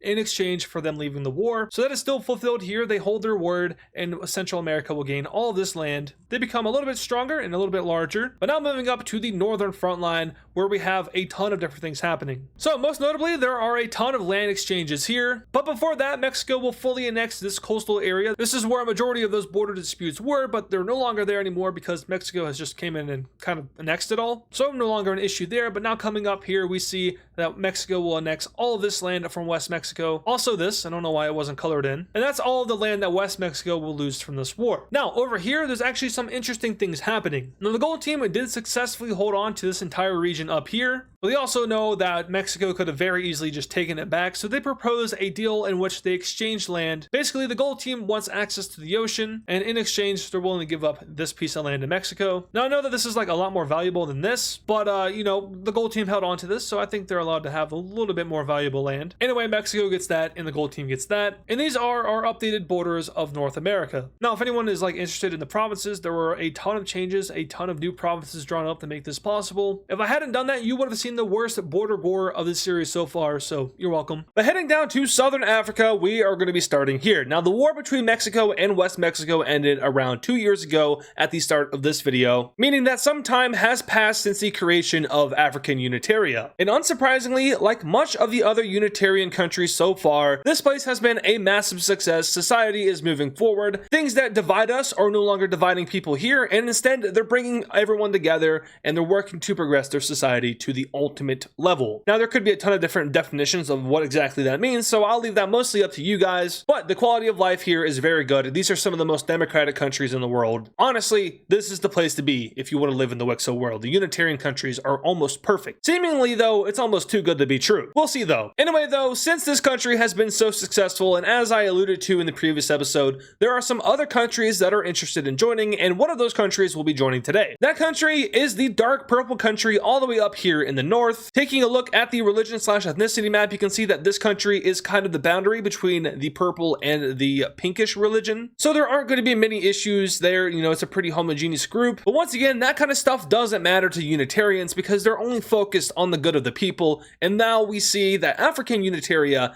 has quickly become one of the largest, if not the largest, Unitarian country. Now, of course, Canadian Unitaria is huge. You know, that has all of Greenland and all of northern Canada. So that is by far the largest, but this comes in a close second. And just taking a look at Africa, you can see how vast this country is. Now, in terms of their relations with the countries around them, they have very good relations with South Africa, very good relations with the purple country, the yellow team, and the light purple team. But where they struggle in relations is with the red team. Now, you can't see it because the red team is red, but they do not like these guys, and they also do not have good relations with Tanzania. And that's mostly because these countries are skeptical of the Unitarians. They think that the Unitarian ideology is now becoming this expansionist ideology and it's consuming more and more countries. But the thing is, they're all voluntarily choosing to join these countries, so it's not like they're being forced into joining. Still, though, these sovereign nations aren't feeling it. But they really don't have any interest in joining the Unitarians. They don't even border them, so it's not much to worry about. What does matter, though, is that this country has good relations with all the countries around it. But now moving on from this area, we're heading straight up north to Eastern Europe, and we're once again focusing in on the Balkans. Now, we come here because a very important event is occurring. It's the unification of both of these Roman countries. Now, I'm very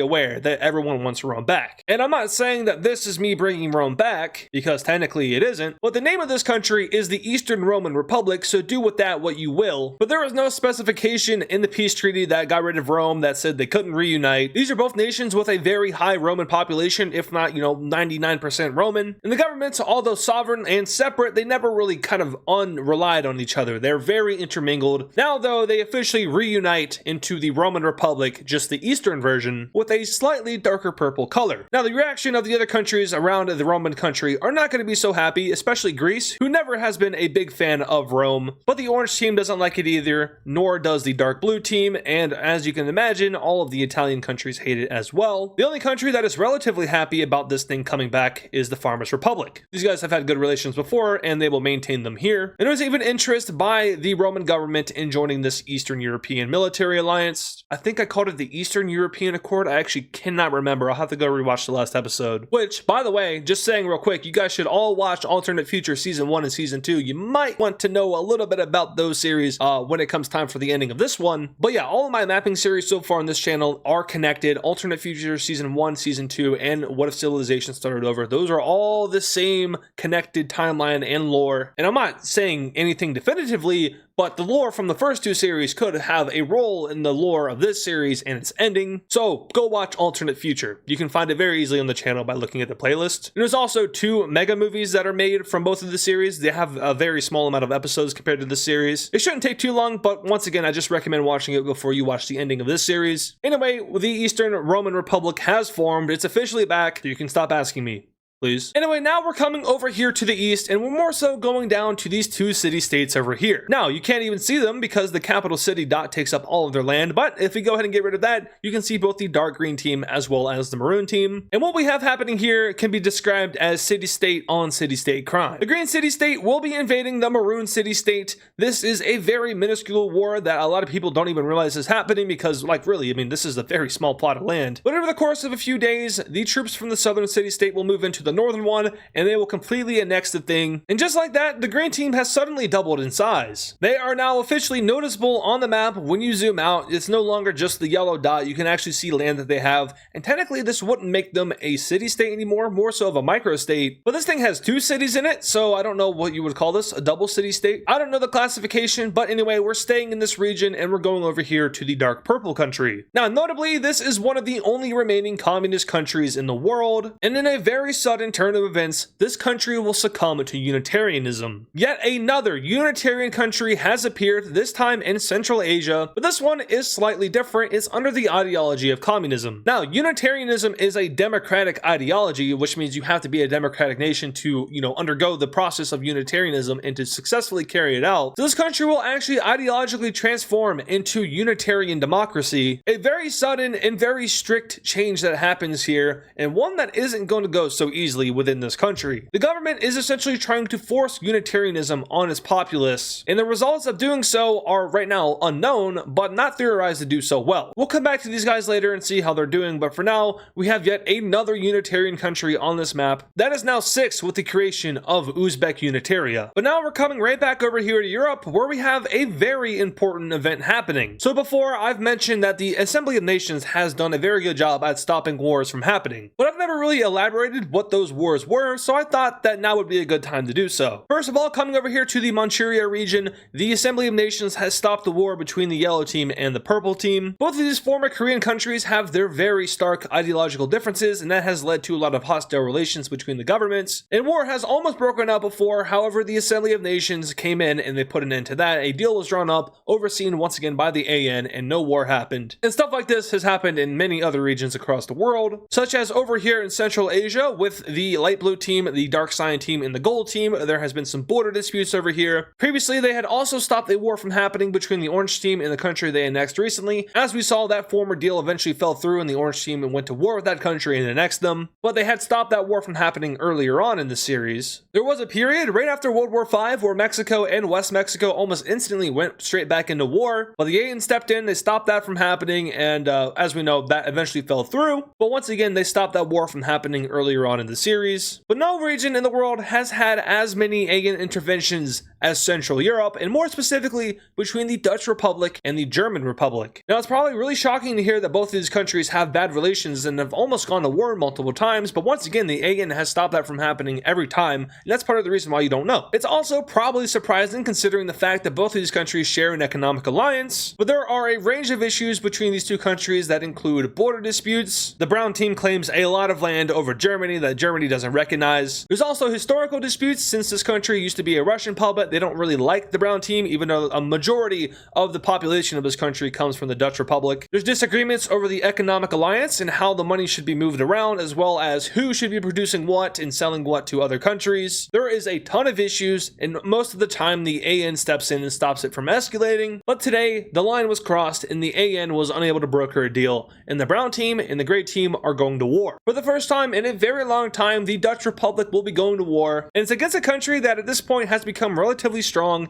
and pretty similar in strength to them. But the first country to actually make a move is the Germans, as they send their troops across the border and start to head towards the capital city of the Dutch Republic. Their main goal is to take the capital, capture the leader, and humiliate him, but also force him to, one, resign, and also give up all of the border disputes that they have. So Germany would be getting a lot of land from the Dutch Republic by settling those border disputes, also known as just taking land from the peace treaty. But hey, you gotta justify it somehow. Anyway, the German troops will start to move move straight into the brown team, but as expected, they don't get very far, as the Dutch Republic's military, one of the most prestigious militaries in the world, begins to push back. They will focus on protecting their capital area, instantly retaking this major city and pushing back all German troops. But over here on this side of the border, they do struggle a tiny bit. Back up north, the Dutch will send their troops now into enemy territory. They go on the offensive and they begin to target this major city here. As you can see, Germany's capital city is not too far from the border, and likewise, the Dutch Republic's capital isn't too far from the border either. So it's just a matter of who can win the border and who can get to each other's capital city. Basically, the stronger military wins. The Germans will start another offensive in the south, now heading towards this major city here, but are stopped by Dutch forces. So instead, they'll begin to progress over here in the center. While back up north, the Dutch Republic will quickly seize all of the northern coast of Germany, cutting them off from this part of the ocean and limiting them only to the Baltic Sea. This will harm the economy of Germany a little bit and give a slight advantage over to the Dutch. Now though, we do need to talk about the rest of the Square Economic Alliance, because these guys are all going to be impacted by this war. The biggest producers and the biggest economies in this alliance are fighting each other. So Germany and the Dutch Republic, France would come in at number 3, and the Darkstein team at number 4, Italy at number 5, and the rest would be, up to you guys. But this is going to have a lot of consequences. The Square Economic Alliance is one of the most,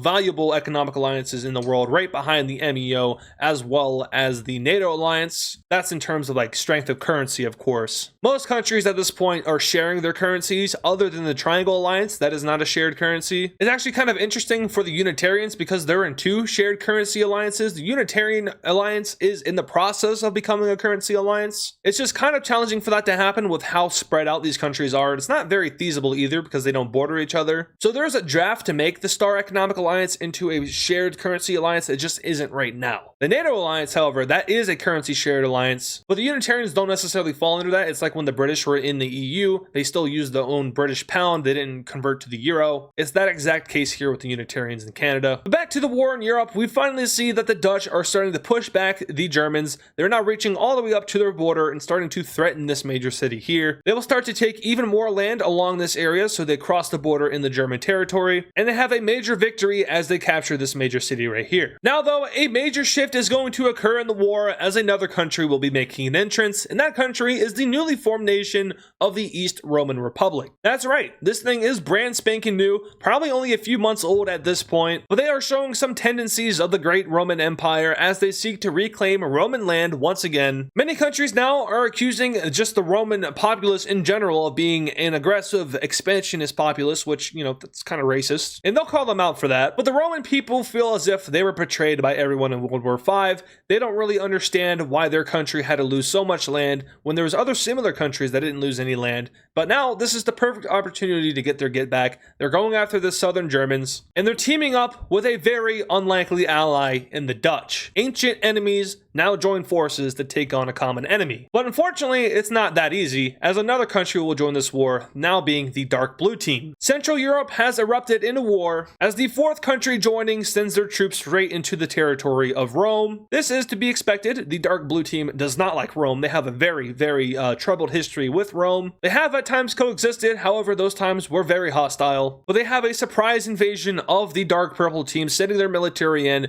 and capturing one major city and instantly threatening 2 others. Rome will be forced to stop their advance in Germany and instead focus on this front line, which they very quickly do. They begin to push back the Dark Blue Team almost instantly, but a new distraction has popped up, which allows for the Germans to once again solely focus on the 1v1 they have with the Dutch Republic. Speaking of their 1v1, they will now capture this major city, which is a very surprising accomplishment by the Germans. The morale from this victory will go ahead and push their armies even further west, now heading straight towards the outer cities of the capital city. But yeah, the Germans' major military accomplishment in the south has done a lot of good things for the military. They now have a very solid foothold in the Dutch Republic, and it's looking like maybe this war is now split even, especially with whatever is happening down here. Now, it's also important to note that the Germans have been cut off from the Mediterranean Sea at this point. This is one of their major trade destinations down in this area with North Africa. They export a lot of resources down to here, and now they can no longer do that, which is very much hurting their economy. But coming back down to the front line between the Romans and the Czechs, we can see that the Romans are now pushing back. They've recaptured this major city and are now having the Czechians all the way back to their own border, as you can see here. From here, they will actually be able to capture yet another German major city, as well as completely annex this one after it was holding out for a very long time. And suddenly, Roman troops will cross the border over into Czechia in an all-out advance. The Roman military employs some very ruthless strategies here, some very questionable strategies that don't violate the Golden Convention, but come very close to doing so. But the brutality of the Romans sends a message to the north, and that message is that, hey, you probably shouldn't have done that. But here they come in full force, and Germany is not feeling so good anymore. If the Czechians fall, the Romans will refocus on them, and fighting that two-front war is not something that Germany wants to do. That's like the millionth time I've made a two-front war joke. That one was actually unintentional. I didn't mean for it to be a joke. I'm being serious. Two-front war for Germany, not good. Both historically and here. But the Dutch are now pushing back the Germans, something that is not historically accurate. As their advance in the Dutch territory has come to a screeching halt and has come back to bite them, they are now only holding on to a slither of land on the border. Up north, the Germans will do a good job at recapturing access to the ocean, but this pushback isn't much of anything. They don't even retake any major cities, so all they really get is re-access to the ocean, like I just said. Doesn't do too much for them, and the Dutch are once again advancing out from this front line, heading straight towards Germany's capital city. Down south, the Roman military will be able to capture this major city, and well, the Czechians are kind of scared at this point. They know what's going to happen, and what's going to happen is this, the capturing of their capital city, and from there, the Czechians completely surrender over to the Romans. These guys' military is a lot stronger than originally anticipated. Once again, that has to do with their historical context. Rome was a very militarily aggressive country. They still are, even in the form of the Eastern Roman Republic. But hey, now we once again see Roman troops entering the German territory, this time using the Czechian territory to their advantage as they move out and begin to head towards these major cities. Germany's having a very hard time holding the south because all of their troops are allocated to the much stronger army in the north, but the smaller and weaker army is having a way easier time because once again there's less resistance here. And then when it's time to actually do something about the south, the Dutch Republic will very quickly exploit that, and their army is now moving fully out from the border. They quickly capture many German major cities, and very quickly they also find themselves right outside the capital city of Germany. In the north, they once again lose access to the ocean, and after some very sporadic movements using some modern military techniques,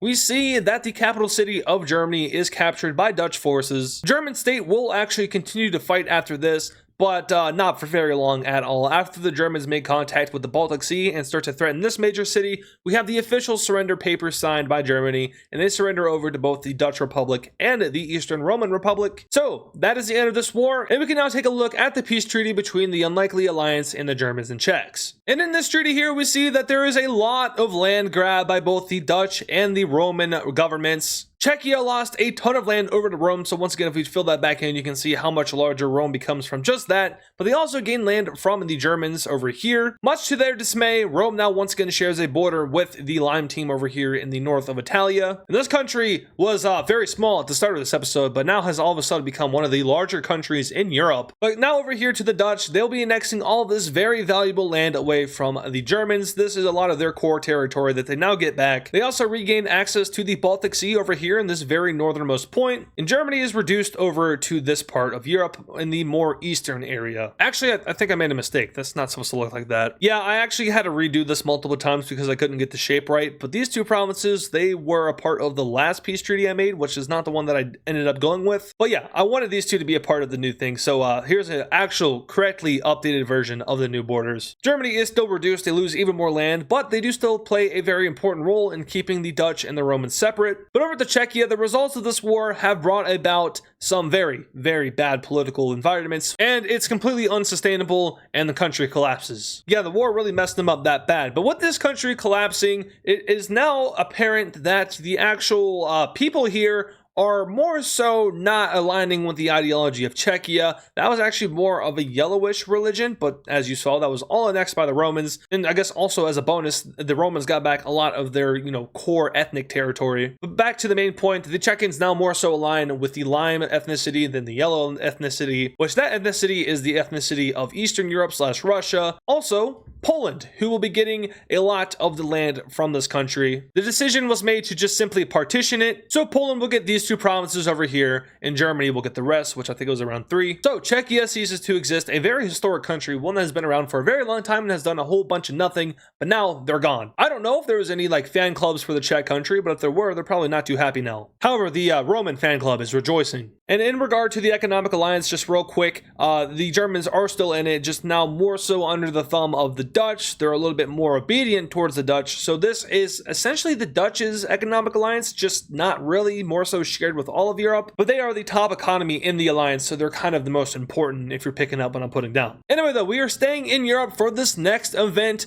which is actually over here in Iberia. And this event will signal to the future that Unitarianism has a very, very real chance of being able to unite the people of the world under one government, under one ideology that shares a very equal representation of all people, because the Dark Scion team, one of the most historic nations in the world, will be joining Iberia Unitaria. The decision for the Dark Scion team to do this is a very, very breathtaking one. No country in the world could have foresaw the Iberian country and the Dark Scion team not only working together, but coming under union. Historically, they've had their differences. They fought wars against each other. In more recent times, they've been friendlier with each other, but now they're officially in one alliance. No one thought this could happen, but it has just occurred thanks to Unitarianism. Once again, this signals to the world that this ideology and concept works. The Dark Scion team hasn't just ceased to exist, it still is here, just under the union with Iberia, who also still exists, but they're laying aside their sovereignty for the betterment of the people. A very respectable decision, a very curious decision, especially considering the ethnic and religious differences of this region, which, by the way, needs to be properly updated. This should all be Unitarianism now. I actually don't think I've updated that for anyone since Japan. There we go, looking a lot more accurate now. But to better signify their cooperation, they will make the decision to move the capital city a little bit further south to this specific major city here. That will become the new capital of Iberian Unitaria. And all seems to be going well in the Unitarian countries, except for one specific area, which, as we saw earlier, did so in a very interesting way. Unitarianism in this country has failed. That's right, the unstoppable ideology that has never failed before, that has always brought about the unity of the people, has officially failed. It's not working here. The people are not willing to succumb over to Unitarianism, and a civilian militia, one that is being supplied by maybe another country nearby, is popping up against the government. Their main goal is to reform the Dark Purple team. They'll take a very strong stance in the south, and really, the whole country. The Unitarian government only has success over here in the top western part of the country. And as you probably noticed earlier, these guys never joined the military or economic alliance of the Unitarians, so there's no help coming for them. But when this rebellious group takes over the capital city of the Unitarian government, they do some very bad things. It's pretty bad. I don't want to make a joke out of what happened down here in the gold team, but whew, they're giving them a run for their money up here in the purple team. It's really bad. The government officials are displayed in a very certain way after they were executed in a very brutal way. But this sends a message to people who support Unitarianism saying that, hey, you know, if you try to do that where it's not welcomed, you're going to be met with a very violent response. And that doesn't just extend to the government officials. There's also the people that support Unitarianism, because, you know, not everyone in this country is opposing the ideology, but a majority are. But for the small minority that is in support of it, well, they're getting a very similar treatment to the government officials, and as we all know, that violates a series of conventions. The Golden Convention, more so, which is this world's version of the Geneva Convention. And when that thing happens, we know that the Assembly of Nations is a very humanitarian organization. They very frequently get involved in conflicts where humanitarian aid is needed, and even more so where humanitarian rights are violated, and that is happening a lot here. It's really bad. This region is very violent. But yeah, the Unitarians in Canada, as well as the Unitarians in Africa, will submit a joint resolution to the Assembly of Nations for there to be involvement in this, because this is getting way out of hand. The AN will vote on it, they will vote in favor of it, and they will ask for the countries surrounding this nation to get involved. As we all know, every single country in the world is in the AN, so all these countries are asked to get involved. However, only one of them actually carries through with it, and that is the pink team. And that is most likely due to the fact that they are the strongest country in this region. These smaller, weaker countries don't feel like they should, you know, have to spend their resources, even though they are obligated to do so by the AN. It just makes sense for the more wealthy country to come in and do it themselves. Okay, or not. I guess the orange team is getting getting involved as well. But no, they will also get involved because they are seeking a little bit of territory. The AN did say that these countries are allowed to annex this territory because it's just the horrible things that have happened here. You can't really form a country because of it. Like, it's the civilian on civilian hate that is occurring here is very bad. It's basically like if this country were to come back as a sovereign nation, a civil war would almost break out instantly. And like, there isn't really any other way around it because it's not like a split between the North and the South. It's a split between everyone. And there really isn't like a specific pattern. Like everywhere in this country, it's just like the orange versus the purple as an example, just so you can visualize it better. Like there's no set way to split this up into two different nations.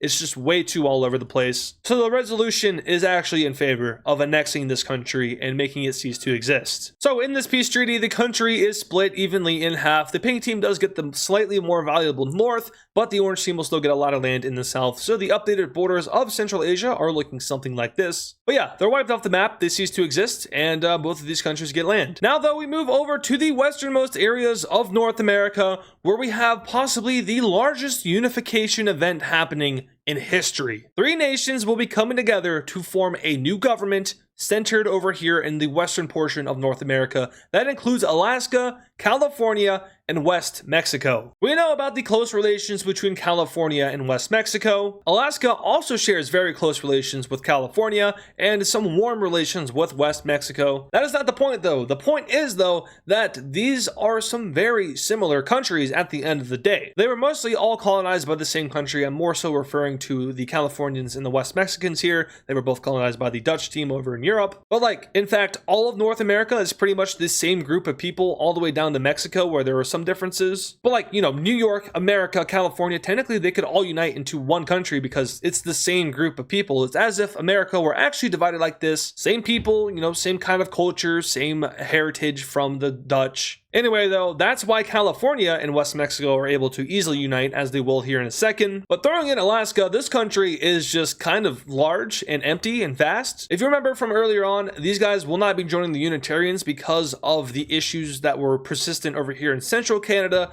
Those issues are still persistent in the modern day, but the Alaskan government doesn't really find much interest in Unitarianism because there's just not enough people here for it to really be like a feasible thing to happen. Without a large population, Unitarianism really doesn't have much of an effect. So instead, they hear about this union between California and West Mexico, and they actually ask to join it. That's right, California didn't come to them, they came to California. But welcome to the map, Pacifica. One of, if not the largest country in the world, has just formed all the way over here in the westernmost area of North America, combining three very large countries together, well, two very large countries together, plus West Mexico. This instantly becomes a very, very strong economic power, one of the top economies in the world, and on top of that, they're also in the Pentagon Economic Alliance, which is going to draw interest from a lot of countries over here in the Texas region. NATO will have officially the strongest currency in the world once again after this, surpassing the Mesopotamian currency over here. But this union is non-Unitarianism, so this is just a standard union,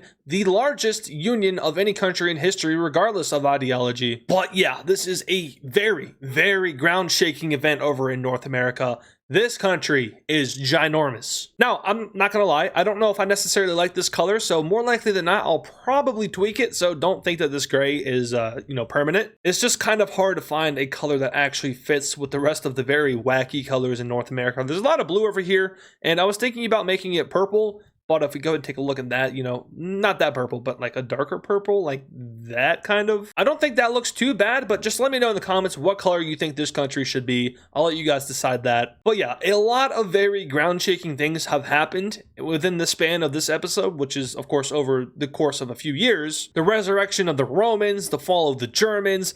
We actually saw Unitarianism fail over here in Central Asia. Very large Unitarian expansion in Africa, and now this ginormous union between two very large countries. Anyway, though, for our final event of this video, we head down to the headquarters of the Assembly of Nations, where a very important resolution was just passed. That resolution has brought about the creation of the Planetary Defensive Treaty Organization, the PDTO for short. This is a global military alliance amongst participating AN countries that is focused on protecting the planet from the threats that are suggested by the Singularity Testament. If you somehow have not watched episode 90 of the series, that is probably the most important episode by far for the lore, so go watch that episode if you haven't yet. But remember, the Singularity Testament talked about an invading force from beyond the stars that would come to reclaim the Earth, but the AN's response to that is the creation of the PDTO.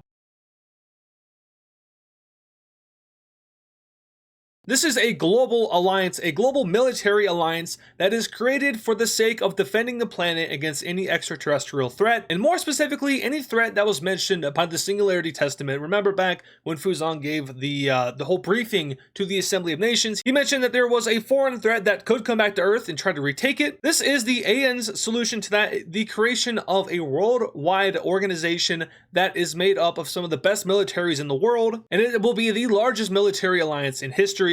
Of course, made through the AN itself. So every member state has the choice of either joining it or not joining it. And this is kind of where it's starting to get tricky with the public, because something like this is going to be kind of hard to hide, but they will for now. So still, the people of the world are unaware of what could be coming, and more so unaware of this new military alliance. And taking a look at all of the countries that join the PDTO, we can see that there are a ton all across the map with little to no regard to like political affiliation or relations to any other country. We have nations as new as Pacifica joining, and nations as radical as Australia joining. There really is no like pattern, like it's not like all the democratic countries, it's not like, you know, all the countries that are aligned with each other in a certain regard. It's completely random, and it's just a matter of how close the country feels to, you know, wanting to defend the rest of the planet from a possible extraterrestrial threat. So even though that Australia is fascist, they recognize that an external threat that would decimate the entire Earth needs the collaboration of all countries on the planet rather than just a select few, so that is why they join it. And it's a pretty similar case for every single country. So every nation that you see with the white gear, they are a member of the Planetary Defense Treaty Organization. And just because a country isn't in the PDTO doesn't mean that they can't join at a later time.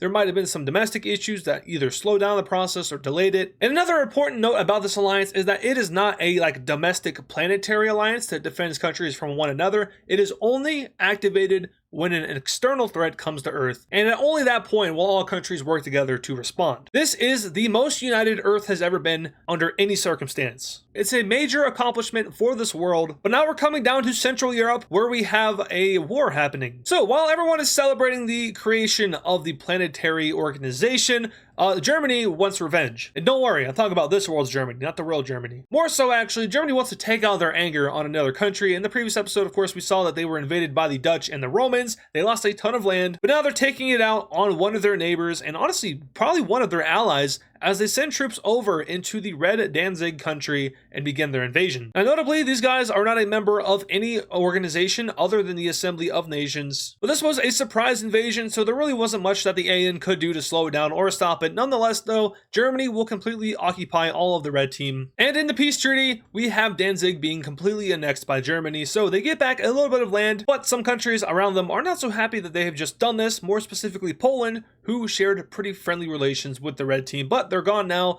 and there's nothing much that they can do to bring them back without starting a major war. So now moving on down to the continent of South America, we have some alliance changes occurring here. And to be more specific, we finally see the red communist Argentine country / Chilean country join in on the South American Economic Alliance. Now every single country here is involved in said alliance. Remember, it took them a very long time to convert their economy to be compatible with the rest of South America, since they are a communist nation. All the other countries are capitalist democracies, or more so probably like socialist-ish economies. I often find myself imagining that the WICSO world is pretty left-leaning on the economic scale compared to what it is in real life, which is pretty far right-leaning. Well, not far right, but right-leaning definitely. And that's because, remember, the world is at a stage now where human lives are actually being prioritized by the governments, and human life development and quality of life is very high. So when I say things like that, socialism kind of comes to mind, where the government is providing all these services for their people, and that's kind of what I imagine here in this world. But still, communism would be the extreme left version of that, and then socialism still, it's left-leaning ideology. But they finally make it work, and they join in on South America's Economic Alliance. On top of that, though, we also have two major changes to the military alliance, as the Brown team joins in on it, and so does the nation of Brazil. Yes, the military alliance was created to deter Brazil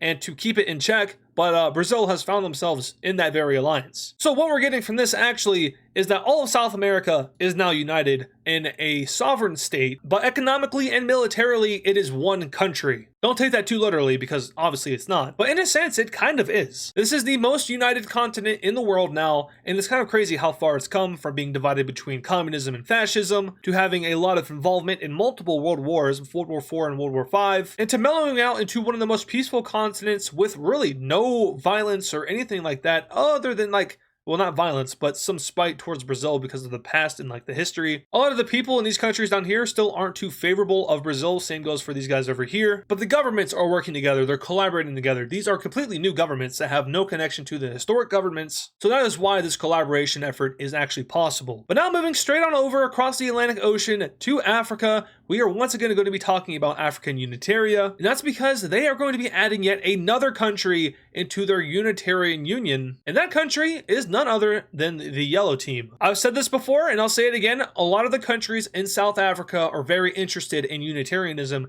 and have expressed interest in joining this union. The yellow team is the most recent, and before that it was the dark purple team. I believe that's what their color was. The only countries that really aren't interested in this thing are Tanzania and to an extent the red team. South Africa, one of the stronger countries in the world, they're interested. A former Security Council member, they are having some interest and some talks about joining this thing. Pink team as well, although there are some differences there they still need to work out, but they're very close to figuring that out and getting it done. And the lavender country up here is most likely to join next. But for now, African Unitaria will expand once more, and you can see how it's slowly but surely becoming one of the largest countries in the world. Now, unfortunately for them, Pacifica did snatch that title last episode. And also, I do want to say that the color that I saw the most likes for, comment-wise, was lavender, so I went with this. I also saw some comments saying orange and yellow. I don't think orange looks too good. It kind of just really sticks out in a bad way, so we're not going to go with orange. And I could see yellow, but like kind of similar to orange, it kind of sticks out way too much. And even if we go lighter, you know, it still is like a sore thumb. I think that the lavender color is overall the best color possible. I know there's a ton of blue over here, but it doesn't stick out too much. You know, this is a very large country, and maybe it should stick out a little bit, but not as much as how it looks with orange or yellow. But we're just going to stick with this. Let me know how you guys think about that down below. But yeah, Africa Unitaria, very large. It's very interesting if we take a quick peek at the religion/ethnicity map of South Africa.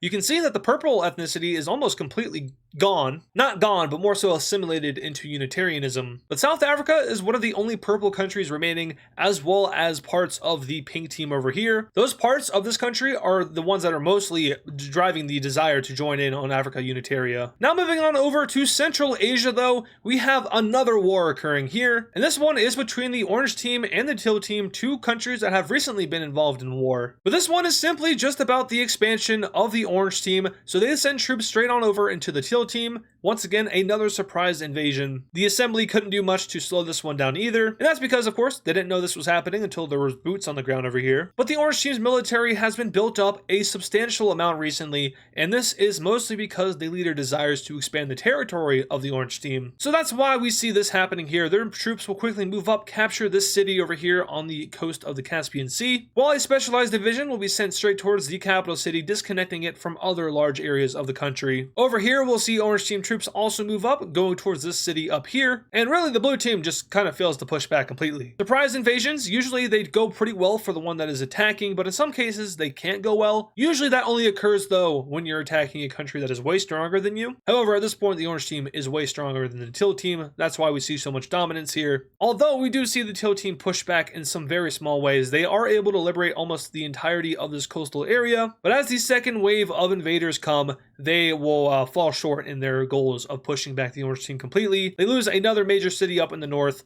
and now the orange team is right back outside of their capital city, and soon after, they'll go ahead and take it. A few weeks will go on as the teal team continues to fight for its existence. However, those attempts at existing are futile, as the orange team will eventually completely occupy the country, and we can go ahead and take a look at a peace treaty between the orange team and the teal team. And in this peace treaty here, we'll see that the orange team annexes pretty much all of the teal team, or more so a majority of the westernmost parts. They do leave them to exist, although in a very small state. The orange team probably could have annexed all this land, but they decided to be nice and let them exist. Anyway though, the orange team now gets more Caspian coast and they become a lot stronger, but notably they also now share a border or more so a larger border with the pink team. And you guys can probably imagine that the pink team isn't too happy about the expansion and all the wars that have happened down here, but also remember that the pink team and the orange team have collaborated before to take out a country that used to be right around here, the communist purple country. And also on the topic of that, these areas are still very violent. These governments are doing their best to control these guys and to make sure that there isn't any more violent outbursts by anybody. But it's still pretty bad, so they're going to have to do a lot more assimilating as well as receive a lot more help from the other AN countries. But it's definitely better than it used to be. Now we shift our focus right down south of this region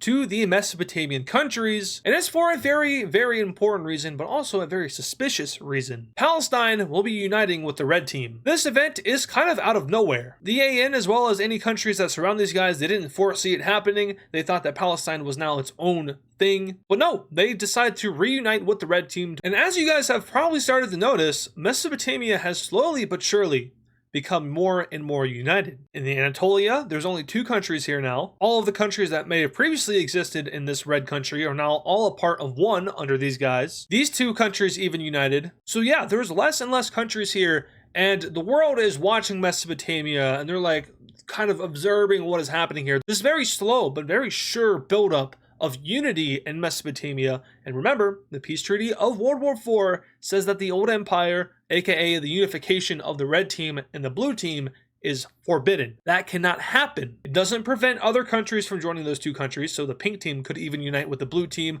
although they have a little bit of a rivalry with a certain war that happened a couple decades ago. But, you know, they're still very friendly with each other. They're both Mesopotamians. They recognize each other as Mesopotamian brothers at the end of the day. But the world is watching this region because there is a sense amongst the citizens here that the Grand Empire could return. Social media, for example, their version of it, probably way more advanced than our version, there's like talks of bringing back the old Grand Empire, the old empire, the Grand Empire, whatever you want to call it. It comes under very many names. So the citizens are putting it into motion, but the governments are going to reinstate the fact that they cannot make that happen, because if that did happen, a worldwide coalition would form against them. Power is not allowed to be centralized in Mesopotamia because it could very easily be exploited, and this country could very easily do a lot of damage to all of the other countries around it if it united. But that doesn't mean that there aren't politicians that are working together between these 2 countries that aren't trying to find a workaround. Small portions of each government are secretly behind the scenes trying to find a workaround that wouldn't get the whole world involved. It's very secret, and the main governments know about that, and they want to make sure that these groups keep it extraordinarily secret. If word got out, well, that coalition could form a lot earlier than they wanted to. But for now, they once again reinstate that they have no intention of doing that, and they continue to carry on with their lives. We will now, however, head on over here to Europe, and that's because we see yet another Unitarian country expand. This time, Iberian Unitaria will be adding another member, and that member is the dark purple team, aka Catalonia. Now, this is also extremely surprising considering the fact that this country has come in and out of existence constantly. But here it decides to not necessarily give up its existence, but to give up its sovereignty in order to live on with these other 2 countries under the more perfect society. This is once again very surprising to a lot of the European countries who thought that maybe this newer country would want to exist for a little bit, but no, they want to join the Unitarians. People very largely support it, and so does the government, and thus they make it happen. Of course, these guys will be colored in the Unitarian ethnicity / religion, which actually isn't much of an ethnicity or a religion, more so of a societal standing. But yeah, the ethnicity map in this video has become very, very interesting, especially down here in Africa, but also now over here in Europe, we see this estranged community down here in the south of France that maybe might want to join the Unitarians. Now though, taking a break from unity and taking a break from countries coming together, we're heading down here to the southeastern portion of the map where we have a major regional conflict occurring. Australia is once again going to expand their borders, but this time it comes with a severe consequence as troops start to occupy Filipino islands. Now, as we probably should remember, the Philippines are in a military alliance with the likes of Vietnam, and also South China. South China has grown to become one of the stronger countries in the world, without a doubt a top 20 power, even a top 15 power. They have also in many ways surpassed North China, or just normal China. I don't think I've ever called these guys North China before, but I guess that also kind of puts it into perspective how much stronger this country is, or has become, in comparison to their former ruler. But with Australian troops impeding on Filipino territory, that alliance will be activated and Vietnam and South China will both come to the aid of their ally. Now, the response isn't going to necessarily be right away, and the Philippines will lose a majority of their territory. In fact, they begin to question their actual alliance because when are you guys going to get here? And right before they lose all hope, their allies come to the rescue and they immediately begin to push back Red Australia. The Australian military has not been humiliated before, but it's kind of happening here. Their own territory even begins to be invaded by the Trapezoid Alliance, and soon enough they almost completely lose their foothold in the Philippine Islands, a very embarrassing loss for them. But they will begin to send in reinforcements up north, but not before crossing over into Indonesia Unitarian waters, violating said waters, and also getting into a naval skirmish with them, which inadvertently brings Indonesia into the war. And since Indonesia was attacked, that also brings the other Unitarians into the war. So yeah, the Unitarians join the war. It's the Star Alliance and the Trapezoid Alliance versus Red Australia. Not a good matchup for them. But most importantly to note here, this is the first time that we've ever seen the Unitarian military alliance be used. These countries have pretty much never, ever used their militaries other than the Iberian one, and also technically the failed one in Central Asia, but that doesn't really count. They never joined the alliance. They were never a core Unitarian country, but like Canada, Japan, Indonesia, South Africa, those countries, they don't use their militaries, but this is the first time they're ever going to be doing that. And if I'm not wrong, I think it's the second time that Canada has ever used their military. I think the first time was in the Civil War that happened over here, and I don't even know if they directly used their military. I don't exactly remember. It might have been indirect involvement where they had like a rebellious group fighting, and if that was the case, which I'm starting to think that it was, then that means that this is Canada's first ever war. The Unitarian militaries, they're not notoriously strong or anything like that. In fact, they're pretty average, a little bit above average because of their economies and stuff like that. But fighting isn't really like a societal standard of the Unitarians. You know, they're anti-war. However, they find themselves in a war with one of the stronger countries in the world. But it isn't a matter of being at war. It's more so of a matter of protecting the other Unitarian countries. They are one society. They recognize each other as one society, separated by different borders, different geographical landscapes and stuff like that. We're Unitarians here, but you guys are also Unitarians, and so are the Japanese. It's one society under different countries, and thus it is of utmost importance that we withhold that society that we have worked so hard to maintain and keep. Indonesia Unitaria will for the first time ever deploy their military and begin to smoke Australia. That is in large part thanks to the fact that a majority of the Australian invasion forces are now up here in the southern Philippines. They were sent here to push back against the counteroffensive. They do go ahead and secure the entirety of this southern island,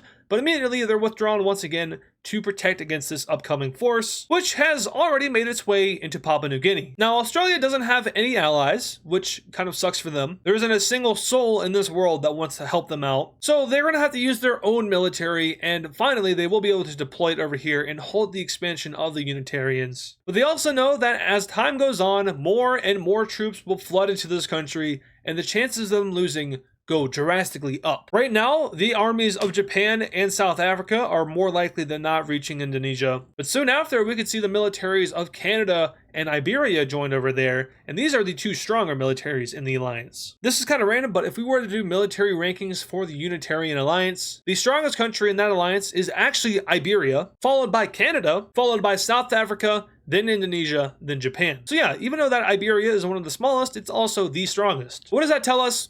Size doesn't matter. Anyway, back over in the Philippines, the pink team will once again send troops down with the help of their allies, and Australia is now completely kicked out of the Philippines. That was not their goal. Their goal was to take over all of the Philippines, but now they have no Philippines. So yeah, losers. Did I mention that the armies of South China and Vietnam are also helping out Indonesia? These guys are all relatively friendly with each other, so the Indonesians have really no issue with allowing for these guys' armies to move through their territory. And the effort to protect the Philippines is now turning into an effort to destroy Australia. Maybe not completely destroy them, but definitely push back their influence and push back their borders. But now with the militaries of Canada and Iberia here, Red Australia's military is in shambles. This is the first time that Australia has ever faced an invading force that is much stronger than itself. So, there will be little to no counter invasions by Australia. And by little, I mean like one, and it takes back like a little bit of the central area, but not for long, as the combined coalition of the defenders will just blitz right through the rest of Papua New Guinea. Then I reach all the way over here to the easternmost areas of this island. The Australian land force is split off into two pieces, and not long after are they required to retreat back to the main continent. So Australia will lose all of their ground in the island of New Guinea, and the blue team will also begin to invade some islands over here off the coast. It's a pretty bad beatdown of Australia. And now, though, we reach a very interesting point. While the combined military of all of these countries might be very strong and stronger than Australia, it's not enough to navally invade Australia. That is, without a doubt, out of the question. If you do that, you are going to be wasting so many resources, so many lives, it's just not worth it in the end. The main point of this war was to protect the Philippines and also to protect Indonesia. That has very easily been fulfilled. Invading Australia just seems like a little bit too excessive. So they will offer the Australian government an opportunity to sit down and discuss peace negotiations, and very surprisingly, Australia will accept. The fascist government here knows that they want land, they know they want to expand their territory, they also know that their empire is very fragile. This is not a very free country. In fact, it's very suppressed, very restrictive on what you can do. And if you push the buttons of the civilians a little bit too much, they tend to rebel. You can ask pretty much any of the countries in the world that used to have a radical ideology, like Brazil, definitely will tell you that, hey, maybe sit this one out. You don't want to fall apart, do you? Remember that Australia is made up of many countries. This wasn't always just one country. More recently, it was two, the red team and the blue team, but before that, there were a ton of countries here. So they will now meet over here in India to discuss a peace treaty. And let's go ahead and take a look at said treaty. And in this treaty here, we see a couple of things happening. First of all, starting in the Philippines, they will now completely annex all of the Philippine islands. So this country is actually pretty much a mirror of the real life Philippines at this point. Not intentional, but that is just the outcome of this peace treaty. Also, pretty similar to real life, Indonesia is looking a lot like Indonesia. They just don't have their half of Papua New Guinea, and that's because the yellow team has been brought back at this point. This country was annexed by Red Australia, however, in the peace treaty, they were forced to spit them out, now leaving the Australian Empire just to a few islands outside of the main continent, and of course New Zealand as well as a little chunk down here in the south of this island. But yeah, their reach is heavily reduced. They used to be all the way up here. Now they are just north, like in this area. Actually, it might be the Solomon Islands. But yeah, very small. They're not so happy about that, but they do retain their country, and the government does retain their authority. No major upbringings, no major rebellions or revolutions, anything like that. They hold on, and the people are just kind of mad. But you can like beat them with batons and stuff and spray tear gas into their eye to make them go away. So they're going to probably do that. Oh, and also these guys will join the Assembly of Nations. Now, whenever a country is created or comes back, they automatically join the AN because it's a pretty essential part of this world now. Like if a country wasn't in the AN, it would be very weird. But now though, we come over here to Canada, where we have yet another Unitarian expansion. This time, the country of New England or New York or whatever you want to call it will be uniting with Canada. Now, like many other of the Unitarian unions, this is very surprising to the world. New York or New England has been independent for a very long time, ever since they got independence from the Dutch team hundreds of years ago. And they've also coexisted with the Unitarians in a way that made a lot of countries think that they had no interest in joining, but that isn't necessarily the case. As you can see, they've joined. And now America is a little bit more scared of the countries that surround them. A few episodes ago, they were, the big bad country, the strongest country in the world. Now, though, there are two countries that are right on their border that are both larger than them. And, well, if they work together, they could definitely take them down. I was going to say stronger, but that is definitely not the case. So 3 Unitarian expansions, technically 4 Unitarian expansions, have happened in this episode. The ideology / societal function, whatever you want to call it, is very rapidly gaining popularity. More and more people are wanting it, and there is a good percentage of people in the world that believe that their country should be under this new ideology. There is a percentage that exists of people in the world, and then this is an actual percentage, like over 1%, that want the whole world united under Unitarianism. They believe that it can actually happen and it can actually work. Now, right now, that is a very bizarre and honestly impossible idea. You cannot unite the whole world under one country because it's so diverse and so many different countries want their own independence. Like South America, for example, these are all of these sovereign nations down here. They call themselves the sovereigners because they want to remain separate as their own thing, just in a collaborative effort with the other countries around them. There's also countries that you just simply couldn't unite together. It just wouldn't work. Greece does not want to be in the same union as Mesopotamia, just as Mesopotamia doesn't want to be in the same union as the Green Team. Yes, they're catching strays even hundreds, if not thousands of years later. Actually, yeah, definitely thousands of years later. This rivalry is ancient. First episode ancient. But yeah, that idea is very very unordinary, and countries just don't recognize it as a possibility. Like, it's 1% of people that wish that. That's a very small percentage, but still in the grand population of this world, which is probably well over 10 billion now, probably well over 15 billion now, that is a substantial amount of people. In fact, that is 150 million. A lot of people. But for our final event of this episode, now coming over here to China, we have a unification between them and a country that just recently broke away from them. In World War V, China was forced to spit out both of these countries over here, and that wasn't for a reason of wanting to give these guys independence, like they didn't want to be separated or anything. It's just more so they wanted to weaken China. And sure, there are some issues that have persisted with China in these regions, like they might have exploited this region and they kind of left it behind, in the sense that these countries are very rural compared to the other more city and urban population over here, where the Chinese government actually exists and does a lot of their business. So that was like the justification for giving these two countries independence, but it wasn't necessarily a great idea, and not really a great idea at all for this country, who is ranking very, very poorly in world economy, one of the worst in the world, and in terms of development of the population, also pretty down the drain. So the country here will go to China, and they're going to be like, hey,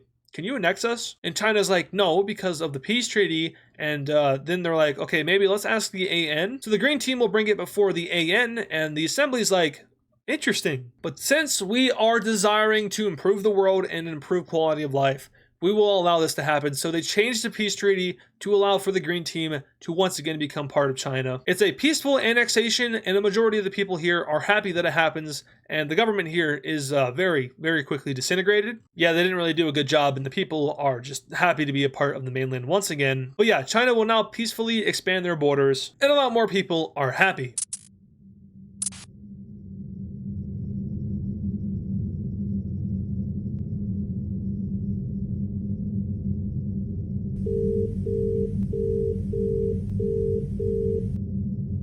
New system detected in the Milky Way. The group of 5 must have been hiding it. Unknown system. Impossible. That entire galaxy has been charted.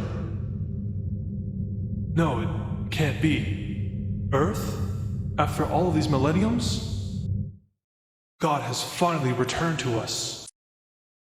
The Dark Scion team and the Till team are going to war, and as I've mentioned before, the Assembly of Nations has stopped multiple wars from breaking out in this region. However, they can't stop every single attempt at war, and now we see that the Till team is invading the Dark Scion team for 2 main reasons. One of them includes resources that this country has that the Till team does not have. They would find it very vital to their economy, and it's going to help boost a lot of the technology within their country. But aside from that, politically, these 2 countries are not very friendly at all. They have a very long history together, but modernly, it has finally dwindled down into a full-scale war, and now we see that the Till team is absolutely dominating this country. Their capital city is long gone before they go ahead and meet up with the border of the Gold team, and by that point we have the surrender of the Dark Scion team. So that war was pretty quick, but we can go ahead and take a look at the peace treaty, in which that country is fully annexed, and this country gets a slight hue shift. So this country now has access to all the resources they wanted to boost their economy, and on top of that, it also technically improves their relations with the Gold team, who also did not like the Dark Scion team. These 2 countries don't like each other, but now that the Dark Scion team is gone, there is a chance for them to improve their relations. But for now, we're jumping right on over to Mesopotamia, where we have one very interesting event happening. And that very interesting event is the unification between the blue team and the pink team. Now, you might remember that these 2 countries had some sour relations over a war that they fought against each other a few decades ago. I'm not sure exactly how long ago it was at this point. There used to be a very specific time frame for the series around World War III, World War IV.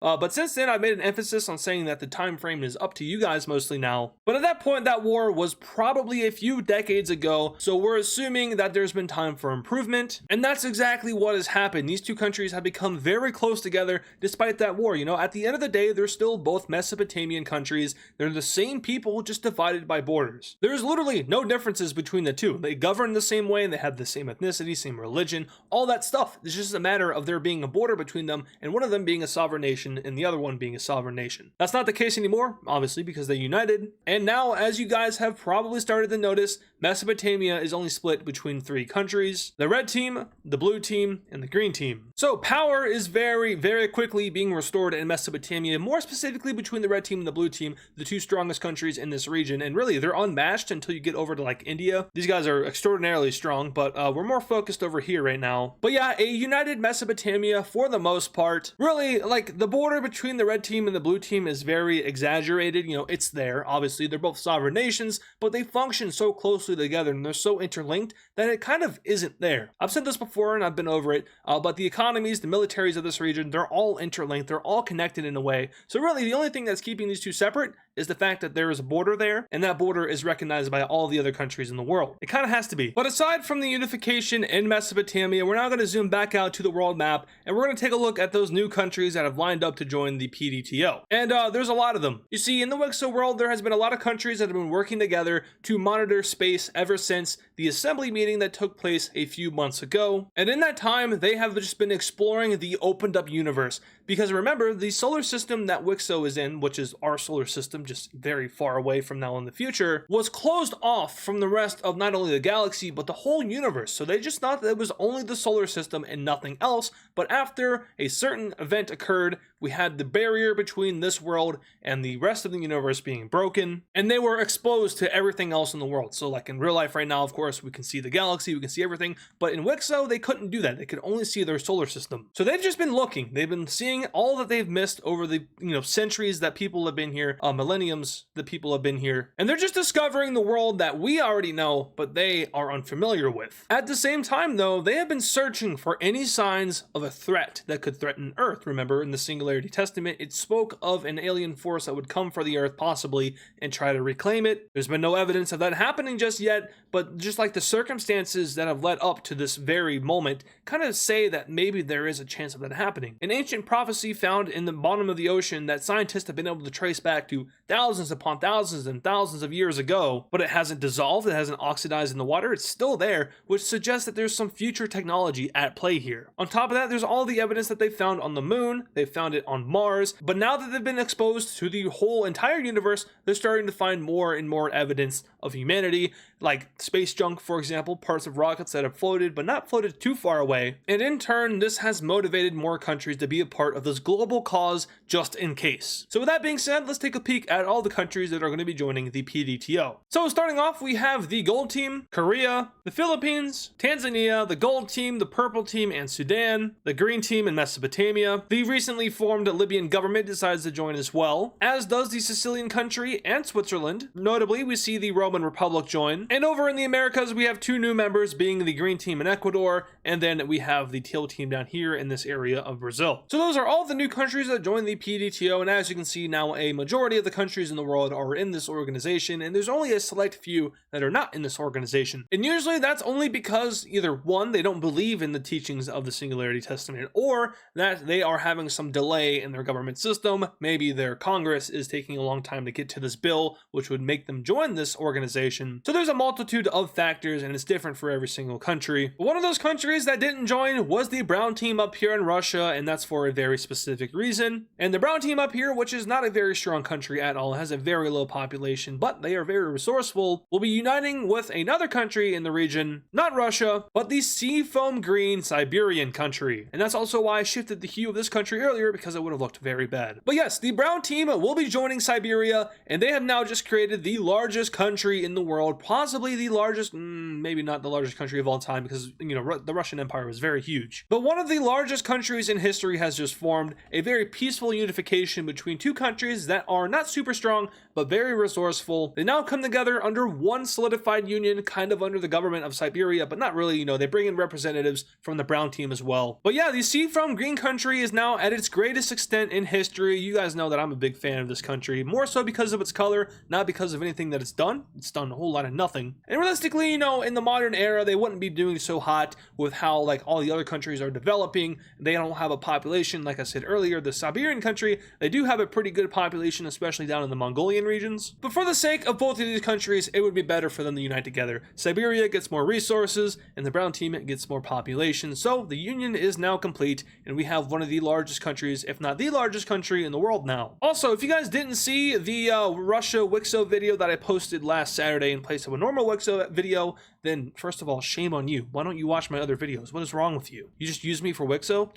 Jeez. But also, there wasn't a video because of two things. First of all, I had finals in college, so that was like a big deal. I had to get through that before I recorded a video. And with how this episode is going to play out here in a little bit, I didn't have time to put it all together. So, not that I'm spoiling anything toward the end of this episode, but it's going to take me a lot of time. The second thing, though, is having some writing issues with the series, trying to mingle the lore into what is about to happen in the next few episodes, but trying to translate this era into the next era, which is going to be very crazy. It was kind of challenging. Also, just filling in this era and all has been kind of challenging, which, by the way, is called the Silent Era. I don't think I ever officially gave it a name, but I've had that name for a while. I don't think I've ever said it, though. Anyway, I'm going to stop yapping about stuff that is irrelevant to the story now, because you guys are watching this live and you're probably disappointed right now. I'm sorry. Anyway, though, big Siberia, me very happy. It's going to take a while to get used to looking at the map, just like how it took a little bit for us to get used to Pacifica, but eventually it'll look fine. Anyway, we're headed straight down to the Orange team now because they're having a civil war. This is a very, very interesting civil war because there's a bunch of different factions at play here. First of all, against all odds, the communist purple country has begun to rebel against the Orange team. Remember how a few episodes ago I was talking about how they all hated each other and it was like very mixed up, very, very hard to separate, and it was just better for the pink team and the orange team to combine them together into their two territories? Yeah, well, it turns out there is something that can unite all those people, and that's being under the rule of the orange team. It sucks. Well, according to these guys, it does. So they were all fighting against each other. They got annexed by the orange team. That sucked. And then they were like, wait, guys, what if we turned our anger from each other to the new government in the orange team? What a great idea that was. It united everybody and now they're fighting back against the orange team. Aside from that, however, we have a rebel group appearing over here in the northwest of the country. These guys are kind of like the Democratic Party. Now this country is technically democratic. It just has a very expansionist leader. And they're like over it. They're over all the wars. They want this country to focus on themselves. And this is the main opposing group of the government. They have one large section up here, as well as a smaller section over here in the far east, right on the border of this country, whichever color this is. But that's not all. There's more. Because the Till team, who is now seeing how the country that previously took land from them is exploding, decides that it's a great time to get back some old land. So the Till team also joins the war, and all of a sudden this is turning into a very large gangbang of the Orange team. Mighty unfortunate for the government forces, who will first target the far eastern rebellion over here. They will do a lot of damage to them, pushing them back all the way over to this region over here. They'll also do a considerable amount of damage up to the purple team up here, targeting these two major cities, which are where the strength of the rebellion is found, but also targeting these cities over here where there's also a lot of strength in the rebellion, just a different group. Now the Till team here is going to be on some King Von stuff, because they will immediately send their troops over into this northern region and take it all. Totally not because there was no one there. But no, the actual stuff comes into play right down here as they just blitz right into the orange team and take over these two major cities, encircling almost an entire army group over here. And these rebellions are like, whoa, that's crazy. And the orange team is like, whoa, that's really crazy. And the purple team's like, whoa, please send help. Have no fear, the green team is here. The microstate, with its very tiny army, decided that this is a good time to try to reform their once great empire. The king of this country, that's right, they are a monarch, remember that, decides that now is the perfect opportunity to retake old land that does belong to them just a very long time ago. But their entrance into the war is actually going to have a very large impact, as they will work to kind of encircle a large portion of the orange team's army over here. Prime Von comes down then and connects up with this area, this sea right here, where technically it's a part of the Caspian Sea. Does it have a name? I don't know. But they will do a tremendous work in pushing back the orange team, and their government's just like, what is happening right now? Our entire army group in the west is getting slimed by rebels right now. And on top of that, a microstate has like quadrupled its size in this war. Just some very embarrassing stuff for the orange team here. But eventually the rebels will be successful in taking out this entire western region over here. But yeah, the orange team is like, what do we even do at this point? So they decide to take their anger out on this rebel group all the way over here in the east. They are eradicated, and these guys over here are kind of like, dang, that sucks. But hey, they don't even border the orange team anymore, so there's a pretty good chance that they will get their independence should there be a peace treaty. Also, the purple team now, who may or may not be getting some support from a certain someone just north of here, is well, they're taking back a lot of land, and the Orange team is very confused at this point because how are we just, losing this war so bad? Taking a look internally, we'll see exactly why that is happening, because their government is extremely unpopular. Truthfully, the current president of this country is getting very close to the end of their term, and in that time, they decided to ramp up the foreign policy of this nation, which has been very consistent of war and aggression. So he's kind of just lost their support, and the citizens are doing nothing to really help the government out in this war. They're kind of just letting this happen. Like, sure, we're being invaded by a foreign nation, and that's never a good thing, and we're going to fight back in our own way, just we're not going to help you, because we hate you, and we know that the democratic government is going to take over here in a second. So, anyway, we have Prime Vaughn taking over the capital of the Orange team. These guys are on a mission right now, as you can tell. And on top of that, the Green team's navy just made a naval landing over here. Surprise, surprise, they have a navy. They'll take a little bit of land, but mostly they're trying to get land out of the peace treaty, and the Teal team is probably going to work with them in some way because they did fight on the same side in this war. But as for the rest of this country, the president is going to flee to the next major city, and very quickly he'll be tracked down by Vaughn, and that will be the end of him. With the government now pretty much gone, the rest of the country will surrender over to the rebel forces as well as the Teal team and the Green team, and we can go ahead and take a look at this peace treaty where the Orange team got dissected very quickly. So phase 1 of this peace treaty has two things happening. First of all, the Teal team gets all of their old land back from the Orange team, and second of all, we have the releasing of the Purple country from the Orange team. So that's just like the start of it. That's the foundation of this treaty. And of course, the majority of the Purple team is in the Pink team at this point, so they're not going to be getting that back for obvious reasons. But now for phase 2, which has all of these countries getting land from the Orange team, so the Teal team will get a healthy portion of land. The Green team will like quintuple in size. They become extraordinarily large compared to how they just were, but still, in the grand scheme of things, a very small nation. And then we have the Purple team actually gaining 2 regions out of the Orange team, so they were able to expand their territory into areas which they didn't previously claim, but they now get spoils in the peace treaty, therefore they're allowed to expand. The Orange team gets a brand new government led by the rebel forces that were over here in the east, as well as up here in the top western areas. And now everyone is semi-happy, except for the Purple team. They need a capital city. Alright, but now as you guys can tell, Central Asia has changed a lot in this video, from Siberia all the way down to the Teal team over here, and then most recently with the Orange team down here. And probably the most surprising thing that has happened so far is that the Green team has crawled out of microstate status, and they're now just a normally sized country. So yeah, no longer a city-state, now an actual functioning country. They're well on their way to rebuilding their once glorious empire. Probably not though, let's be real here. Anyway, now we're heading straight down to Africa, where we have a major event occurring with the Pink team joining in on Africa Unitaria. This has been in the works for a while, and now it is finally done, so the Pink African country will go ahead and join the Unitarians. And this country has become very strong with all the unifications that have occurred recently. As we all know, this region has been very, very united in history. They've very often worked together in time, and even colonially, there was a lot of similarities between these countries. Now, the most recent one, of course, this is going to be a little bit different and maybe a little bit challenging for the Unitarian countries, because remember, a part of this ideology is kind of like not necessarily fully giving up your culture and heritage. I might have said that before, but I think I want to kind of change the wording a little bit. You're not like completely abandoning your identity, but you're reducing it to a point where it doesn't really matter anymore. Like nowadays especially, you'll notice that people really care about like what your religion is. Like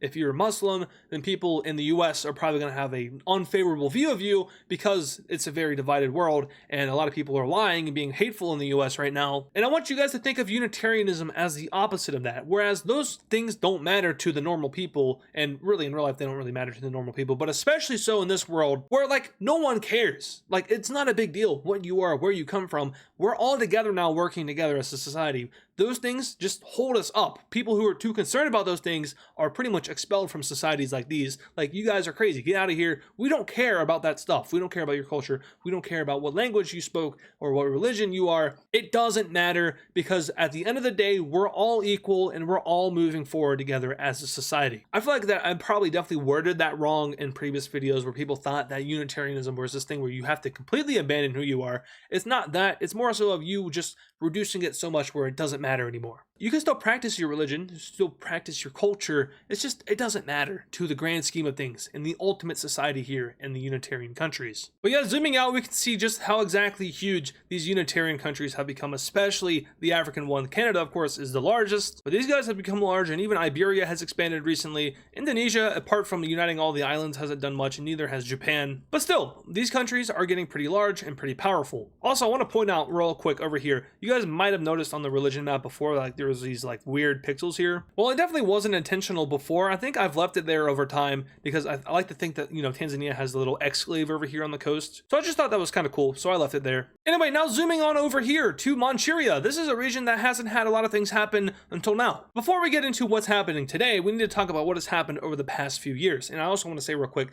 that just because I don't talk about something happening here doesn't mean it can't happen. I see a lot of people complain sometimes about like things being unrealistic, and I've said before, and I'll say it again here, that just because I don't talk about something happening doesn't mean that it can't happen. Like, I'm not going to go over every single country in every single episode and talk about like their relations with other countries and what has happened internally. There's just not enough time for that. So like, you know, the Civil War and the Orange Team, just because I didn't say they were unstable, it doesn't mean that it's just out of nowhere impossible for them to be unstable. Once again, I don't have time to talk about every single country. Anyway, now over here, the Pink Team was a very close friend to China, but after the whole War of the Elites thing and, you know, them being dragged into it kind of, and seeing how China just fell apart, the Manchurians were starting to distance themselves from China. And they have continued to distance themselves from China, whereas now they don't even consider China an ally anymore. They're not hostile or anything like that. If anything, they're neutral, but the connection that they once had is no longer there. And like I said, they're no longer allies. They wouldn't help each other out in any specific scenario like maybe what's about to happen. And what's about to happen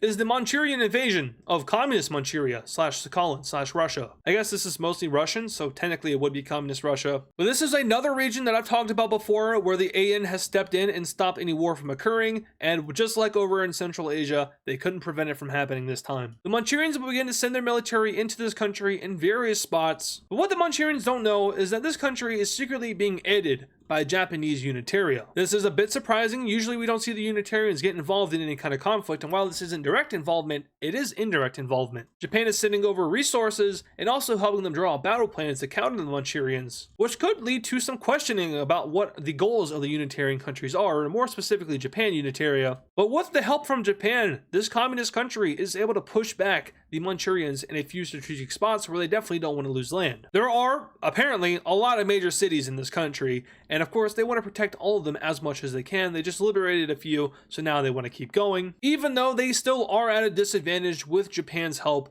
we do see Manchuria take a bunch of land, but these guys are fighting back to the best of their ability, even in some cases crossing the Manchurian border and starting to take land from them. Usually you don't want to do that until you have all of your land taken back, but for these guys, their priorities are cutting off the north from the south. Apparently there's a lot of people that live up here, and if they disconnect them from the main government in the south, they'll have a pretty good chance at somehow winning this war. With that being said, the Manchurians will also go ahead and send their military in from the northernmost areas, kind of surprising the Purple Team in a way, as these guys didn't really think that there would be much of an offensive in the north. However, that's not the case, as the communists did send a good portion of their military up here to carry out this offensive and thus distract these guys. With that distraction in place, they were able to take back a pretty good amount of land over here in the northern areas, but they do still struggle in the south as they lose two major cities over to the Purple Team. However, that's not the end of countries getting involved in this conflict, because yet another country will be getting directly involved in this war. They will be declaring war on one of these countries, and they will be sending their military straight in. This is a country that has been very quiet in the past couple of decades, maybe even centuries. It's a country that has been kind of forgotten, do I say, over the past few decades and centuries. But it's a country that is extremely old and has extremely old culture and history. And it's a country that wants to kind of make themselves relevant once again on the international stage. That country is none other than Korea. Korea is a democratic country. They have been very quiet since their last war, where they lost a ton of land over to Manchuria, and I do believe that was their civil war. But now, seeing how their two breakaway areas have begun to fight each other, it's the perfect opportunity for them to reclaim their lost land and demonstrate to the world that they are still a capable country despite their size. Korea will begin to send their military straight up into the most populated areas of Manchuria, sweeping through these cities and taking back what was once theirs. This was a completely surprising event for the Purple Team, and now they're in a little bit of a pickle. We have one invading force up here, a very stubborn defensive line over here, and now a very strong invasion force down here. Korea is actually the strongest military in this war, believe it or not. Once again, despite their size, they are still a very strong country. With Korea's entrance into the war, this will free up a lot of land for the communist country to take back. More importantly though, they take back this major city down here and push the Manchurians almost completely out of their area over here in the southern region. Up north, we do see the Manchurians continue their advance, now taking over 2 additional major cities, which is going to harm the communist country a little bit, but this area is not nearly as important as the southern area where the gold team is now focusing on. Additionally, this random offensive up here is still doing good numbers as they take yet another major city and begin to approach another major city. And down south, Korea's army takes yet another major city. Take a shot every time I say major city. Don't do that, you guys are too young, and also you would probably die. But just in case, major city, major city, major city, major city, major city, major city, major city, major city. Did I mention major city? Korea will take yet another major city, and they'll take yet another major city, and also another major city. Korea is very capable, and Manchuria is very uncapable. The gold team in Korea, while not directly working together, will go ahead and encircle this large army group over here. The gold team will begin to close in, but miraculously, they are able to escape and meet back up with their country. They just push out with all their forces. It was very deadly and they lost a lot of manpower. But they were able to reconnect up with the main Manchurian group, which is going to be very, very helpful, as those very soldiers will help take back this major city over here and also start to take back this major city down here. I'll stop now, I'm sorry. Up north, the Manchurians are also having success in pushing back this random offensive up here. It was going very well at first, and that was mostly because Manchuria wasn't allocating any resources to this region. Now however, they are, and they've taken back one of these important cities. With their success over in that region, though, we also see success for the communist country as they're able to take back a majority of the land and major cities in this region, and also start an all-out offensive from the north, now impeding down towards these other important cities down here. Their success in the north is kind of strange, and they've been able to kick back the Manchurians completely, which might be surprising, but that's mostly because Manchuria is pulling all their forces down towards the capital, and that's because the Koreans are right at the capital. Additionally, Korea is now sending a lot of their military forces up north to deal with the other vacant areas and cities. They'll take all those areas and even disconnect the capital area from the rest of the country, which was actually the communist country's goals in this war. Now, however, we see that Korea's in the war, and now they don't have to worry about that because they've done it for them. This leaves opportunity for the gold team to go ahead and just start doing it themselves. They'll focus on the north while the Koreans focus on the south, and this goes very well for the gold team, who is now at a very clear advantage in this entire region due to the fact that the capital city is holding a majority of the purple team's army at this time. Now, that's not to say that there's like no military forces up here, don't get the wrong idea, more so of the gold team has an advantage over the forces that are here, and thus we see constant acceleration on their front line. The purple team is still able to push back in some instances, but for the most part, these guys have the advantage. Back down south, things are not going so great. Korea has just taken out the capital city of the Manchurian country, and at this point, the purple team isn't feeling so good, so they'll go ahead and they will surrender over to Korea, as well as surrender over to the very country they attacked, hoping to gain land. Also, I don't think I talked about the justification for this war. Basically, these two countries are very politically at each other. They don't like each other at all, and it just boiled over. You know, sometimes tensions just boil over and you end up in a war. Mostly, though, Manchuria wanted more access to the Sea of Japan. They have access to the Yellow Sea, and they have very brief access over here to the Sea of Japan. However, this coastal area is not very usable in the sense that they can easily export economic values out of here. So they decided that, hey, we politically don't like these guys. They're communists for the most part, so that's sucks, you know, they're scum and all, but we really want better access to the Sea of Japan. This land, like I said, isn't super usable, so we'd like a lot more land up here in the more usable areas. So that didn't work out for them, and they ended up losing, but now we can go ahead and take a look at the peace treaty between these three countries, which has the new borders of this region looking something like this. So notably, we see that the communist country gets a lot of land here, a lot more than Korea. We'll go over that in a second, but they get a combination of regions over here, as well as a small portion of land up here. As for Korea, they're going to be getting all this land down here. Now you might be wondering, why don't they get as much land as the gold team? They did way more work than these guys. Well, that's because this land down here is like 10 times more valuable than all the land that the gold team just annexed. So like they technically did get the better end of the deal compared to these guys, and they did do more work, and they definitely saved these guys, so it's only fair for them to get the more valuable land. But yeah, Korea goes ahead and now extends their coastline all the way over here to connect up with China. That is an ancient rivalry that is still present in economic senses. Politically, it's very neutral, but economically, they are rivals in this region. So they now share a border, which could fuel that rivalry even more. But now zooming out from Manchuria and taking a look at our next region, which is all the way over here in North America, we have a very interesting unification, but more so of a joining, and that is Texas going ahead and uniting with Pacifica. Now, Texas did just get independence not too long ago at all. However, in that time frame, they haven't really found themselves as a country. Texas was a very old country, and they have been massively integrated into American society, and therefore the culture is still there in some very remotely practiced areas. but for the most part, they're just American. And you might be wondering at the same time, you know, all of these regions over here, they're all the same ethnicity, same religion, all that stuff, but still, countries do develop their own individual culture as time goes on. It's just that Texan culture isn't really found in these northern regions. It's mostly found in the Gold Team down here, which is kind of like the true successor of Texas at this point. But politically, and due to multiple wars, Texas shared very, very close relations with Pacifica, and Pacifica at this point is now presenting itself as this very large option for countries in North America to join with, because it's not like Unitarianism unity where you have to suppress all these things. You're still allowed to flourish with them here, and still it's very present in society, which does present some roadblocks, but some countries do prefer that over what the Unitarians have to offer, and Texas was one of those. You know, their economy wasn't great, they're a landlocked country, the land that they own is not very valuable unless you're farming, so it's gonna benefit both Pacifica and themselves. Their economy will be integrated with a lot of the coastal cities over here, the urban areas where the money is made, and in return we have the Pacificans getting a very, very good spot to farm. You have to think about how much more food is going to be available now for a way cheaper price for all of the people in Pacifica, because honestly there's not a lot of areas to farm within this country. This is the best spot, so now Pacifica no longer has to import as much food as they did before. They can grow their own. That's a big win for them, but also a big win for the people of Texas, who are going to experience a massive boost in quality of life. Anyway, now we're going to take a quick step back, because this next event is world changing. We are completely shifting gears here because a very, very, very important event has just occurred, one that defies international law, and one that is going to bring about a fierce debate amongst the AN countries about whether or not this should be allowed or not. Now, what event am I talking about? What could be happening that is going to change the world completely? It's going to flip everyone over on their head and be like, wait, hold on, we weren't expecting this. We got to figure out how we're going to deal with this, because this could very, very easily lead into World War VI.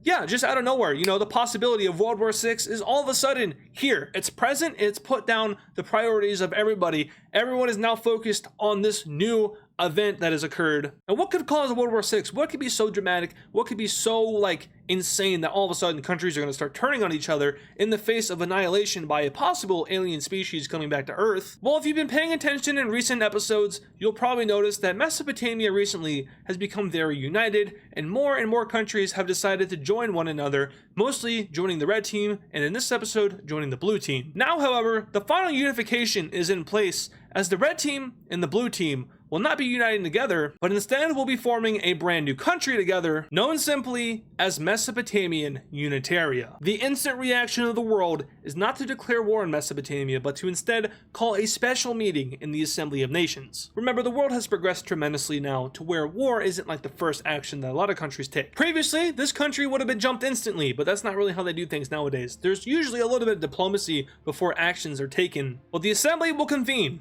on the unification of Mesopotamia, and if this truly defies the peace treaty of World War IV and the founding treaty of the Assembly of Nations, the Mesopotamian Accord, which, if you don't remember, states that the red team and the blue team are forbidden from uniting together. The Mesopotamians believe that they have found a loophole in the Mesopotamian Accord, but a lot of countries aren't necessarily buying it. India, for example, is extremely opposed to the unification. They are ready to take action. However, they will first convene with the assembly diplomatically. And in the assembly meeting, a ton of different opinions are given from countries all across the world. A lot of leaders quickly take to the public to state what their opinion is on this new unification.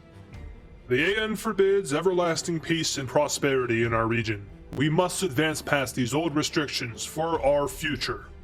It is simple. The peace of World War IV forbids unification in that region. We will not allow it. This isn't a matter of grand politics. It's a matter of what's best for our people. We will do what we must to ensure prosperity. The Third World War has taught us a valuable lesson. Unification in Mesopotamia leads to dangerous levels of imperialism. Our ideology is one of peace. We do not seek war. We are democratic, we are for the people, and we welcome Mesopotamia. It is a violation of international law and the very foundation of our system. We will prevent this through all means. Mesopotamia has and always will be our greatest ally. We stand with them in all causes, even now through these troubling times. While we believe there is a peaceful resolution to the current situation at hand, one in which all parties are satisfied, We acknowledge the need and standard to follow international law. We are familiar with imperialism within our home nation. We know how it starts, but we do not see evidence of such in Mesopotamia. Thus, we will remain neutral in this matter. We understand the complications involved in this matter and understand both sides, but we must comply with the assembly.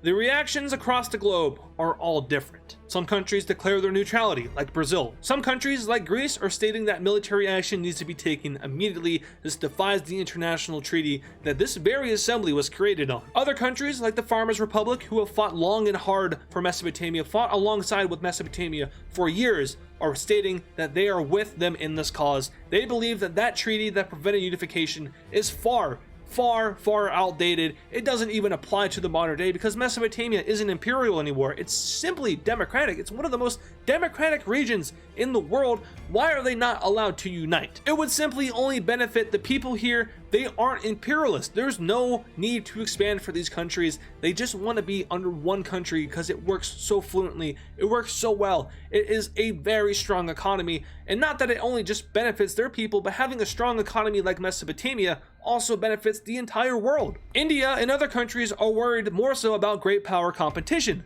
They believe that Mesopotamia is going to go ahead and prevent them from doing anything. Well, guess what? India hasn't done anything either. And that is what the Mesopotamian countries are preaching right now. We are not a threat to anybody. Those past ways are no longer our current values. Before this unification, the border between the red team and the blue team didn't even exist. You don't need a passport to go back and forth between the countries. You can simply just go in and come back anytime you want. You can get a job in the other country and still live in another country, and there's no problems. You can just do that. They were only ever divided by the sovereign borders on this map. In all other ways, they were already one country. So they could have just stayed as separate countries, but this union is the ultimate next step for Mesopotamian society. They are Unitarian, remember that. They aren't just a union now. This isn't like the old empire or anything. That is long gone. This is something new. This is Mesopotamian Unitaria. And the loophole that they believe they found is that the fact that they are Unitarian, they are presenting themselves as not a union between two countries, but the founding of something brand new.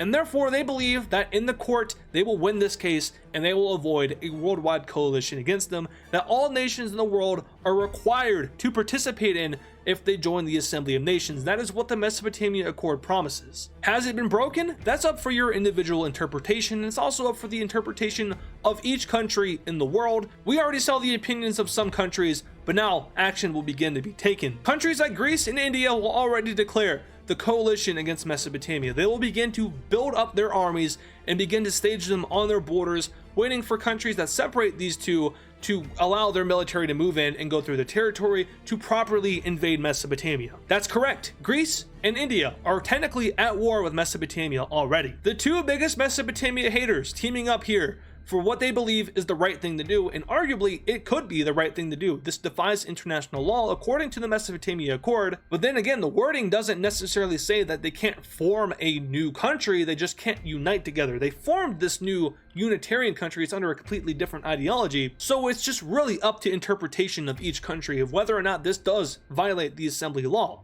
But Mesopotamia will not be alone. They of course have their own military alliance consisting of Caucasia and the two Anatolian countries, and in this very matter, these three countries are united and in solidarity with Mesopotamia. They will fight alongside the new Unitarians. This also means that Greece will be attacking these countries and India will as well. But Mesopotamia also has economic allies of their own, and in this case, every single economic ally of Mesopotamia will vote against forming the coalition. They will not participate in the coalition. And this is up to you once again, but by doing so, they are technically voiding international law. They're breaking law, and this is something that could be taken out on them. But Persia will not be participating. The green team won't, the gray team won't, none of the African countries. They are standing with Mesopotamia and saying that they should be allowed to unite under the new Unitarian government. But we're missing one very, very, very important thing, and that is the entrance of Mesopotamia into the Star Military Alliance, also known as the Unitarian Military Alliance. Every Unitarian country is in agreement to allow Mesopotamia, despite the hard times, to join their military alliance. They will not join the economic alliance because they have one of their own that is extremely powerful. It would be a downgrade for them to leave it. But they join the military alliance, which means they gain an ally in Canada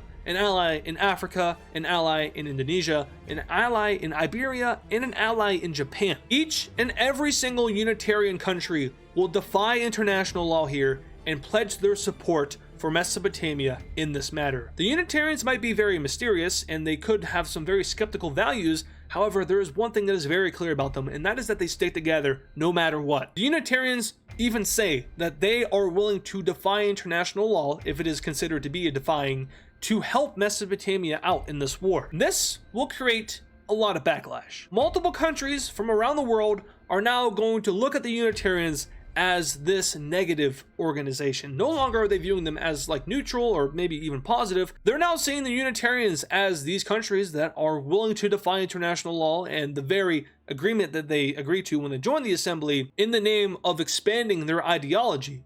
And so, the international coalition against the Unitarians will be formed. And here we see the assembly coalition form. Now you might notice that only around half the world is in this coalition, meaning that the assembly is having its largest fracture since World War V. Around half the world is openly choosing to either be neutral in this coalition or to support the Unitarians, and more so Mesopotamia, in their war for what they believe in, and that is of course unification. Once again, the interpretation of whether or not this violates international law is individually up to you. So the countries that do solemnly believe that this violates international law are now participating in the coalition. They call themselves the Sovereigners, and the Unitarians, and more so the Mesopotamians, will be building a large alliance of their own. One that consists of some of the most unlikely allies in the world. The core Mesopotamian region, of course, will fight for the survival of the Unitarians in Mesopotamia. But moving north to Europe, we see some ancient allies coming to the aid of the Mesopotamians, more so in the Farmers' Republic